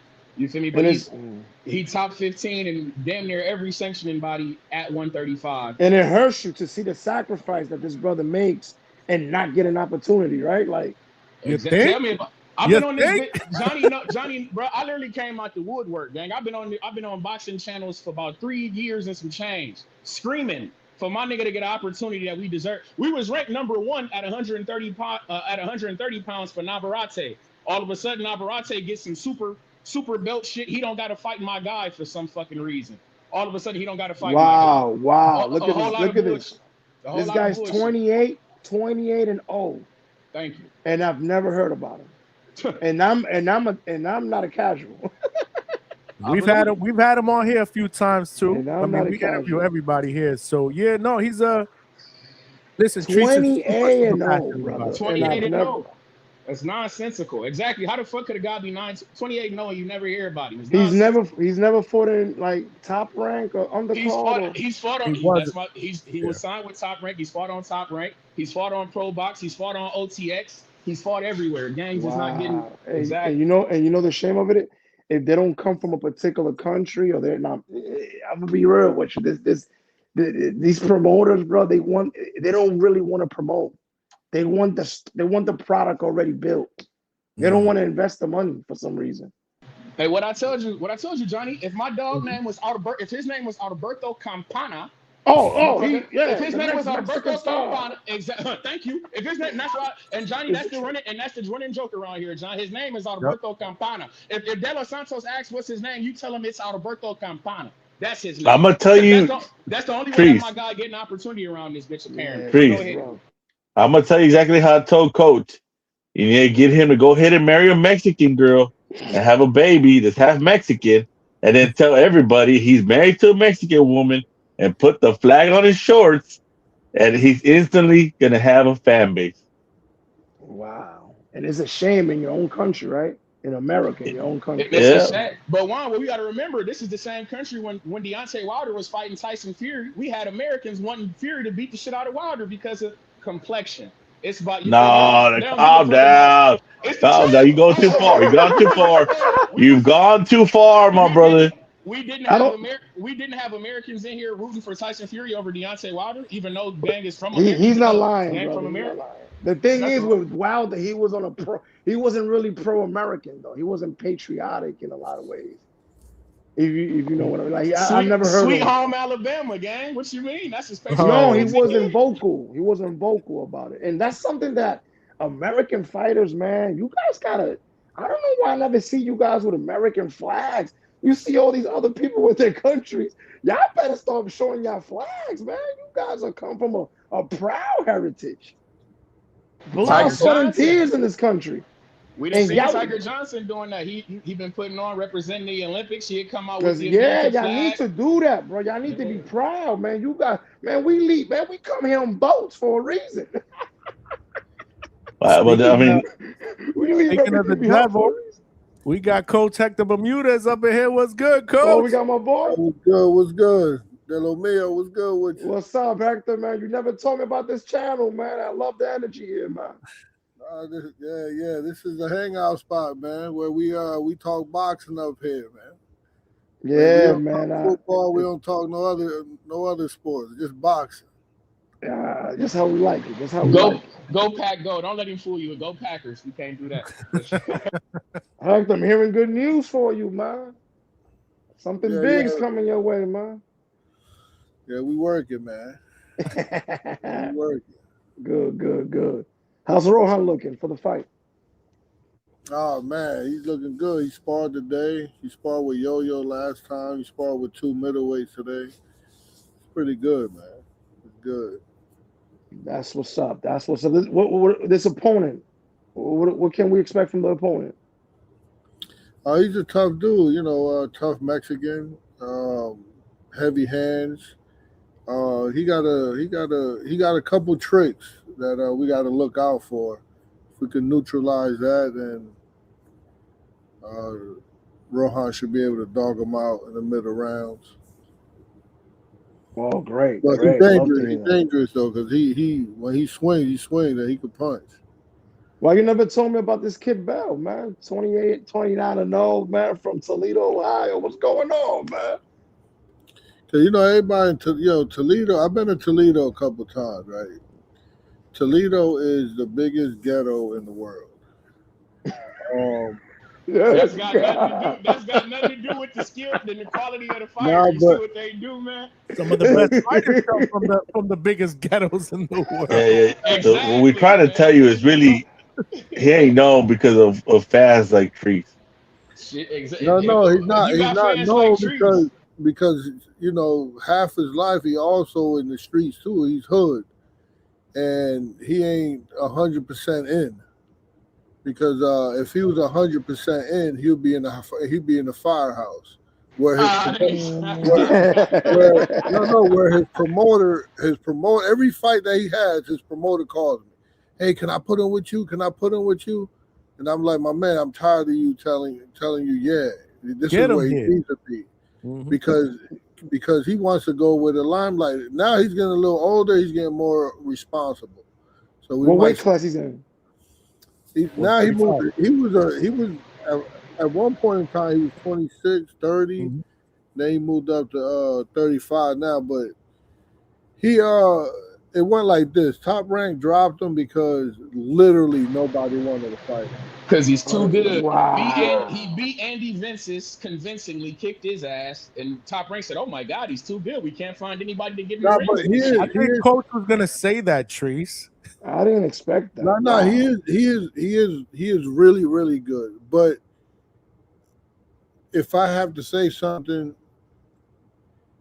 like right now, a H-Town, who is the most boring fighter right now that you could think of?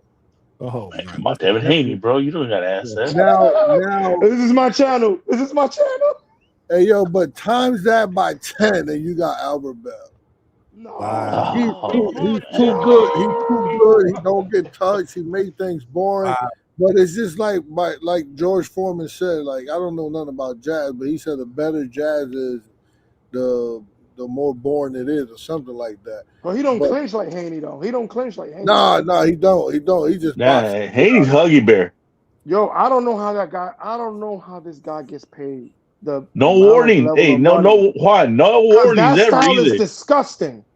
That style is disgusting. Man, that's my Hey, we familia, Juan. That's it, bro. Dude, I cannot stand it. Yo, and then not to take a point from the guy. He's never been taken. No one's ever taken a point from this guy. Just hug as much as you want. Yo, that is crazy. I will not. Yo, and he gets paid top dollar, bro. Hey, and then when Ryan was knocking him down, the ref was helping him up. Y'all gotta stop this shit. Clinching is not illegal. It's only Brother, illegal. But you can't clinch 10 times around. Excessive clinching. It's only It's a point skill, right, Coach? when it comes excessive. Exactly. I blame it on Bill Haney. He must have not hugged him when he was a child. Now he wants to hug on men. Wow. But it's disgusting, bro. I hope Zuffa. How do you feel about Zuffa, Hector? Great question. And what they got going on? I think Zuffa.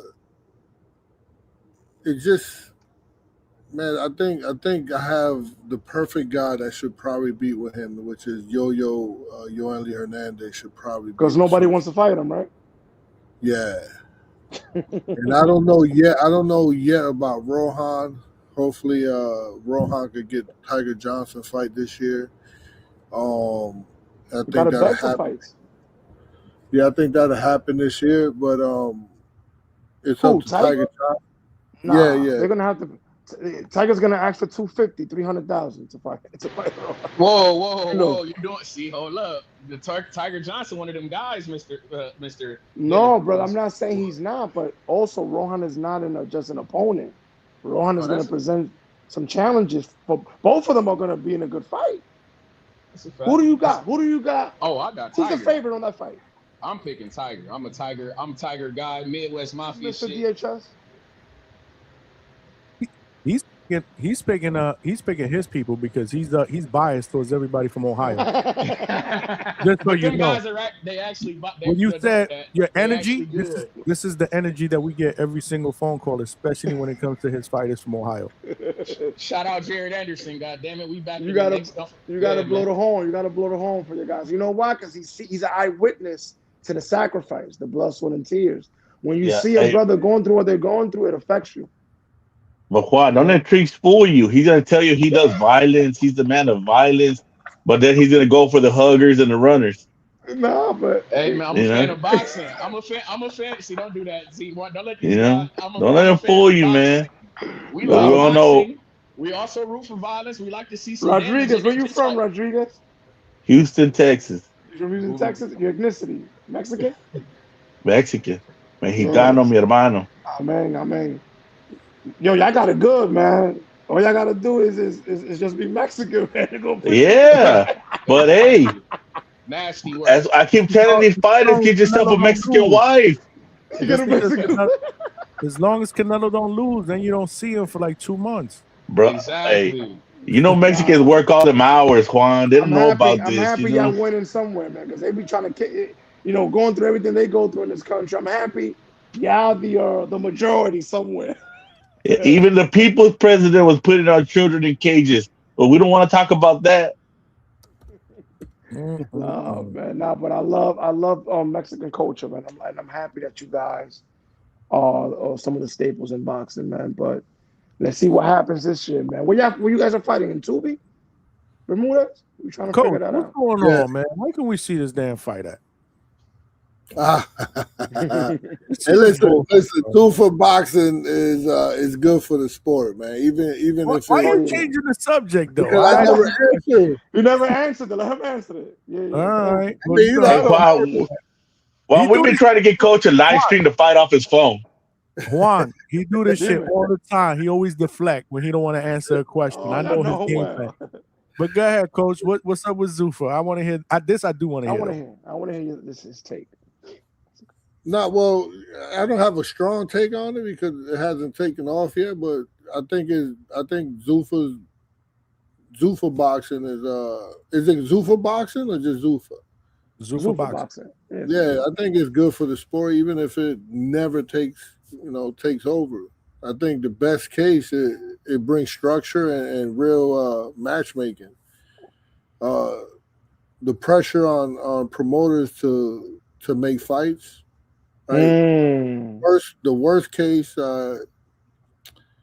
it still exposes how broken boxing already is, right? mm. The risk is Zuffa trying to run boxing like MMA. Fighters won't accept that. They never will.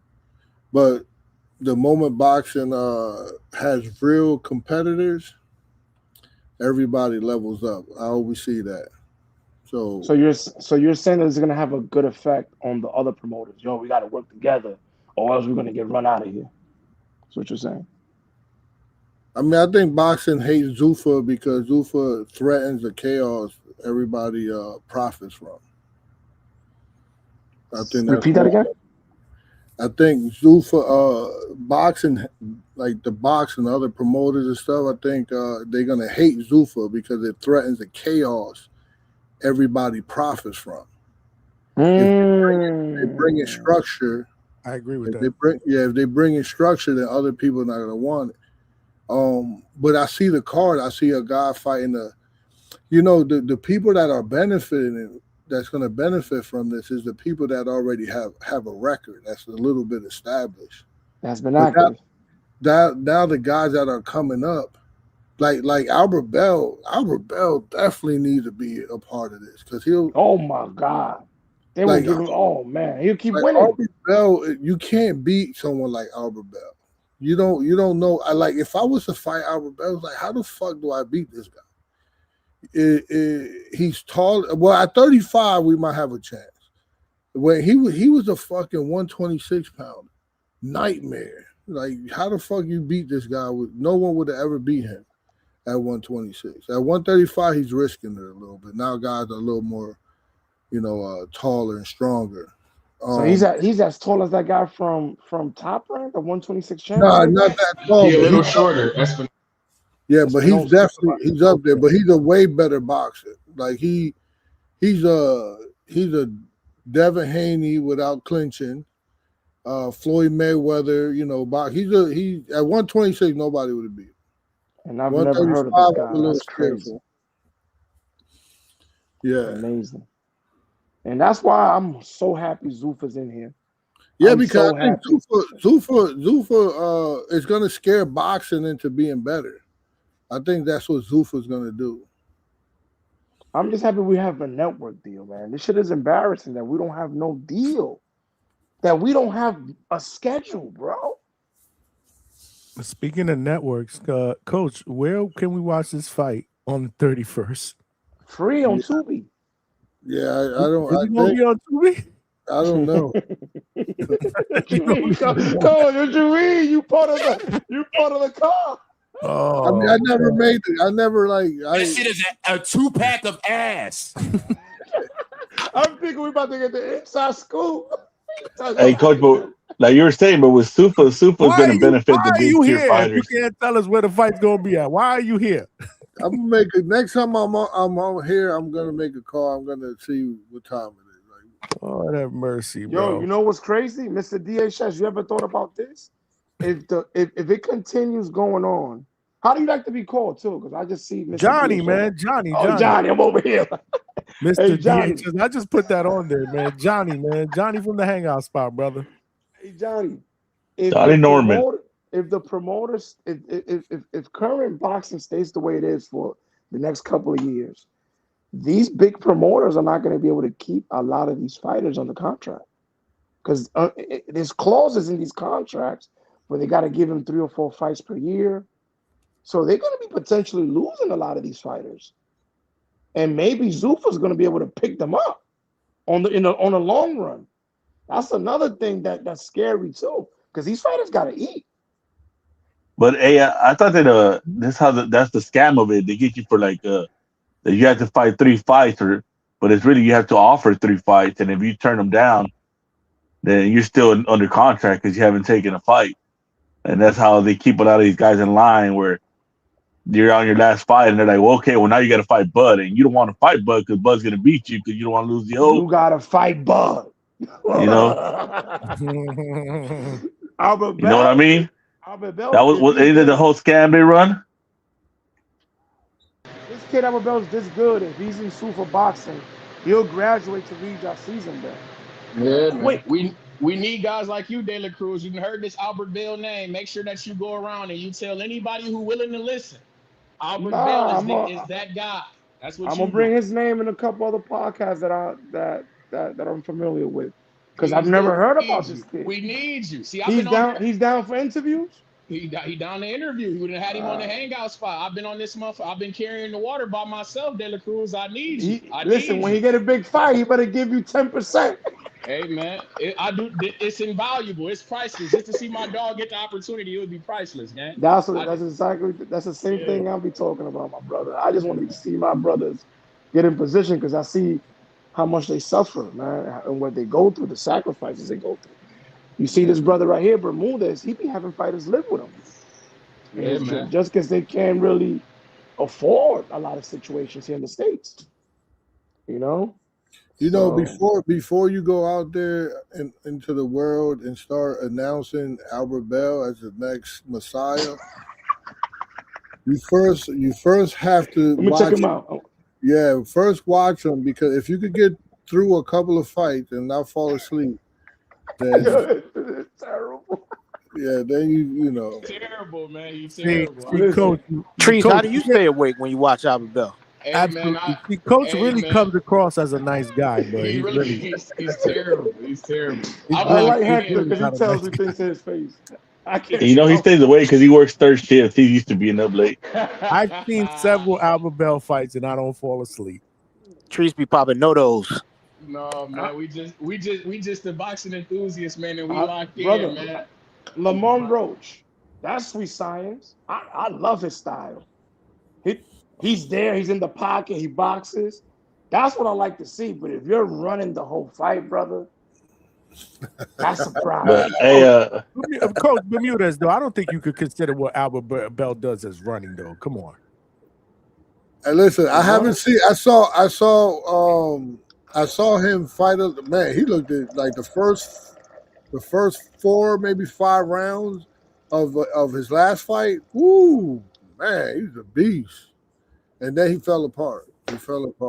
So I don't know about this 135, man. I like us at 135. I actually like us at 135. I just need us to get a name like that. What the hell is that I'm hearing in my ear? But I don't know. It seems like you're slipping You on a straw or guys, something. you guys should have seen my face when Haney fought Norman. The first that knockdown. Wow, what an amazing. But we knew that was coming, though. We knew And Norman then was ready after for that, Juan, you had to see my face. I was doing a live fight chat, and they sent me the video. hey, Juan, it was all calculated, man. It was all calculated. Like, wow. After that, how many rounds can you really give Haney after that? I mean, I get it. Norman wasn't doing much, but man, I couldn't stand watching a fight like that. So you already knew. What did you score the fight then? If you don't mind, if you Not that I didn't score the fight, but it was just nasty.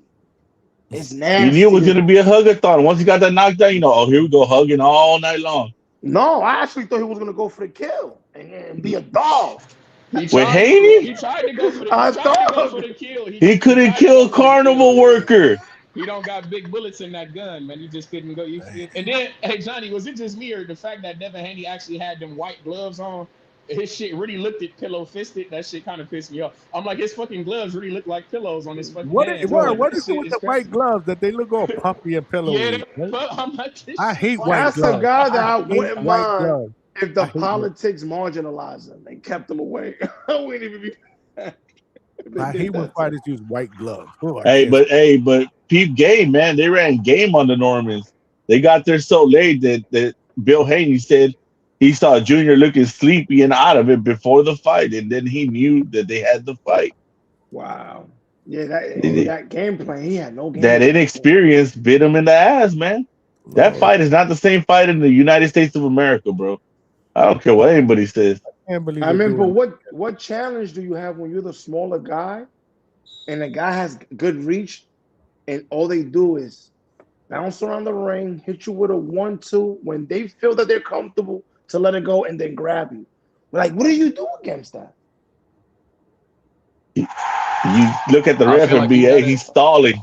You got to initiate the clinch. If you're that fighter, you got to initiate the clinches. Nah, you got to hit him with everything. Power hand. You got to hit him with everything while he's holding you. You got to. Who's a fighter that knows how to fight a guy like that? That when they grab and they beating him up with the other hand. We need a B-hop type. You got to find another B-hop. Benavidez does that. Who ripping off the clinch. Yeah, rip off the clinch and just start whacking. Matias is good in the clinch, man. He used to be until he fought that the well, you know, guy. Yeah, now he's older now. He's older now. He used to be real good at that. Real good. I just think clinching is bad for boxing, like excessive clinching, man. Especially when it's not, when you don't even give him a warning, man. You know what happened in the Matias fight? He was giving him, that guy was being warned. The European guy, stop clinching. Stop clinching, I'm gonna take a point. And guess what he did? He started banging out. In Puerto Rico, the guy didn't get warned for holding. Who you talking about, Liam Pardo? Liam Pardo was holding every time he came in. He wasn't warned in Puerto Rico. I was surprised too in Puerto Rico, but in Europe, in New York, they was warning that guy every time he held. Yo, I'm gonna take points. I'm gonna take points away from you. And that guy actually sat in the pocket and banged out with the boogeyman. And he was using the clinch smart because he was forcing him back, making him use his legs, and then turning him against the ropes to get away from him. He wasn't just clinching and just trying to stall out. He was literally trying to get him tired. Yeah, brother. You know, I'm just shocked that, you know why Haney's so successful, I guess, in boxing? Because he was the first guy that the zone signed. Especially, you know, as a black kid, getting a multi-year deal like that. So a lot of people was just used to watching him, you know?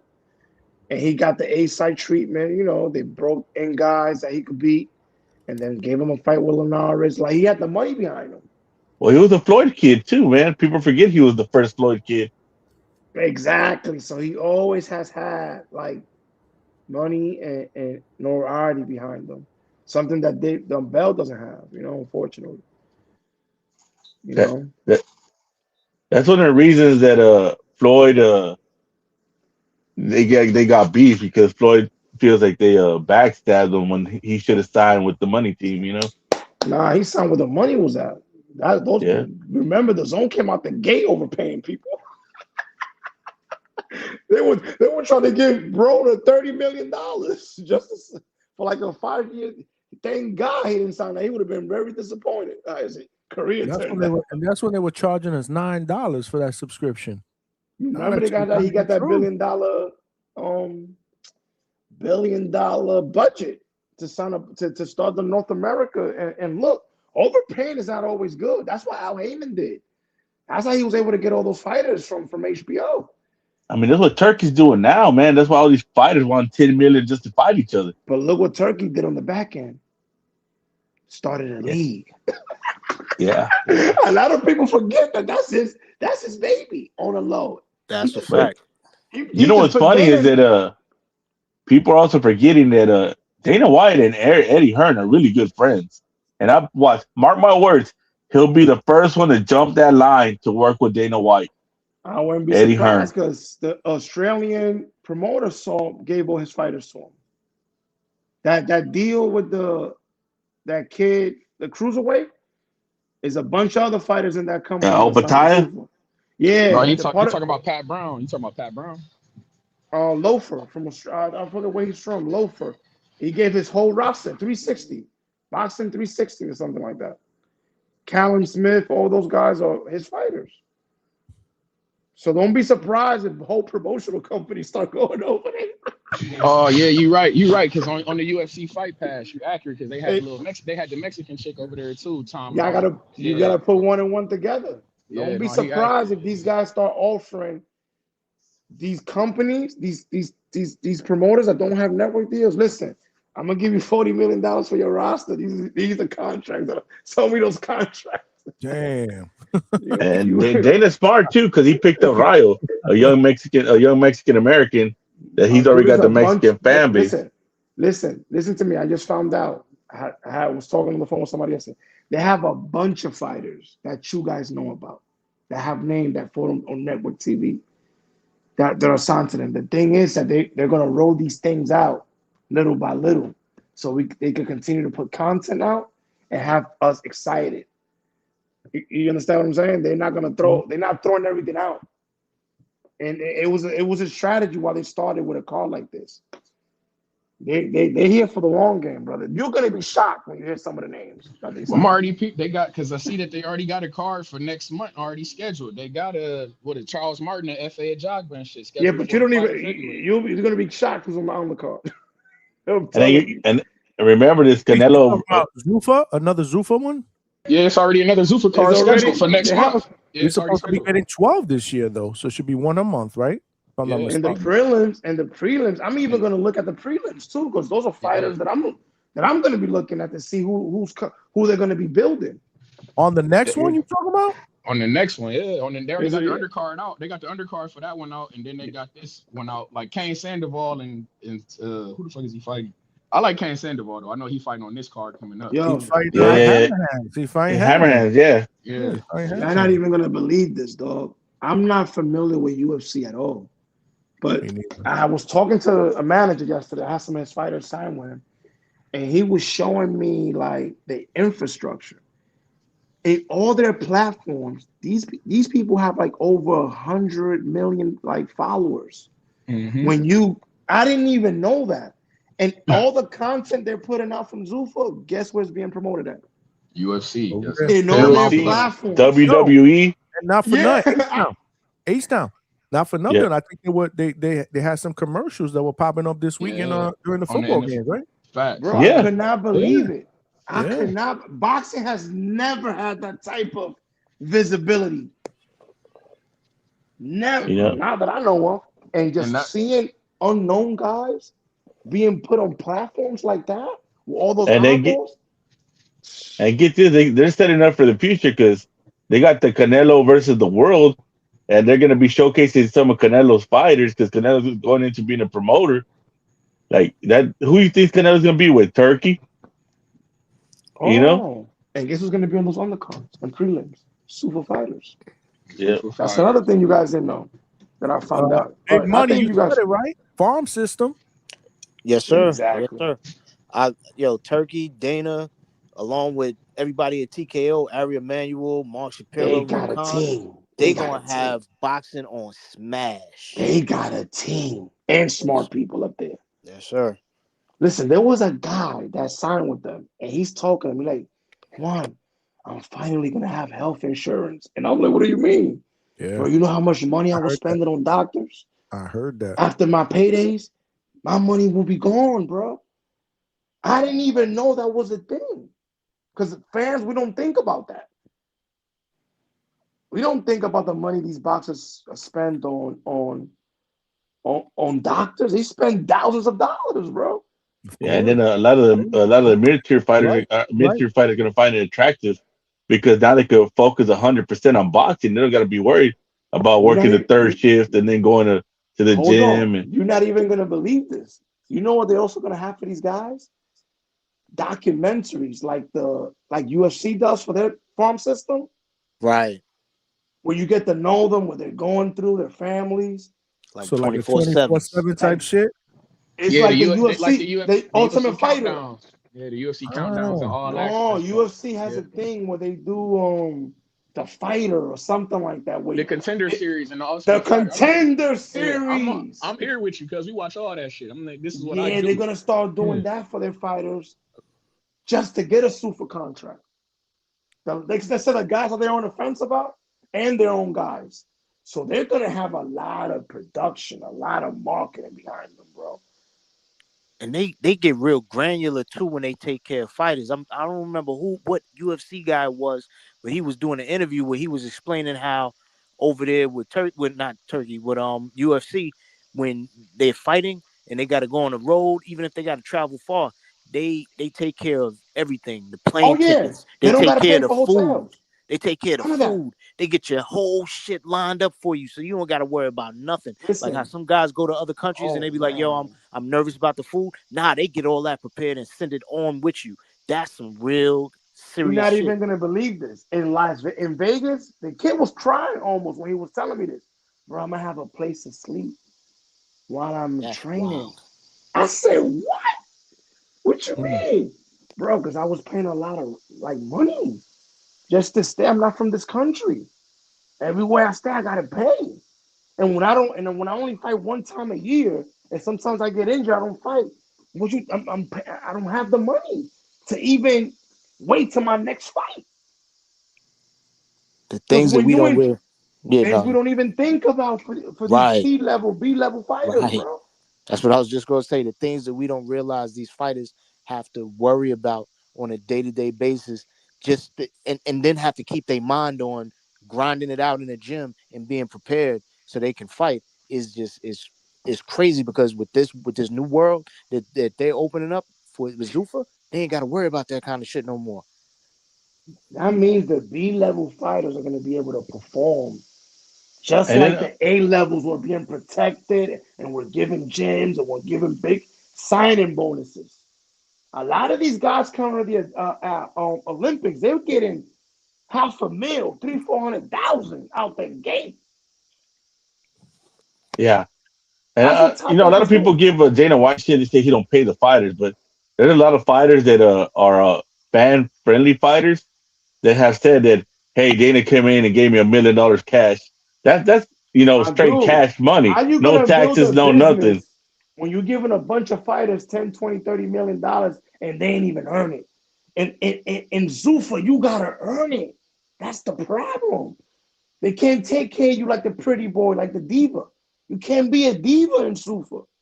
You gotta earn it in the four square circle. You gotta earn it in there Off the muscle. Against a bell. You understand what I'm saying? Only the cream of the crop is gonna And, get and paid. and then you got a lot of people saying like, oh, he only gave him $1 million or $2 million. No, bro, it's really like $4 million because it's tax free. They ain't got to pay no taxes and Bro, I them already bonuses told they you get. they're gonna get paid in the reject cards. They're gonna get paid with the belts, but it's not gonna be the divas. It's gonna be the guys who earn it. I just think we just gotta sit back and wait and see how this gonna turn out, bro. I just don't think those guys can fail because these guys have a history of building billion dollar businesses. Who just said all those names? Nick Khan and all these. Who just said that? Oh, that was me. That was you, Big money. bro. What's up? I was looking at their stocks for the company and all that. These people have unlimited money. TKO Yep. Holding. Yeah. That's a good place to put some bread right now too, if you had it. Already did. When they went public, I made sure I got a share. Oh, we already in the mix, cuz. Yeah, bro. If you going against them, I know why you're mad. That's why I don't listen to all these bloggers, because a lot of these bloggers are employed by the PBCs, by the zones, and they got relationships. They got relationships with those people, so they can't badmouth the people that are giving them content and giving them. Yo, I didn't see people get kicked out on fights. Nah, he can't be down here. The promoter find out just because they talking bad about one of their fighters or the company. A lot of these bloggers can't even keep it real with y'all because they Hey got them by Juan. the nuts. Hey Juan, you know who John Jones is, cuz? The UFC guy, right? Bingo. And my point. Now let me ask you something. Do you know what college he wrestled for?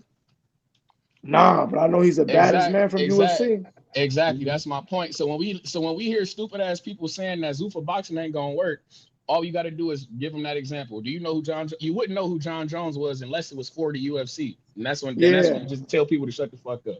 I've seen them do it already. I know they can do it. I don't understand why the fuck Hey, it would be what you so hard to mean? do. They just That's my built a business that got a $7 billion deal. They get it into the NBA, NFL numbers soon, bro.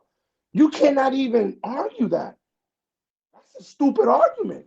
But we got guys who would tell you that no, Zuffa won't work. It's Dana White. It's not good. UFC only had it what 30 year a 30-year play. Boxing have been around for 200 years, and UFC is in the same vein as boxing. They're getting more attention than boxing right now. I feel like The only Zuffa company with boxing a is gonna take TV off. deal in North Yeah, Thank you. yeah. America. You have a lot of fans that they're gang banging for promotions too, man, which is crazy to me. Exactly. Remember, I'm the PBC guy. I'm the guy that believed everything they told me. So when you're a fan and you're young and naive, you talk with a lot of ignorance, bro. Now that I'm a little bit more mature and older, I look at my presuppositions, my biases, and I try to judge things more objectively. And when you do that, it's like, damn, I'm wrong. And it's hard to like say that to yourself sometimes. That comes with maturity, man. A lot of, when you're young, Self-reflection. yeah, man, a lot of these guys are not it, bro. They're not the guy. Not those guys that we think they are, bro. And this system they're not happy about these systems either. Because they know they're able to scam the public with the traditional way. Man, I could just keep fighting a bullshit fighter and keep getting paydays. Look at Garcia. Garcia just had a horrible loss. He got another title shot. Yeah. You're not going to be able to do that in another system. That you have to earn it. You got to fight that. The Bells of the world. The Kid Austins of the world. Guys like that are coming up and are dangerous. The Baracks of the world that knocked out Zoo. Why do you think that guy hasn't fought? It's not because they don't. Turkey said I cannot find nobody for him. I mentioned that name and they closed the phone on me. I'm actually worried about him. Actually, Bakram with this Josh Kelly motherfucker. I think some funny business gonna go on. Josh Kelly gonna win this. I don't know if it's gonna be off merit or if it's gonna be off robbery and What type foolishness. of But style Josh Kelly has? he's a traditional boxer type of guy. Olympic pedigree, you feel me? European, up and down. A little bit of a He can puncher. box. Yeah, a little bit of a puncher. He can actually box on some real shit. He's solid. He kind of give me Dalton Smith vibes a little bit, so I wouldn't be surprised if he beat Bakram on some real. Like he can win the fight. But I think that it's gonna be the judges are good. Like it's Eddie Hearn promoted fight and shit.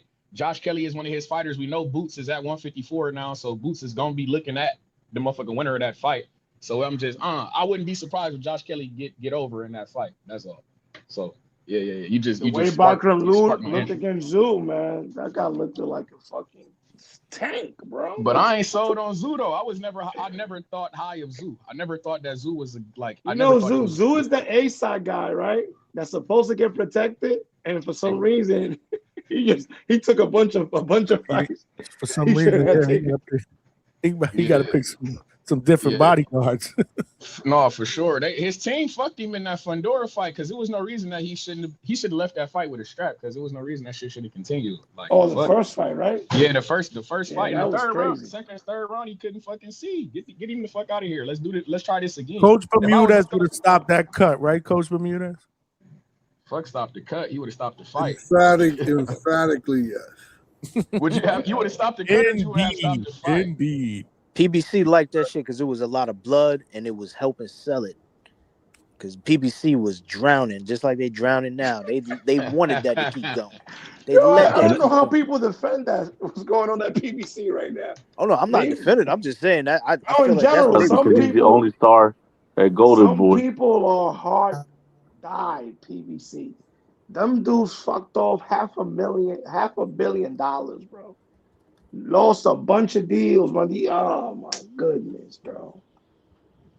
It's karma. It's karma because you saw how they got all those fighters. They got all those fighters from Golden Boy being slick. stole them. It's like Stole them. you steal When a they had a girl from the good, next one.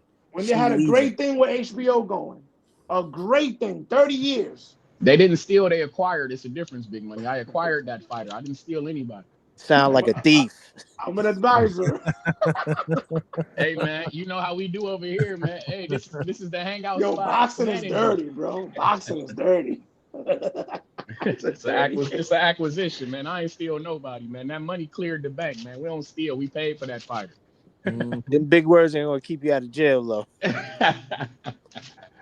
Big money. Don't do that. Don't put him behind bars, man. Shout out to Al Heyman, man. Midwest Mafia guy. You know, Ohio really runs boxing. Shout out Don King, Al Heyman, Jake Paul now. Jake Paul now in the mix. This shit is getting kind of strange, Johnny. I'm noticing a pattern here in Ohio. You feel me? I'm just saying, though. You think Zuffa gonna steal Lord Jake Paul women? No, I don't even know. See, that's the thing with Zuffa boxing. I don't even think they're gonna get into women's boxing. If I was Zuffa boxing, I ain't gonna bullshit. I wouldn't necessarily. I would see what I got going on with the prospects, with the younger guys. I would lead the women to Jake Paul. If I was them, that's what I would do. What you think, Johnny? I agree with you. I kind of agree. They should just rock out with what they're doing now.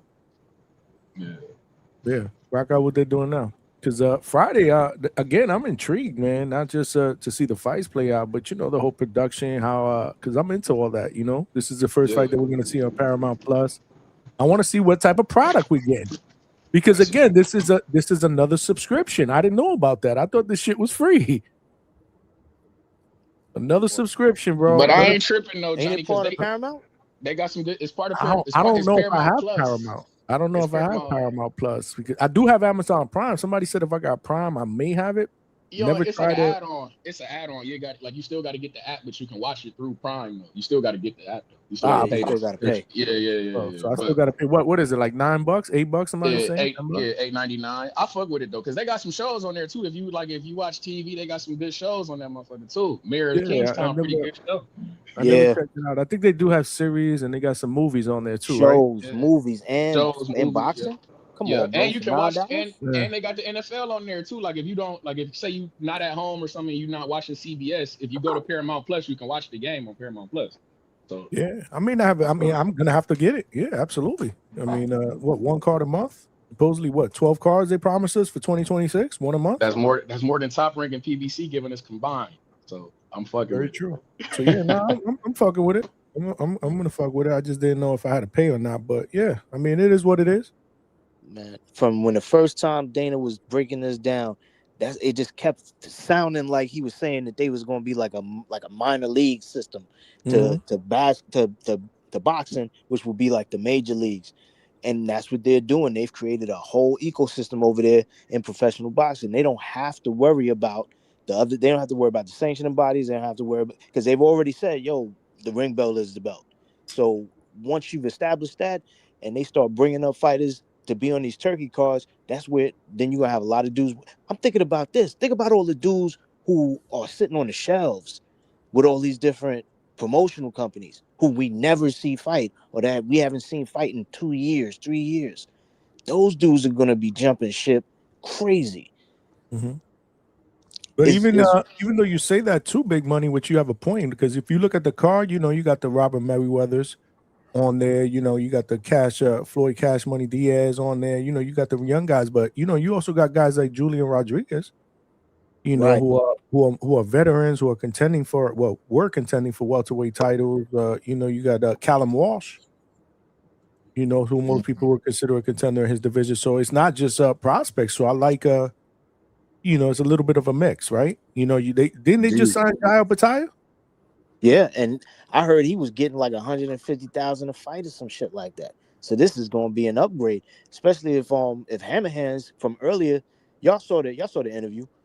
Hammerhands said he's getting 3 times. Like he was talking about the fight with the rematch, the alleged rematch that was supposed to come up with coaches dude, and he was like, yeah, Avius. 90,000. Yeah, Avius. He was talking about 90,000. He said, man, I'm getting 3 times that. So it's like, yo, you getting over $250,000. Then J.L. Patai is definitely getting more money than that. Yeah. Yeah. Because Teofimo Patai already got the ring belt. You feel me? So that's another thing. We Yeah. got to think about that. So That's a big signing there. So I like it, man. I mean, I like it. I'm willing to give it a shot, man. I mean, as a boxing fan, we got to give it a try. We got to give it its fair shake, right? See how it plays out. Just as long as they don't do the boxers dirty, man, because what they're doing, being able Yeah. to sidestep the Ali Act, as long as Yes. they're not doing anything that's gonna negatively I affect the agree. fighters. I And the agree. thing is, we're gonna see how that happens. So the only thing with that is it's another time will tell thing. We gotta wait and see. And I'm not gonna say that's a problem because that problem needs to arise before I start complaining about it or going, look at how y'all doing the fighters. Even though I know there's a history of the UFC with all these different class action suits and all these different lawsuits and stuff that they've been brought up against them, with fighters were feeling like they weren't treated fairly and things of that nature. This is a different animal. Hopefully, they've learned from the mistakes of the past and they make improvements that are gonna help benefit and grow the boxing arm of everything that they're doing. Since they got boxing now, they got UFC and they got WWE. I mean, this shit is turning into a conglomerate. And as much as I'm not 100% with that, it's like, what else we got going on here? This is what it is. We just got to see how it works. I agree. Trini, what's good? Hold on. Let me read this. We got Jay, who was just on the panel, man. Nah, we appreciated you jumping on, man. That shit was dope, man. De La Cruz was on here. Lost the link and volume. It was a pressure. It was a pleasure. Love the vibes. Get the Paramount Plus. You get a lot of value for $8. UFC, NFL, movies. Yeah, for sure. I'm definitely getting it. I have no choice, man. This is work, man. We're gonna probably do a live fight chat for this on Friday too. It would be weird for me not to do it. The first ever event. We gotta rock out and check it out together, man, and see what the potential future holds, man. That's pretty exciting, man. Something new, something different, man. Something fresh. And sometimes that's never a bad thing, right?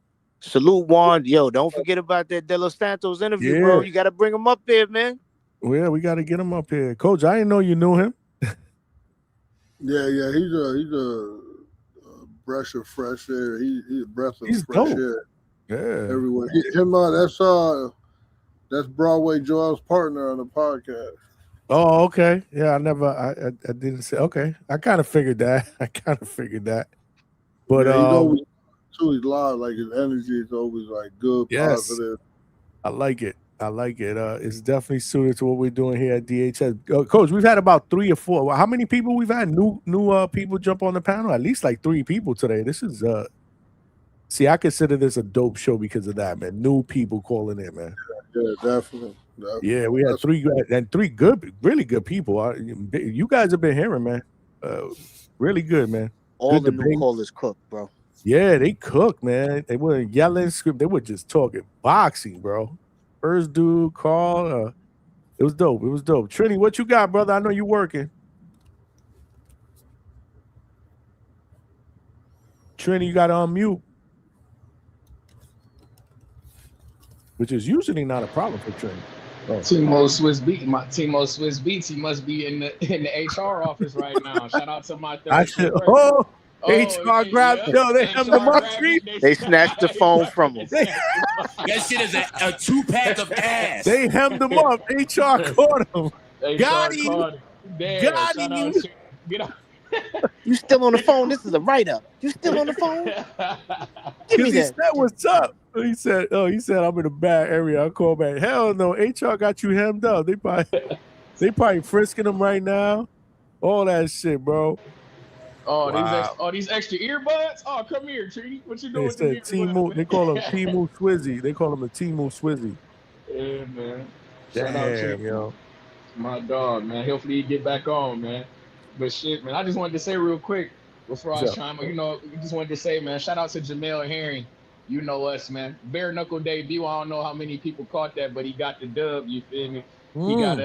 He got the dub. I did see that. I did see it, Trees. Okay, I shout seen out to it. I saw it after the fact. Yep, and I sent him a Word. message, man. We trying to get him on here next week. Hell yeah, All yeah. right.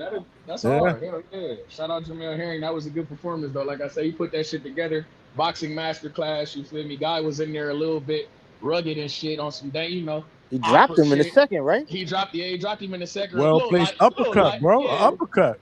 Yeah, had that hand grazed the canvas, something light, nothing too crazy, But yeah, I like to see that type of shit though, man. I like to see that type of shit. I like my And guys. he It wasn't, ain't and over. his face wasn't beat up or cut up like Paulie Malignaggi's face. Exactly. Paulie I looked was like hearing Yo, Jigsaw. I was hearing him talking. He Paulie still took want a to do some beating. boxing He shit. won, but shit.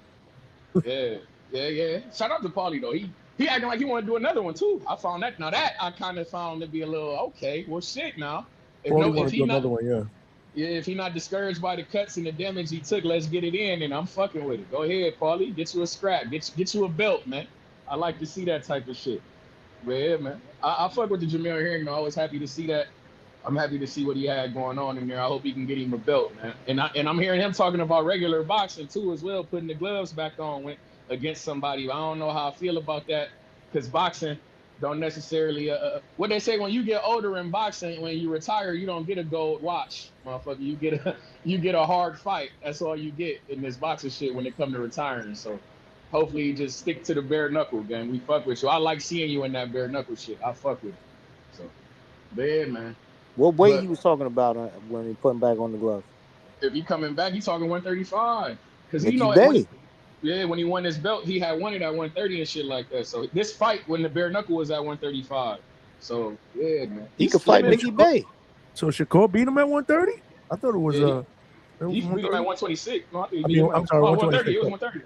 No, it was 130. I think it was 130. Actually, it was 30. It was 130 because that's where he beat Lamont Roach was 130. Yeah. But Mickey Bay, ooh, I don't know how I don't know if they would do that because they on some, what the fuck I'm looking at? They Ohio guys, bro. They both from Ohio. I don't think that's something that they gonna do. Midwest Mafia shit. Yeah. They both tap in. I don't know if they'll do that. But I was just thinking they both been off. You know what I mean? No, it makes sense. I'll watch the fuck out of it though. I definitely will watch it. But I was happy to see Gang in that bare knuckle shit. I hope he can get him a fight, man, a real championship fight. Regis Prograis, you need to make your way over that motherfucker. Jojo Diaz, you need to be making your way over to that motherfucker. What's my older nigga at 154? God damn it, I can't think of him. I'm drawing a blank. It's an older nigga at 154 I just seen.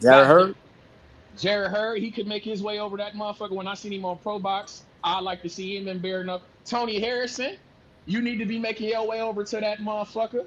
You hear me? It's a couple of guys that we could put on this bare knuckle shit. I'm not trying to retire guys. If guys still want to fight, you can fight. But shit, like I say, in the boxing, they're not gonna give you guys your same age in this boxing shit. I just want to see guys. If you want to continue to fight, my nigga, fight. I don't give a fuck where are you fighting at. Get it in. Like motherfuckers be treating my boxers like they treat rappers because I don't like that shit. When you get of a certain age, they act like you got to stop rapping and shit. Like LL Cool J got to put down the mic or some shit. But the Beatles and the Eagles and the Rolling Stones and all these other motherfuckers, they can go on tours doing rock and roll and shit forever until they fucking die. Exactly, and they okay with the shit, but the rappers not allowed to do that. Nah, fuck that, cuz. You can fight as long as you want to, my nigga. Fuck that shit. You feel me? Yeah, I'm with that shit. Get on your rock and roll shit and take this shit on tour, man. You ain't got to listen to these motherfuckers. Stop letting the fans retire you if you're not ready.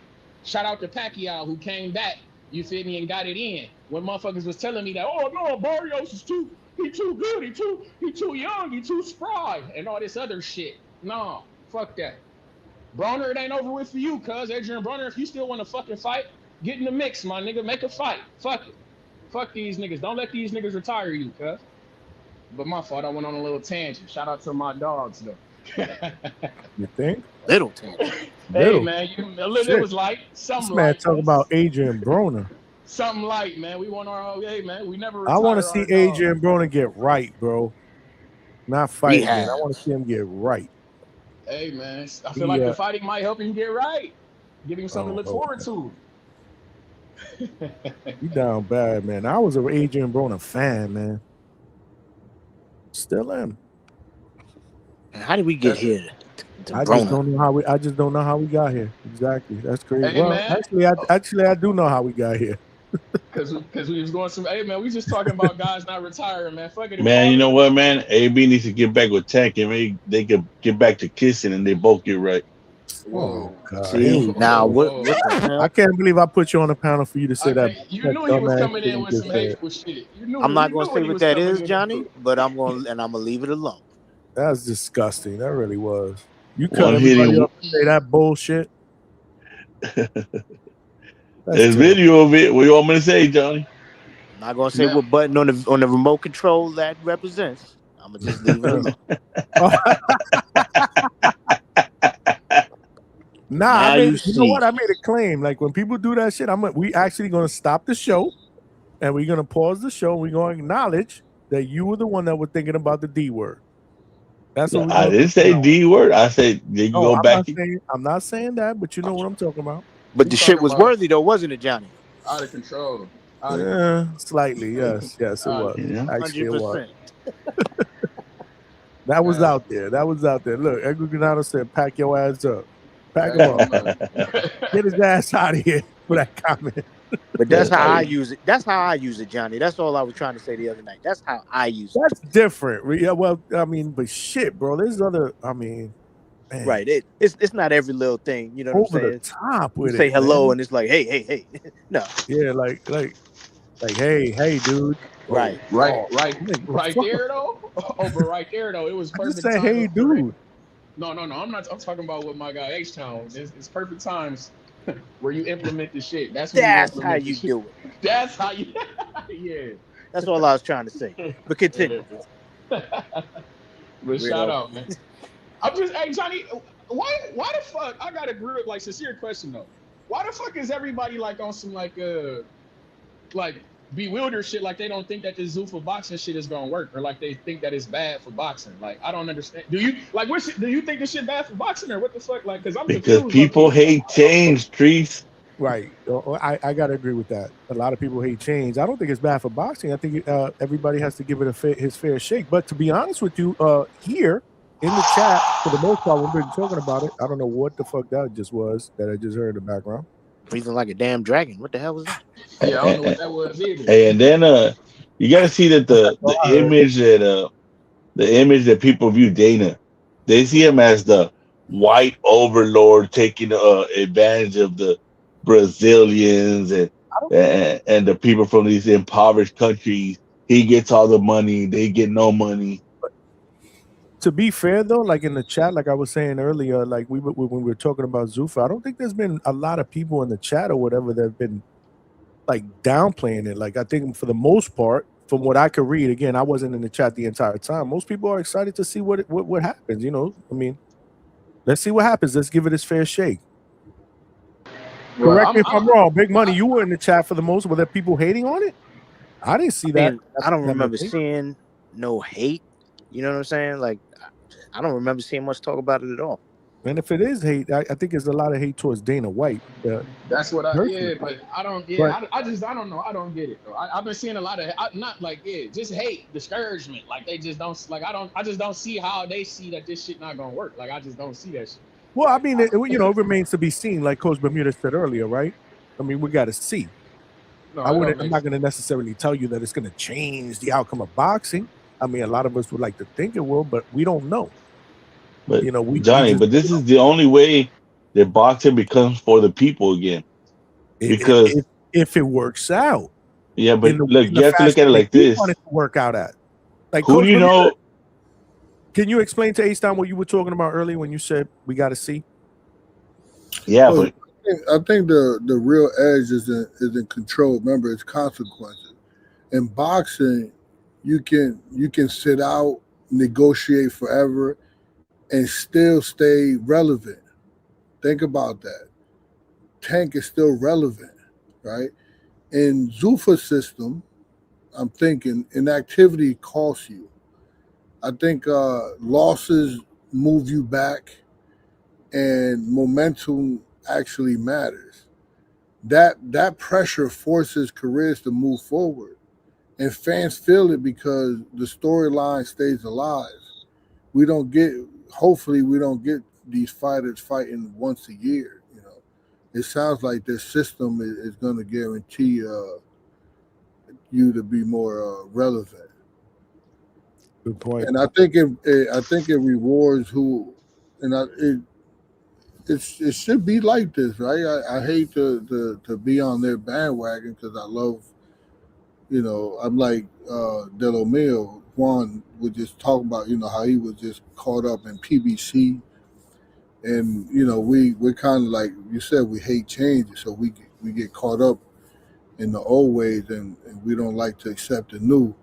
But I think Zuffa rewards who performs best, right?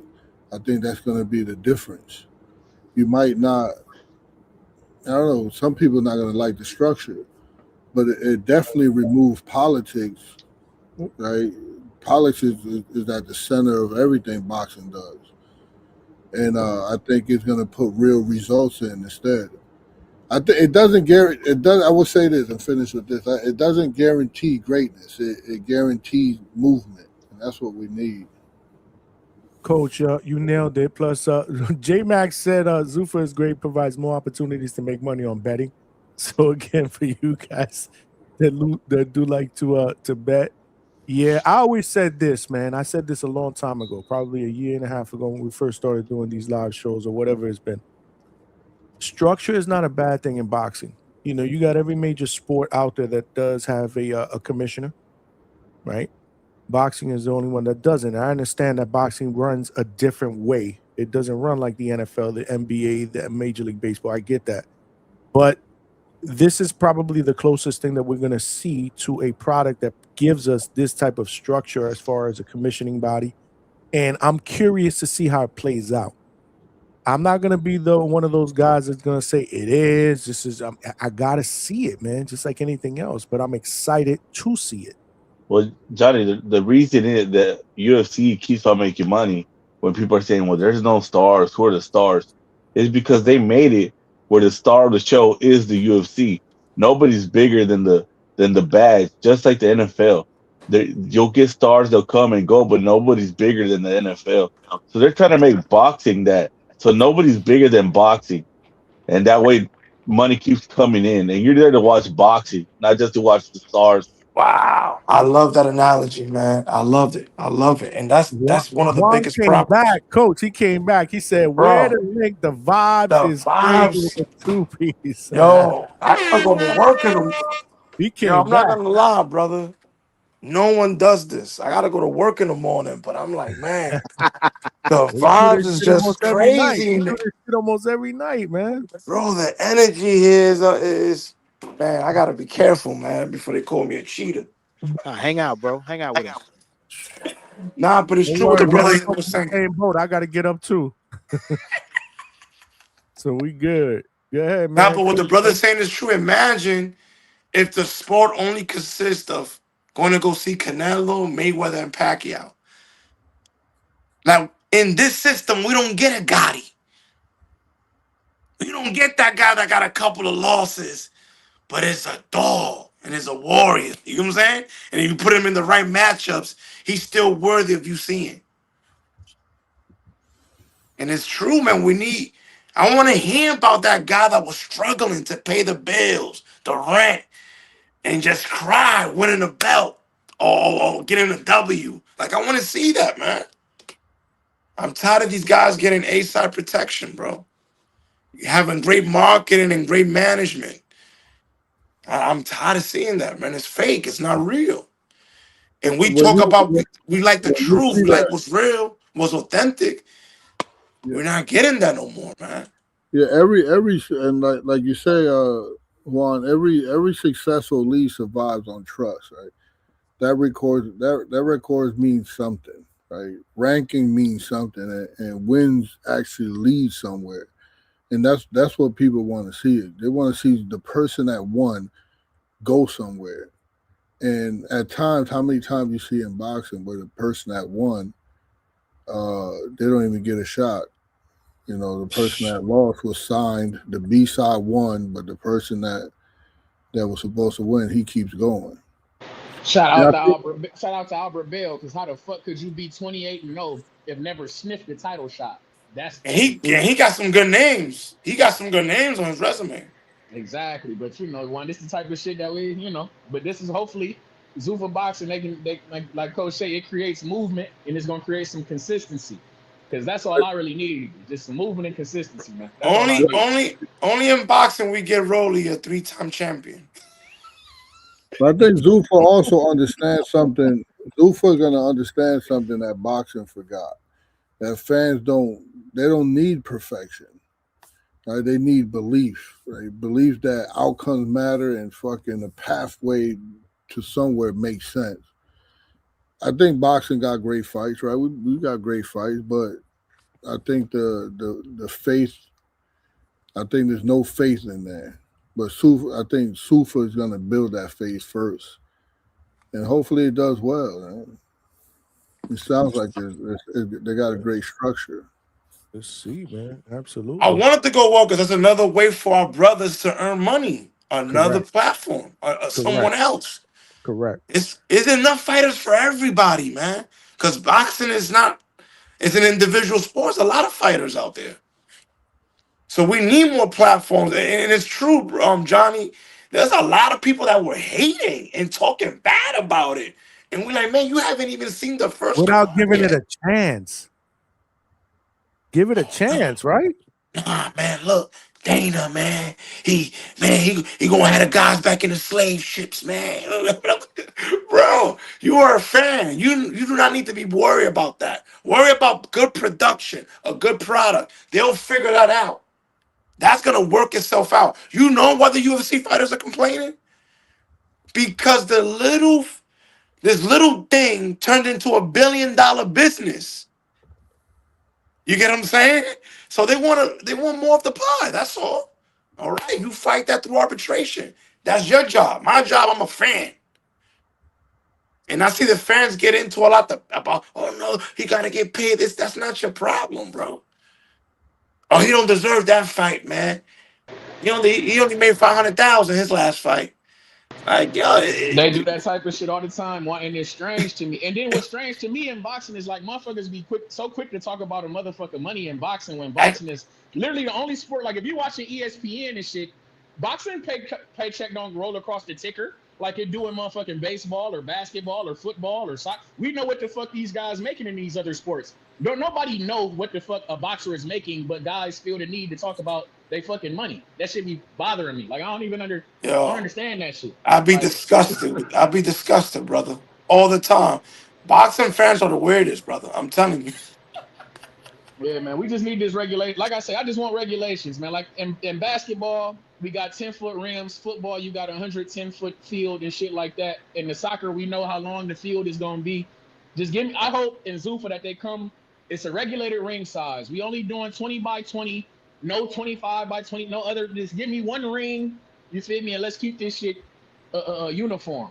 I'm fucking with it. But yeah, man, I'm intrigued, man. Friday, January 23rd, man. I'm gonna be locked the fuck in, just like I'm gonna be locked the fuck in February 22nd for the GWOAT.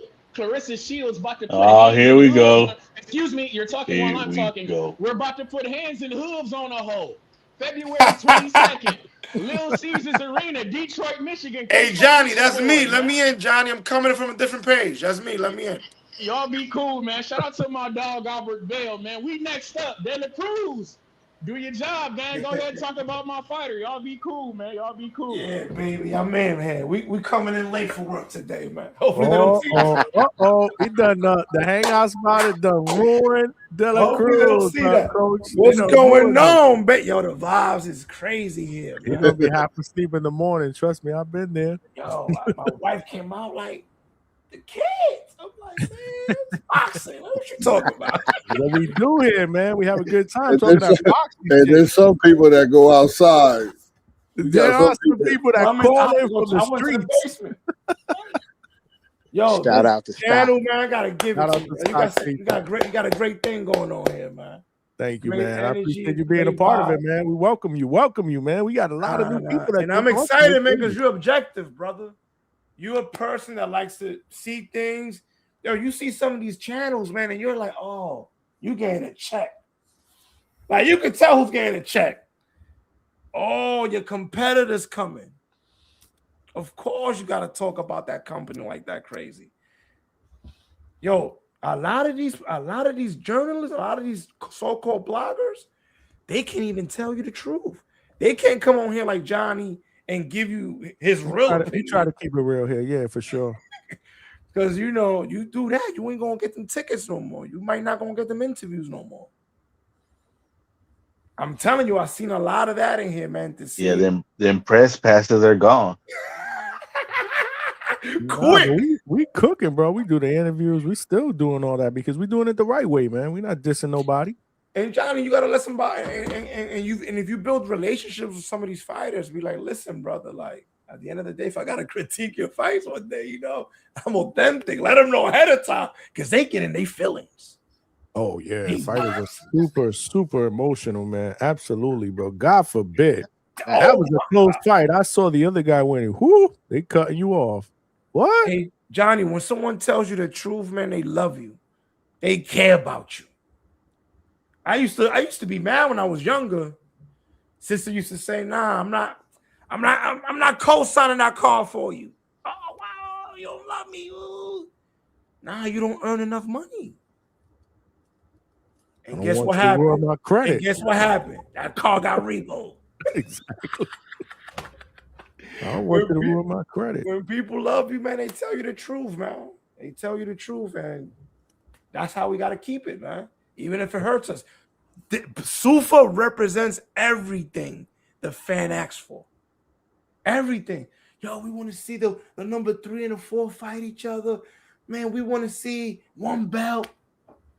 We don't want to see people not taking fights. Think about it. This is what we asked for. Hey, you know what's funny? That you get these guys that are anti Zuffa, and then their argument is, you see how they treat the fighters over there? They make them fight number 1 and 2. They don't have no choice. You're like, what the fuck? That's what you're supposed to be doing. Yo, you know what I heard from some of these fans? Oh, they're not even gonna develop you over there. And like, you with the bullshit, you know what they doing. Well, one thing you could say is, go ahead, Coach. I'm sorry. So one thing that to just give a different perspective, Zuffa. It looks like Zuffa gonna run like a well-oiled machine, right? And that's the danger. When one system controls the fights, the promotion, and who gets the spotlight, fighters stop being artists and start being inventory on that shelf, right? So if you don't fit the look, the style, the story they want, you can be winning and still probably stay stuck in the back. In that system. Boxing is like That's the shit. gonna be harder, Hector. So before let me take just one little. There's a kink in this armor already on for Friday. Ocampa against Walsh. We know Ocampa is already washed, and Walsh was already a Dana White guy. because he was promoted On the by a Fight company. Pass. 360. Yeah, and so he was already Dana White. Dana White funded the money when he fought in Boston. And everybody knew that. There was I forgot what's the Triple G guys. He had a promotion. I forgot the I was promotion. just talking about him. Loeffler. He just gave his whole. He Yeah, gave his whole. All his fighters are fighting over there. But there was all his fighters was Dana White guys anyways, because Dana White was funding his whole promotional company. So now we get Walsh to fight someone like Ocampos, and we got everybody else kind of fighting 50-50, and that's not a 50-50 fight. What about if Ocampo come in and wash him? Or his Ocampo's experience? been washed. Ocampo's been washed a long time ago. Bro, we don't know. Bro, you don't know what's about to happen. You don't know what might happen on the first. Then that's washed. A lot of these guys are looking at this as a last rodeo. I gotta feed my family. You gotta kill me up here. You know how many? I mean, it could, in boxing. I That's love what that boxing, energy. It's boxing boxing. can happen in boxing, but it also it's I think Zuffa's like a factory with a clean floor. Hector, a friend of mine told me this is what he If told you me. don't fit the mold, you don't move. Boxing is the streets, right? Look at the heck crap with this. Salute. But sometimes that's how Let them finish, Kenny. Hold on. Go ahead, Coach. Zuffa might judge you before you ever even get a fair run. So think about that. It's not, Even if you're catching W's? yeah, but let's not praise it yet. They haven't yet fought, not one fight yet. We're on the bandwagon like it's the coming of Jesus Christ. Nah, I feel you. The next best thing since sliced bread. You ain't hear that from me, Coach. Hopefully it turns out to be like Pro Box with a bigger budget, man. But I caught that Hammerhands interview, and that made me feel like put my guards down a little bit coming from a fighter, because we all about the fighters, man. So I like the idea of somebody like back in the days, Collazo. Imagine Collazo could have trained full time, man. Oh, Thurman probably goodness. wouldn't be here right now. He would probably favorite succumb fighters. to that body shot. You One know of what I'm my saying? favorite fighters. My man Cardenas, he's training full time now. And also, Coach, man, like if the molding fits what they're saying, they can't duck Yo-Yo if Yo-Yo was to go to Zuffa, right? Yeah. And the That's exactly thing about it, He Coach, just said that earlier. That he wished he could where you work. said He only did say certain that. styles will fit the mold. Now that door's always cracked over there, because even with the UFC, they frown upon those wrestlers that are boring. But once you get in them ranks, the ranks are not denied. You're gonna have to fight that boring wrestler. Hector, you only got a manager? The kid that's fighting with you? Yeah, he got a promoter too. Oh, damn. And he's with your people, the PBC. I'm done with PBC. With that mold though, it should be harder if they let him in. If they let him in, it'd be harder for people to duck him though. I'm saying. Hey, Swiss. What you were saying, brother, man, is so true, because I was just talking to a fighter that's in the process of signing with him, and he almost had tears in his eyes. He was like, man, I don't have to worry about where I'm gonna sleep. My food is covered, my health is covered. Yeah, the medical bills. On fighting. Yeah, like we just had our boy up here, Ryan. A fighter pulled the slick move to get his medical covered by them. You know what I mean? So Zuffa supposedly covering that shit at least during training. Yeah, they got you. If you sign for a fight, you can use the facility, you can sleep. I'm talking about just focus on fighting. You know how many fighters are working construction jobs and and preparing for a fight? Cardenas was delivering Uber while training for And they got that red light, they got the hyperbolic, they got all that. Huh? He's about to fight in the first card? No. He's Pro Box. Pro Box got him. Pro Box got him fully training now. He's got a real trainer, so he's the Pro Box guy. He'll fight the Zuffa champ next. Soon they'll have a showdown.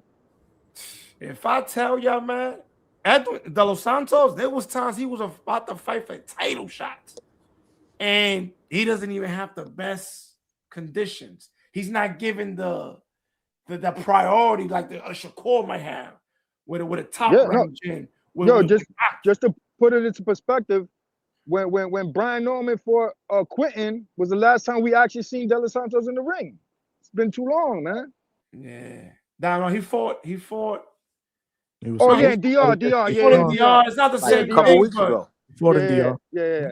But that let was me probably tell a you motor something. control driver. It wasn't that long ago either. It wasn't that long ago. I'm gonna tell you something that you guys a lot of you guys don't know. When he knocked out Rayo, right? He That might wasn't be a even. Zuffa rematch. That's a good Zuffa rematch though, It because is. Ryan already signed with them. Oh man.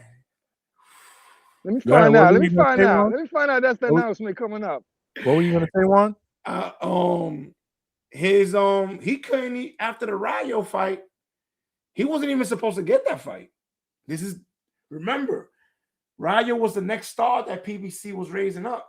Mexican fighter, looks great. He was supposed to fight a Panamanian guy. I forgot his name. He fought Colbert at 130. And the guy beat up his wife. So they called Los Santos last minute not to win that fight, you know? Mm-hmm. He knocks him out. They offer that fight to every fighter at 135. They're matchmakers, and none of them took it. And that's what I'm like in the style that we have, the infrastructure that we have doesn't allow fighters that are dangerous, and the money's not behind them. It doesn't allow them to win. We can't have a system like that if we're going to have a sport. Like I want to have something, man, that I could brag about. Like, yo, we have a fight. Come to the house. Because we love this sport. We pay for this shit. Come to the house, man. We got this great card. In boxing, you couldn't really do that, bro. I will get family together and they'll be like, man, what you got me watching? Word. Word. I ain't gonna lie. Pro Box held it down more for me this year than the main fighters, man. I ain't even gonna lie.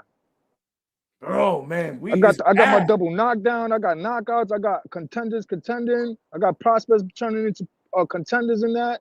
I got to see fucking Nicholas Walters, the Axeman, fight on Pro Box. The last time I seen him is when he quit on the stool against Lomachenko, his first loss. Yeah, bro, it's sad, man. And we're realizing now, man, that the networks are very are important. And when networks give you $1 billion, $700 million, and you disrespect them, what you expect? What do we expect? Yeah, but they got to get my man Yo-Yo in there, man, because that means they need some talent acquisition, man. Yo, we got to push that name out there. Yo, you ain't get no calls about Yo-Yo, coach? Yo got a promoter, so that's dream big, right, coach? You got a promoter. He's gonna have to The sell him out. yo, seriously, the podcast is That's the his one that's manager. bringing boxing news to the forefront. It's us podcasters right now, man. And this but that's system, another thing. I heard it was 8 commercials during the playoffs for Zuffa, man. That's big. That's crazy. In the playoffs, bro, and that's not cheap. It's not Super Bowl money, but that shit ain't cheap.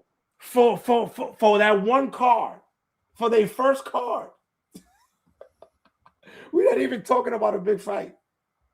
Yeah, that's what I'm saying, bro. This shit, I don't mean, for us They fans, have we're a gonna be all right. machine behind them, bro. They have relationships. I wouldn't be surprised because they got big dogs back there. Nick Khan, Shapiro. I wouldn't be surprised if they call, don't you dare give Top Rank a deal.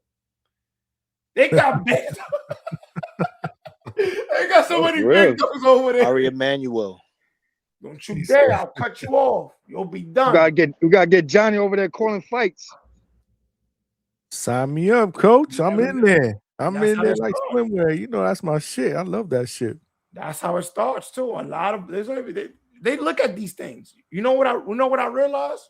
In the Shakur fight, I realized that the executives, the people that y'all don't think about, they be watching these shows. Bro, the executive, Podi Marginati, the other dude over there, people were checking me about things that I was stealing saying. our takes, they're stealing our talking points, and they're repeating it. I heard my shit regurgitated so many times. That's what they do. They're up right now listening. Shout out to y'all. Right. The funny thing too is they also got the outlet for those circus fights. If they want to get a Conor McGregor to fight a boxer or Ilya Tapora, that's gonna have to happen. You also got other coaches taking notes on Coach Bermudez. But yo, with that, let me get out. I'm gonna keep listening. Yo, welcome to the panel, champ. I look forward to chopping it up with you in the future. It was a pleasure, my brother. Swiss, where you from? the boogie down. Oh, he's from He right from over the, here. he from the boogie down, man. Yeah. Well, Johnny. he changed his screen name. It's usually Trini BX. He changed his screen name. These dudes all change their screen names. Yeah, mine's supposed to say something. I got my whole government over here. I'm wilding. Yeah, I'm from New York as well. Born and raised. I'm born and raised in New York. Oh, you in this area too? Well, I live in Florida now. Oh, okay. Yeah. No, I was born and you raised. My mom's retired. still in Living a Brooklyn. My good mom's life. still in Brooklyn. She's still in Brooklyn. Yeah, I'm from Harlem. Johnny ain't been a New Yorker for like what? Now, how many years, Johnny? Oh, man. Oh, he lost his essence, man. Yeah. It's been a minute. You don't know what it is to see them rats. Over 12, 13 years I've been out of New York. But I'm making my return. I'm making my return next week for the fights. What you mean? Oh, you going to be doing commentary, live commentary? No, not commentary. I'm gonna be covering the fights. Hopefully, yeah, I'll be out there. No, but you're gonna do it on you're gonna be in. What you mean in the fight, in the production? No. I'll be covering with a credential. Hopefully, I get this media credential and cover the fight. Nice. Oh, Yeah. You're a big dog already, man. Johnny threw away the butters for the chacletas. He's in Florida.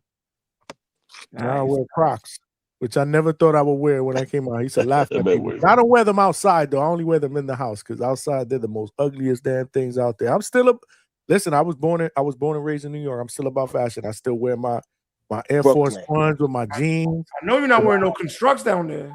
No, I haven't bought a pair. I haven't bought a pair of Timbs in a minute. It's just toes be It's not sweltering. in the season. I would look retarded. But I wear my my Air Force Ones. I still wear my jeans, my hat backwards. I'm never gonna forget my roots, man. Hey, Hector, tell Rohan not to knock this guy out in the first round, man. Because the better he looks, the harder it's gonna be for him to get a fight. They'll probably push him to like the third or fourth, then he'll go. That's how usually it is, man. If you look good, you don't get a shot around it. It's a little sloppy, a little, you know. They told him he wants to get a Devin Haney fight. Let him knock him down one time. Yeah. You're gonna have to carry this guy, coach, for like 6 rounds, but I don't think that's gonna happen, bro. You're gonna get this guy Can't out of here. perform that well, man.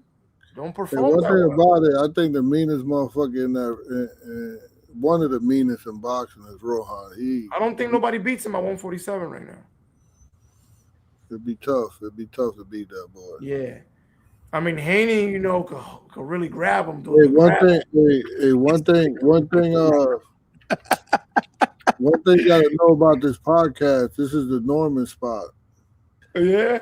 Oh Yeah. Lord. No, Haney's my No. This is the Norman's my guy. hangout spot. This is the hangout spot. Norman Jr. or Norman Sr.? The Norman Jr., hangout Norman. spot. We ain't Johnny doing said, that. no further questions. Nah, Stand on your square, Johnny. What's wrong with you, dog? I've been in his camp. How you No, prepare because I for want that? to change that. This is the hangout spot. This is everybody. Hector, how do you prepare for a fight? It's Like big in the chat. Huh? for Haney, a guy that's gonna, you know. I always rock with Norman. That's my guy, but I'm just saying this is the hangout spot. But go ahead. I'm sorry. No, I was acting Bermudez. How you prepare for a fighter that just gonna try to jab you and then clinch you when he gets in, or 1-2. There was a podcast, so I don't know if there was a podcast or what there was, some type of media interview. And Polanco said that they asked him who would be the easiest for you to fight at 147, and he said Devin Haney. Yeah, he said that for real. Yeah, he said Devin Haney because he's like, he's not going to beat me with a jab and holding me. But that's what he's gonna do. He does it well. Yeah, so he said he's not going to beat him with that. He's convinced that he boy won't. got a grip. We watched the Brian Norman fight, and he every time he was like predicting when Devin Haney was going to make that move, and he was like Brian Norman just doesn't have the balance or the skill set at this moment. He said he might get it later on, but at this moment. So I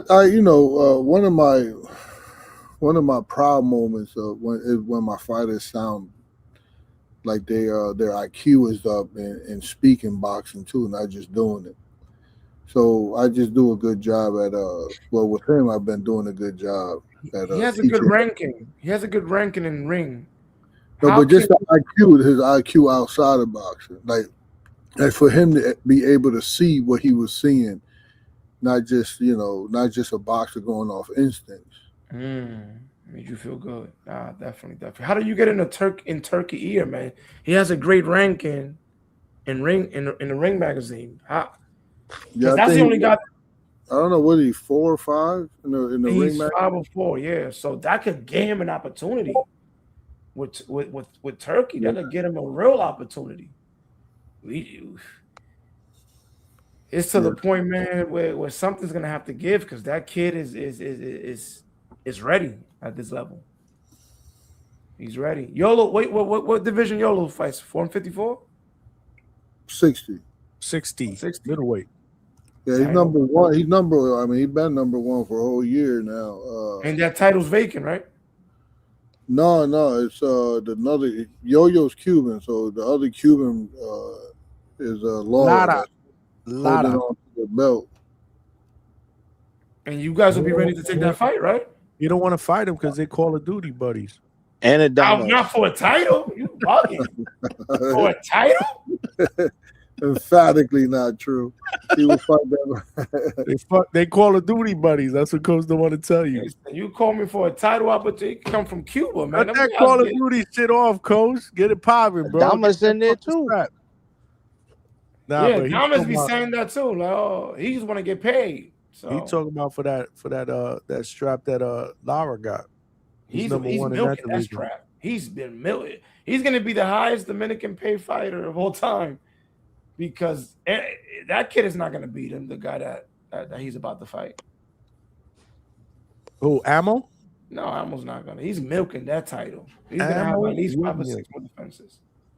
I That's wouldn't be going surprised down. if they even give him a Canelo fight over there if he looks good at 160. Because who they You got? in New York? You in New Huh? York? I'm in Jersey. Oh, Jersey. You hitting that fight up? Which one? On the 31st? Mm-hmm. I might. I'm thinking about doing something in the house with the family. I've been to too many fights this year already, man. I've been disappointed too many times. I drove for the Keyshawn fight all the way down there because we had the gloves in the car. How you think I felt from Jersey all the way to Virginia For nothing. to see that tobacco? Lord have mercy. I'm an A side. I can take advantage. I'm a come in 4 pounds overweight. He can't. He hasn't fought in so long. He gonna take this fight. Hey Juan, what do you think about that when Keyshawn said that he was drinking in the camp? He saw what his coach said. They don't got no more loyalty now. His former coach. They don't got no more loyalty by him. And look, he's telling the truth. Who, Bomax people? That's what they say? He said he was scared and he missed weight on purpose yeah, because he wanted the weight advantage. I forgot his name, but he's like one of the side dudes over there. Bernie. He said that guy was ready. He was on weight. He had less weight than that. He just didn't want to make the weight. Damn, that's crazy. You stand somebody up because you know what, yo, those last 3-4 pounds, I heard they're their worst in boxing, bro. And this guy's coming from a 2-year not fighting, man. How much you listen? You got home advantage. You got the promotional company on your side. If the fight is close, you're gonna win the decision. Like Your hometown. He was the main attraction. Exactly. That shit was crazy the way that shit went down. You just don't get knocked out, and you're gonna win the title. Like you got all that, and not only that, they counter. De Los Santos said, "You came overweight. I won. I think it was like 50,000 for every pound." And he said no. He said no. He didn't want to pay. That's what he said? No, that's not what he said, but Right. think about it. This guy is an immigrant kid, hasn't fought in 2 years. They know he's starving for money. In their wildest dream, they would have expected for him to say no. Mm-hmm. Fighters like Edwin never say no. And a lot of fighters have been set up like that. A lot of fighters. Yeah, and that's what they were banking on. He has a little name. Let's build him off his name. Yeah, that was a pick'em fight. De Los Santos wasn't a mandatory. Slaughter him. He hasn't fought in a year and a half. We Yeah, gonna they come will. over Wayne and we gonna cook him. We had to beg him not to take the fight. Everybody. He wanted, so he still wanted that shit. Yeah, Huh? he was arguing with us in the hotel room. He was, no, I want that title. Nah, they're setting you up. Like people have to literally no. So it was Edwin, not Samson, that said no. Ultimately, No, Edwin wanted to fight, bro. What you Edwin mean? wanted it. Okay. Yeah, he wanted that title. The fight is always. I believe that the fight is always going to want to fight. I'm there. I'm in the hotel room. I Nah, man, I want that title. That kid can't beat me. He's a dog. He be like a lot of people don't realize, man. Edwin could box. He could box, and he hits hard. If I could tell you some of the things I know in training camp, people that y'all know high level that he has that had to step down, bro. Like he has heavy hands, very heavy hands, and people talk. And Shakur, his friends were really telling him because the mistake his coach did, and he admitted it. I had him sparring a lot of Keyshawn's friends. A lot of Shakur friends before the Shakur fight. Shakur already knew some things. He knew about that left hand. He knew that he knew things already. And his friends were telling him, bro, nah, this ain't no opponent. This ain't a top rank special. You get it? Right. I don't think he was hurt. He knew, they told him, when you shoot your counter hand, he's very reactive. Edgar's gonna counter you. So he just stayed on his back foot, kept his jab. He let that hand go when he held him. He let that hand go. You have to understand, Shakur has too much to lose. I'm not letting no immigrant knock me. I'm not letting nobody that, you crazy? You know how many people I gotta feed? I'm from Jersey. I heard that. I'm on the next town over. And a lot of these boxers know each other in the gyms. And De Los Santos was sparring all around here. Philly, Jersey. They used to take him from gym to gym. And when you put in that type of work, damn, this guy not an opponent. Because everybody just knew him off the Rayo fight. So when you just know somebody, he got knocked down, he's just a raw, come forward fighter. But in the De Los Santos, he showed you that he could come in and out. He's a real talented fighter, man. It's just that, like you guys heard a lot here, the business is not going to allow those guys to blossom. Your guy, Hector, I'm sorry, man. I don't think nobody's going to sign up to, in the way the business is now, people are trying to hold on to those titles because those are the only fighters that are fighting. You know how many people are starving right now? Starving. 90% of the boxes. And that's the shit that kills me with these fans. Oh, no, they're not going to be. Only 1% of the fighters are getting millions of dollars. Everybody else, Barroso, when I heard his story, I wanted to cry, bro. Barroso, that Rolly fight. The one that lost to Rolly, but should have. That guy, his wife got chopped up and slaughtered, bro. And that guy had to fight the next day. That guy has a crazy story, bro. A crazy story. And guys like that, man, when you take away something from them, man, that they've earned, bro, that they worked hard for, bro, that shit be hurting me as a fan. When I see these fighters just get done dirty because they're not the A-side, because they're not with the promotional company. And as boxing fans, bro, we know this shit is fugazi, bro. We know this shit is really a scam. It's a trophy, bro. We know that these guys are manufactured. They're manufactured champions, bro. Yeah, those belts are important to people they're not stars, because that's how you're gonna get your money across. You know, I'm a Business champ. cannot be like that, bro. It can't, bro. It's like Hector was saying. That guy that beat those others, that has to be the champion. And he'll become a star. He'll become a star because the infrastructure is already there. And that's why I'm so excited for Zuffa, because we're going to see the guys that are gonna rise to the top, and we're gonna respect that one's journey. Yeah, you're gonna be able to use. We're See, gonna applaud that. it's because right now what they're doing is they're refusing to let a name be used as a stepping stone for a guy that's a great fighter. Like if you're a name, they're trying to keep you on top because you're making the money. You're not gonna be nobody's stepping stone. Because it's And when you designed got like that. structure, There's no, you have no choice. You're gonna have to give it up. You know. y'all gotta fight him. Damn. But that's the part that I like the most about this Zuffa thing. We ain't gotta sit up and listen to endless negotiations of horrendously long periods of time or none of that stuff. Done is gonna be better than perfect. You know what I'm saying? Get the fight done. It don't have to be perfect. Let us see the competition. Let's see who's the best. Let's see who can pass the test. New fans might come into the sport. Because the champion might be from a place that we never seen a champion from. And they show UFC on Paramount Plus too, right?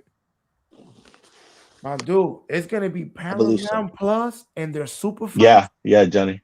Their That's super what I'm saying. So fights. we might get some UFC fans that actually like, you know what, I Of want to check course. this shit out because Dana's putting this shit together. So there'll definitely be some fans from UFC too checking it out.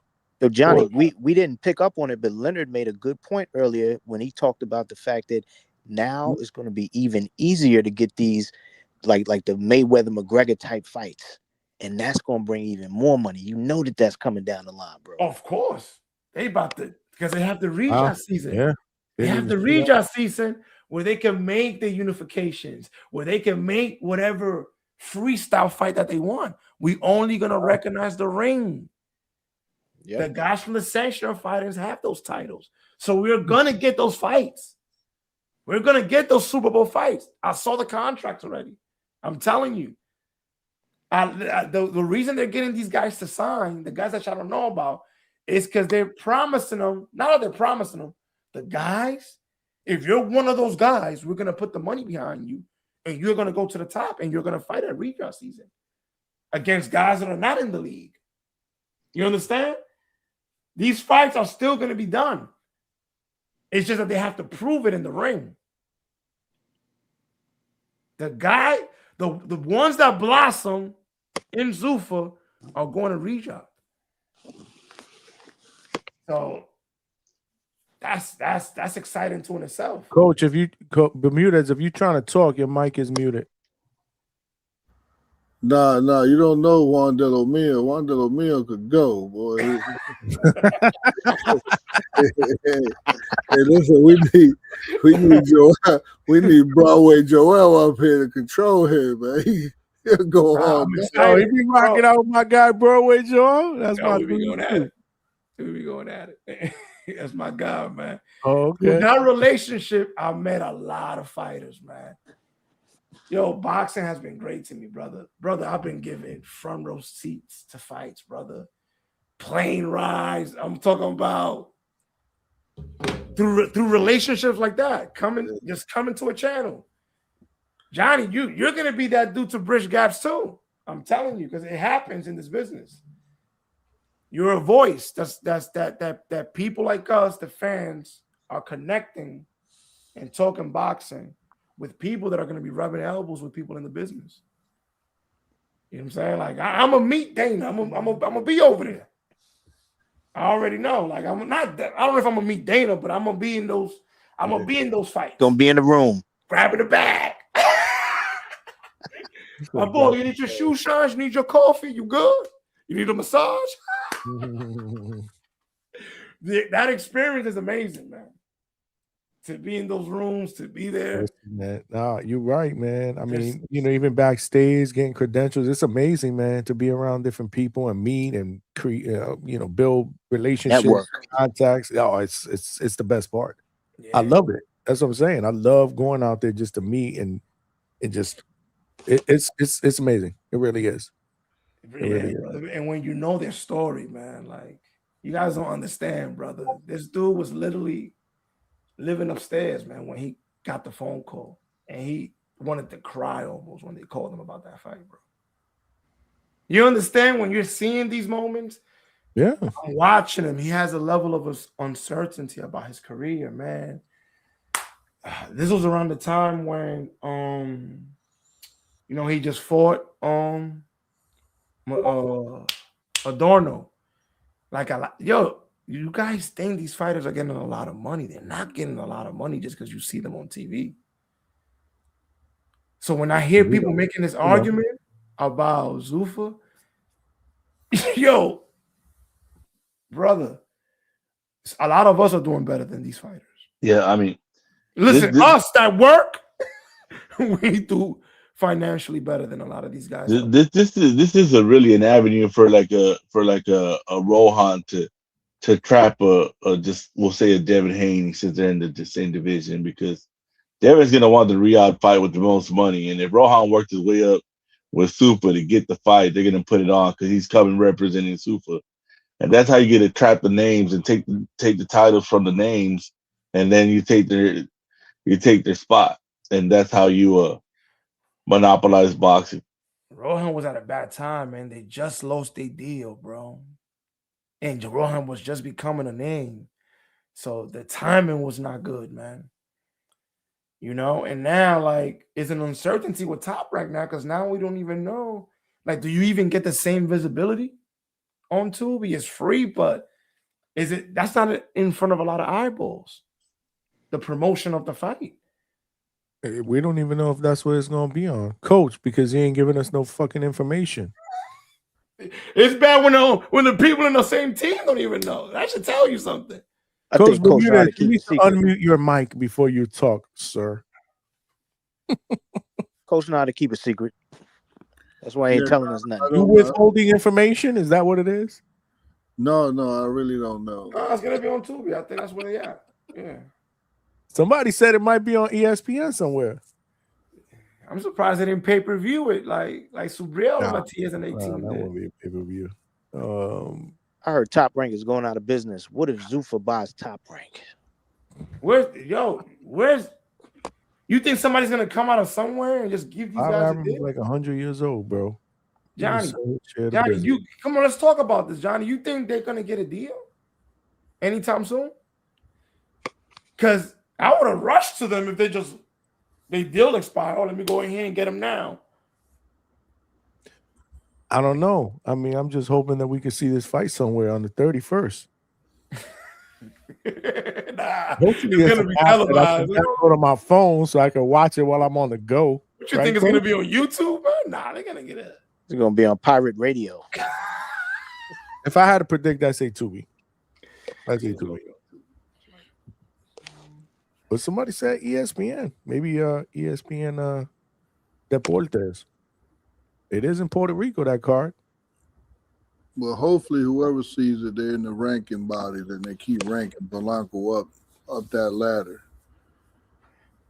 They're gonna rank with money, man. This guy you fighting is tough, Coach. If you're not Hector Garcia, Devin Haney, they want people that are making money for them to rank you. Look at Tank. Tank. I don't think Tank ever fought a mandatory in his career. Those belts get attached to the people that make the most money, and you better not take it away from them. You better finally put him in recess. How long it took for that big money? Forever. Charlo kept the title for 3 years and then fight. Called me a hater the other day when I talked about Tank. It had to take a legitimate court case for you to get that belt. I think he's going to be champion in recess. I don't still think they're going to take it from him. Yeah, put him in recess. Yeah, he's in recess. He's in recess. Fighters like that don't lose titles. Yeah, they put even if they lose one, they'll position him right away to get another one. Hey, my boy Canelo, we got to get in Billy. That's like a tax. I could tax your money just by giving you this trophy. And belly. You know, that's why when you pay your fees, you get your way. Touche against Bud. Bud's retired. Why are you still throwing jabs at him, man? Ain't nobody said that, man. I said pay your fees. That's all I said, man. I wonder who you talking about when you say that, though. And this was the nightmare.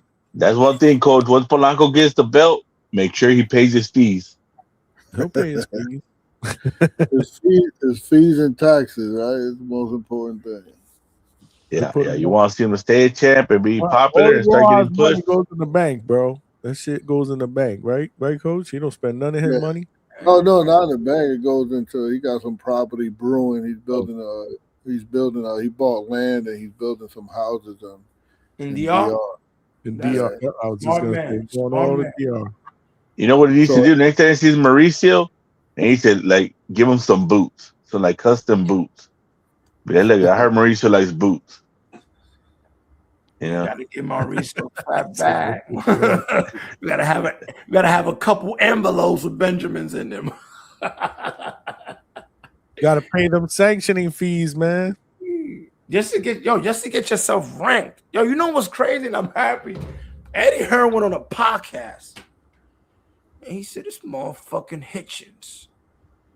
Because you know Hitchens tried to play him when he won his last fight. Yeah, I'm a free agent. Mm-hmm. When I met this guy, he couldn't even roll the car window up. Damn. He was fighting in relatively unknown cards. As the world turns, bro. I put him in position. How you think he got that ranking? Yo, he was putting it all out there. How you think he got that ranking? I had to pay for opponents. You think it's cheap to get Cambosos in there? Huh? Yo, he was just laying it down. Put him in a show in Vegas where 10 people showed up as the main event. And he could, arguably, they say he might have lost. Yo, he was going in. And then you put a guy in position like he did. Think about it. He put him in position. Yeah. And he tired of being the stepping stone, bro. The champions are the promoters. We always got to keep that in mind. If you're not signed to that right promoter, man, you're not gonna get put in position. If Tank could leave people, I think they got Tank in a slave deal over there where he can't leave them. Because for you not to, he's keeping the lights on over there, man.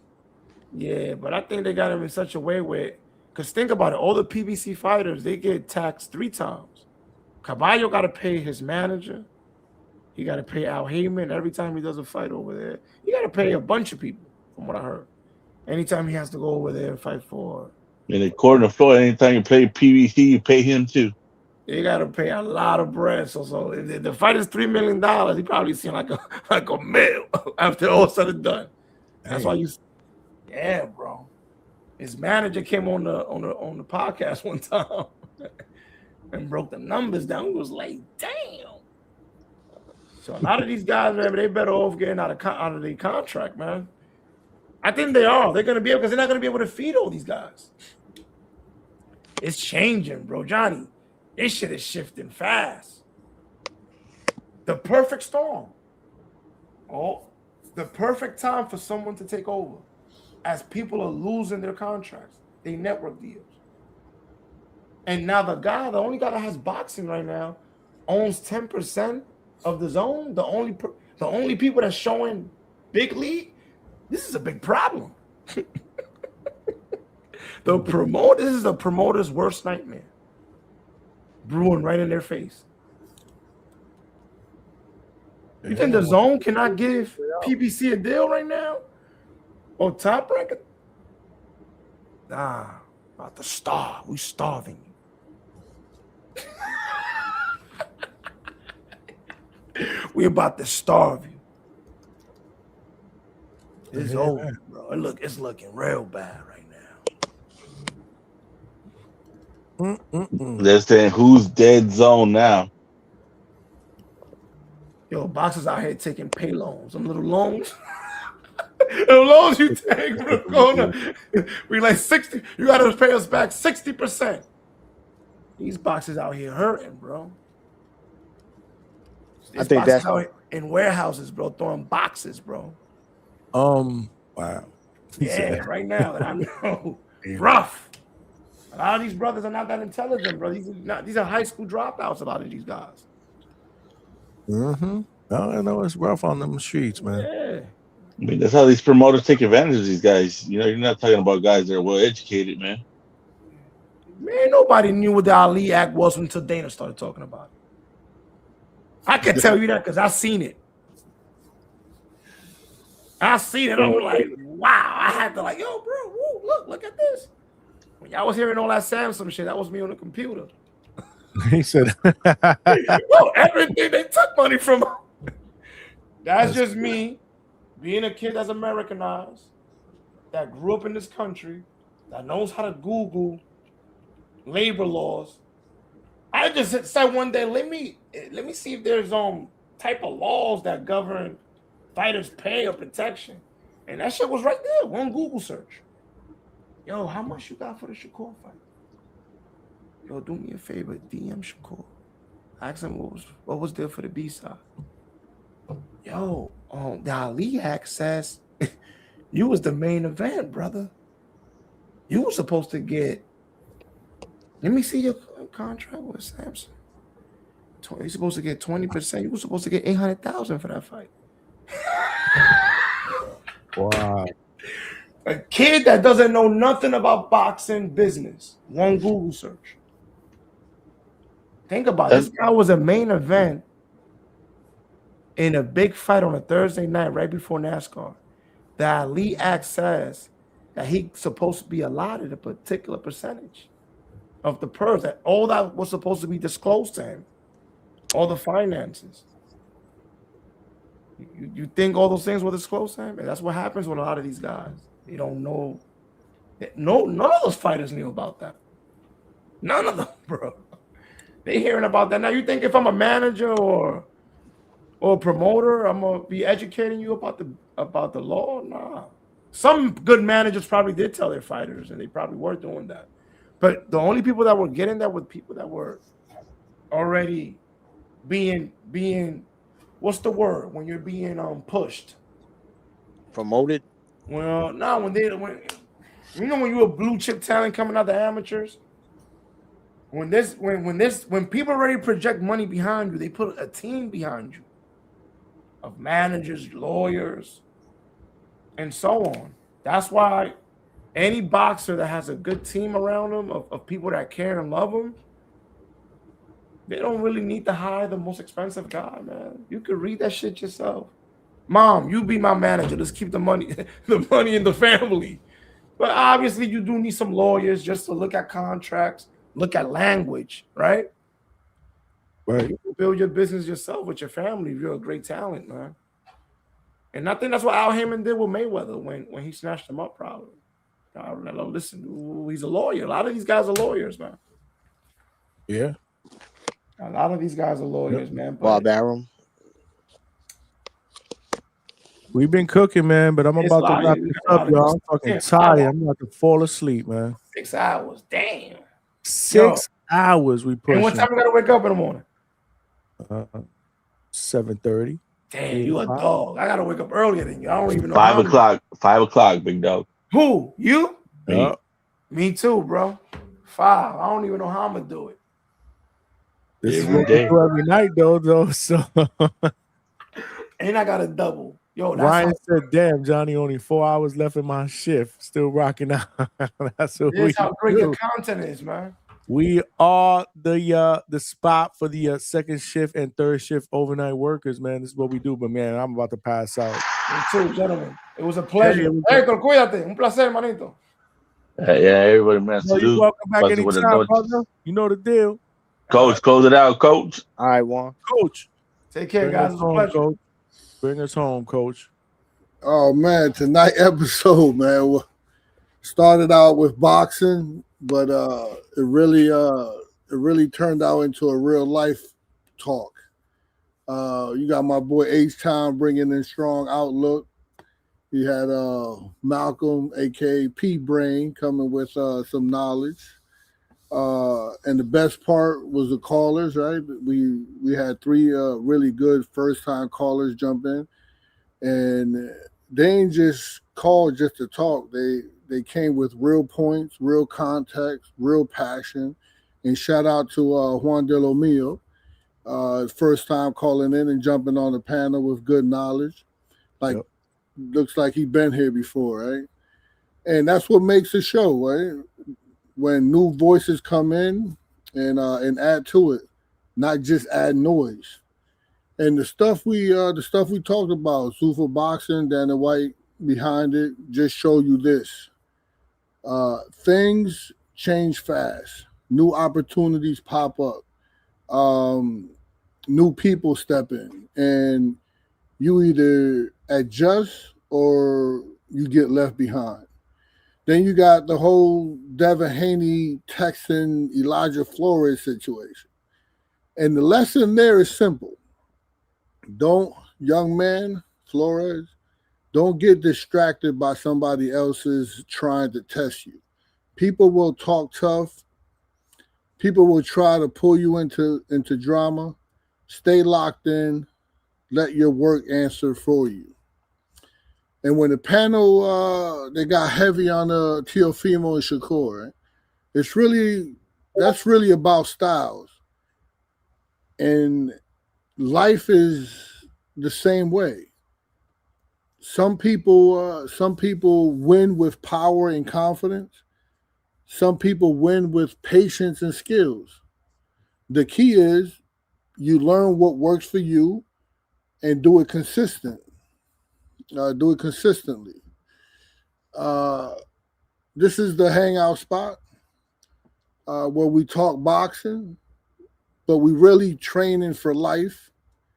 Keep your faith high, your discipline higher, and your purpose louder than the noise. We out, man. Peace. H-Town. Peace. Donato. Damn. Peace, coach. I don't know, but every one of his closings get better and better. Lord. Yo, and Johnny, you know what I'm gonna tell you, right? I really look forward to them now, Big Money. What you gonna say? You don't got bars like that. Damn, Coach be killing it though. Coach his be bringing it closing, home. these shits are epic. Like the other day, I don't know if y'all know, but Tone clipped his closing and played it on his show. Yeah, I reposted it. Yeah, that's right. You did. That's No right. joke. That shit I'm talking about, he be fucking cooking. Like he put his apron on. I don't know if he thinking about it like every an hour level of before. I don't know. Yo, he touched on every level of the conversation we had for the past 6 hours. Every level, Every including Elijah's interview, and that was a spur of the moment. We decided just to get him on spur of the moment. He sent me a text. I got some time of you. I was like, do it. Let's jump on. Wow, amazing. Johnny, good night, brother. Big Money. I appreciate you, my brother. You my right hand. Definitely, my man. We're gonna get up with you on the next one. You know it. Appreciate Big Money and everybody, H-Town, Coach Juan. This shit was amazing. Amazing show, man. I think the best part about Coach's closing monologue was the fact that we got 3 new callers, man, to call in, talk that boxing shit, man. This is what it's all about, man. We building something special here at the Hangout Spot. We building a family, man. We talk that boxing, man. We have a good time. You saw Juan. Love the energy. This is what we do, man. This is what we do here. Listen, man, I'm proud to be here with y'all, man, but it couldn't have a great show without great family members. Y'all been cooking in the chat. Appreciate everybody that sent super chats. Appreciate everybody that contributed, training, everybody that called in, Malcolm, everybody that called in, and spent some time on the panel, man. This is what we do, man. I agree, man. I thought it was a great show. And what's crazy about it is we didn't do a show yesterday, and I'm thinking, damn, the topics are kind of, there's stuff to talk about, but we'll probably be all over the place because anyway, I was thinking out loud and I was like, nah, man, we got to do a show, man. We owe it to the DHS family. We didn't do one on Sunday night, but I was like, maybe we should skip the Monday night show and just stick to the Tuesday, Wednesday, and Thursday and go back to the normal cadence. Hell no. Hell fucking no. This was dope. It was dope. Make sure you guys smash the like button. We need one more like to get to 100. That's what I'm looking at. Smash the like button if you guys have not done so, man. We have hella people up on this show. Great content, great conversation. We had an interview with an undefeated welterweight prospect, Elijah Flores, who gave us some details on Devin the Dream Haney going back and forth with him, man, throwing some shade just because he was in the camp with Norman. Not cool, but this is boxing. You know how it is. Remember, he has sparred with David Haney in the past, so he kind of probably felt like, you know what, you spent some time in my camp. Now you're going against me. This is the way it is, man. Boxers are very, very emotional, to say the least, right? But good content. If you guys missed that interview, it's in the I want to say about an hour and a half into the show. What I'm going to probably do, though, since it was not planned and it's obviously not in the thumbnail, I will clip that interview out, and then I will put that as a separate video so that everybody that didn't get a chance to see it and look at the show. I appreciate everybody that wants to look at the playback, but again, it is 6 hours. Some people get a little, 6 hours. But it is a part of that 6 hours. So make sure you guys check out the playback and smash that like button when you do that as well. We do have over 100 now. Y'all the real champs, man. The champ is here. The champ is here. The champ is here. Let's go, champ, man. Appreciate you. I see you, Alberto. I know that you usually rock out with us. Don't worry about it. He was watching the championship game.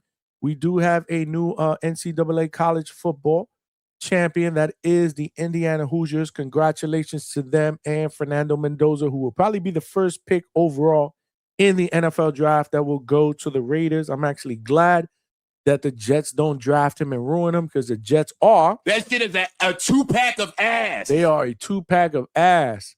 So congratulations to him. I do have... we are the 2024 national champions. And I had this T-shirt on because we needed to pay some respect, some homage to my team, the Ohio State Buckeyes. We will be back strong next year or next season. Best believe that. Boxing is the best sport in the world, in my opinion, man. And the Hangout spot, we are building something special. And the reason behind that is because we got the best boxing podcast family out there, the DHS family. It's second to none, man. Like I said, we grew that tonight. I want to appreciate all of y'all for hopping on tonight to contribute, whether it's in the chat, super chat, or on the panel. Word. Not sure about Tuesday, right? We might be doing a show tonight. Not sure. We'll see. We'll see. If not, Wednesday, Thursday, and the reason why I say that is because I think we're going to be doing a live fight chat on Friday for this first ever Zuffa card, and on Saturday. So, I got to let Mrs. DHS know that I don't think date night is going to be what it is this week, even though I'm also not going to be with Mrs. DHS the week after that, because I'll be going to New York to cover that fight at the Garden. So, yeah, it is what it is. It is what it is. So we'll figure it out. He said the audio is echoey, but it's all right because we're about to log off anyway, man. I appreciate all of y'all for the love and support. Make sure y'all follow. Subscribe to the channel, tell a friend to subscribe, and make sure you do have your notifications on so I can let y'all know if and when we're going to go live again. I think we're going to go live tonight. If not, definitely Wednesday night, 9 p.m. Eastern Standard Time. You know how we do. Appreciate y'all, man. We out. One.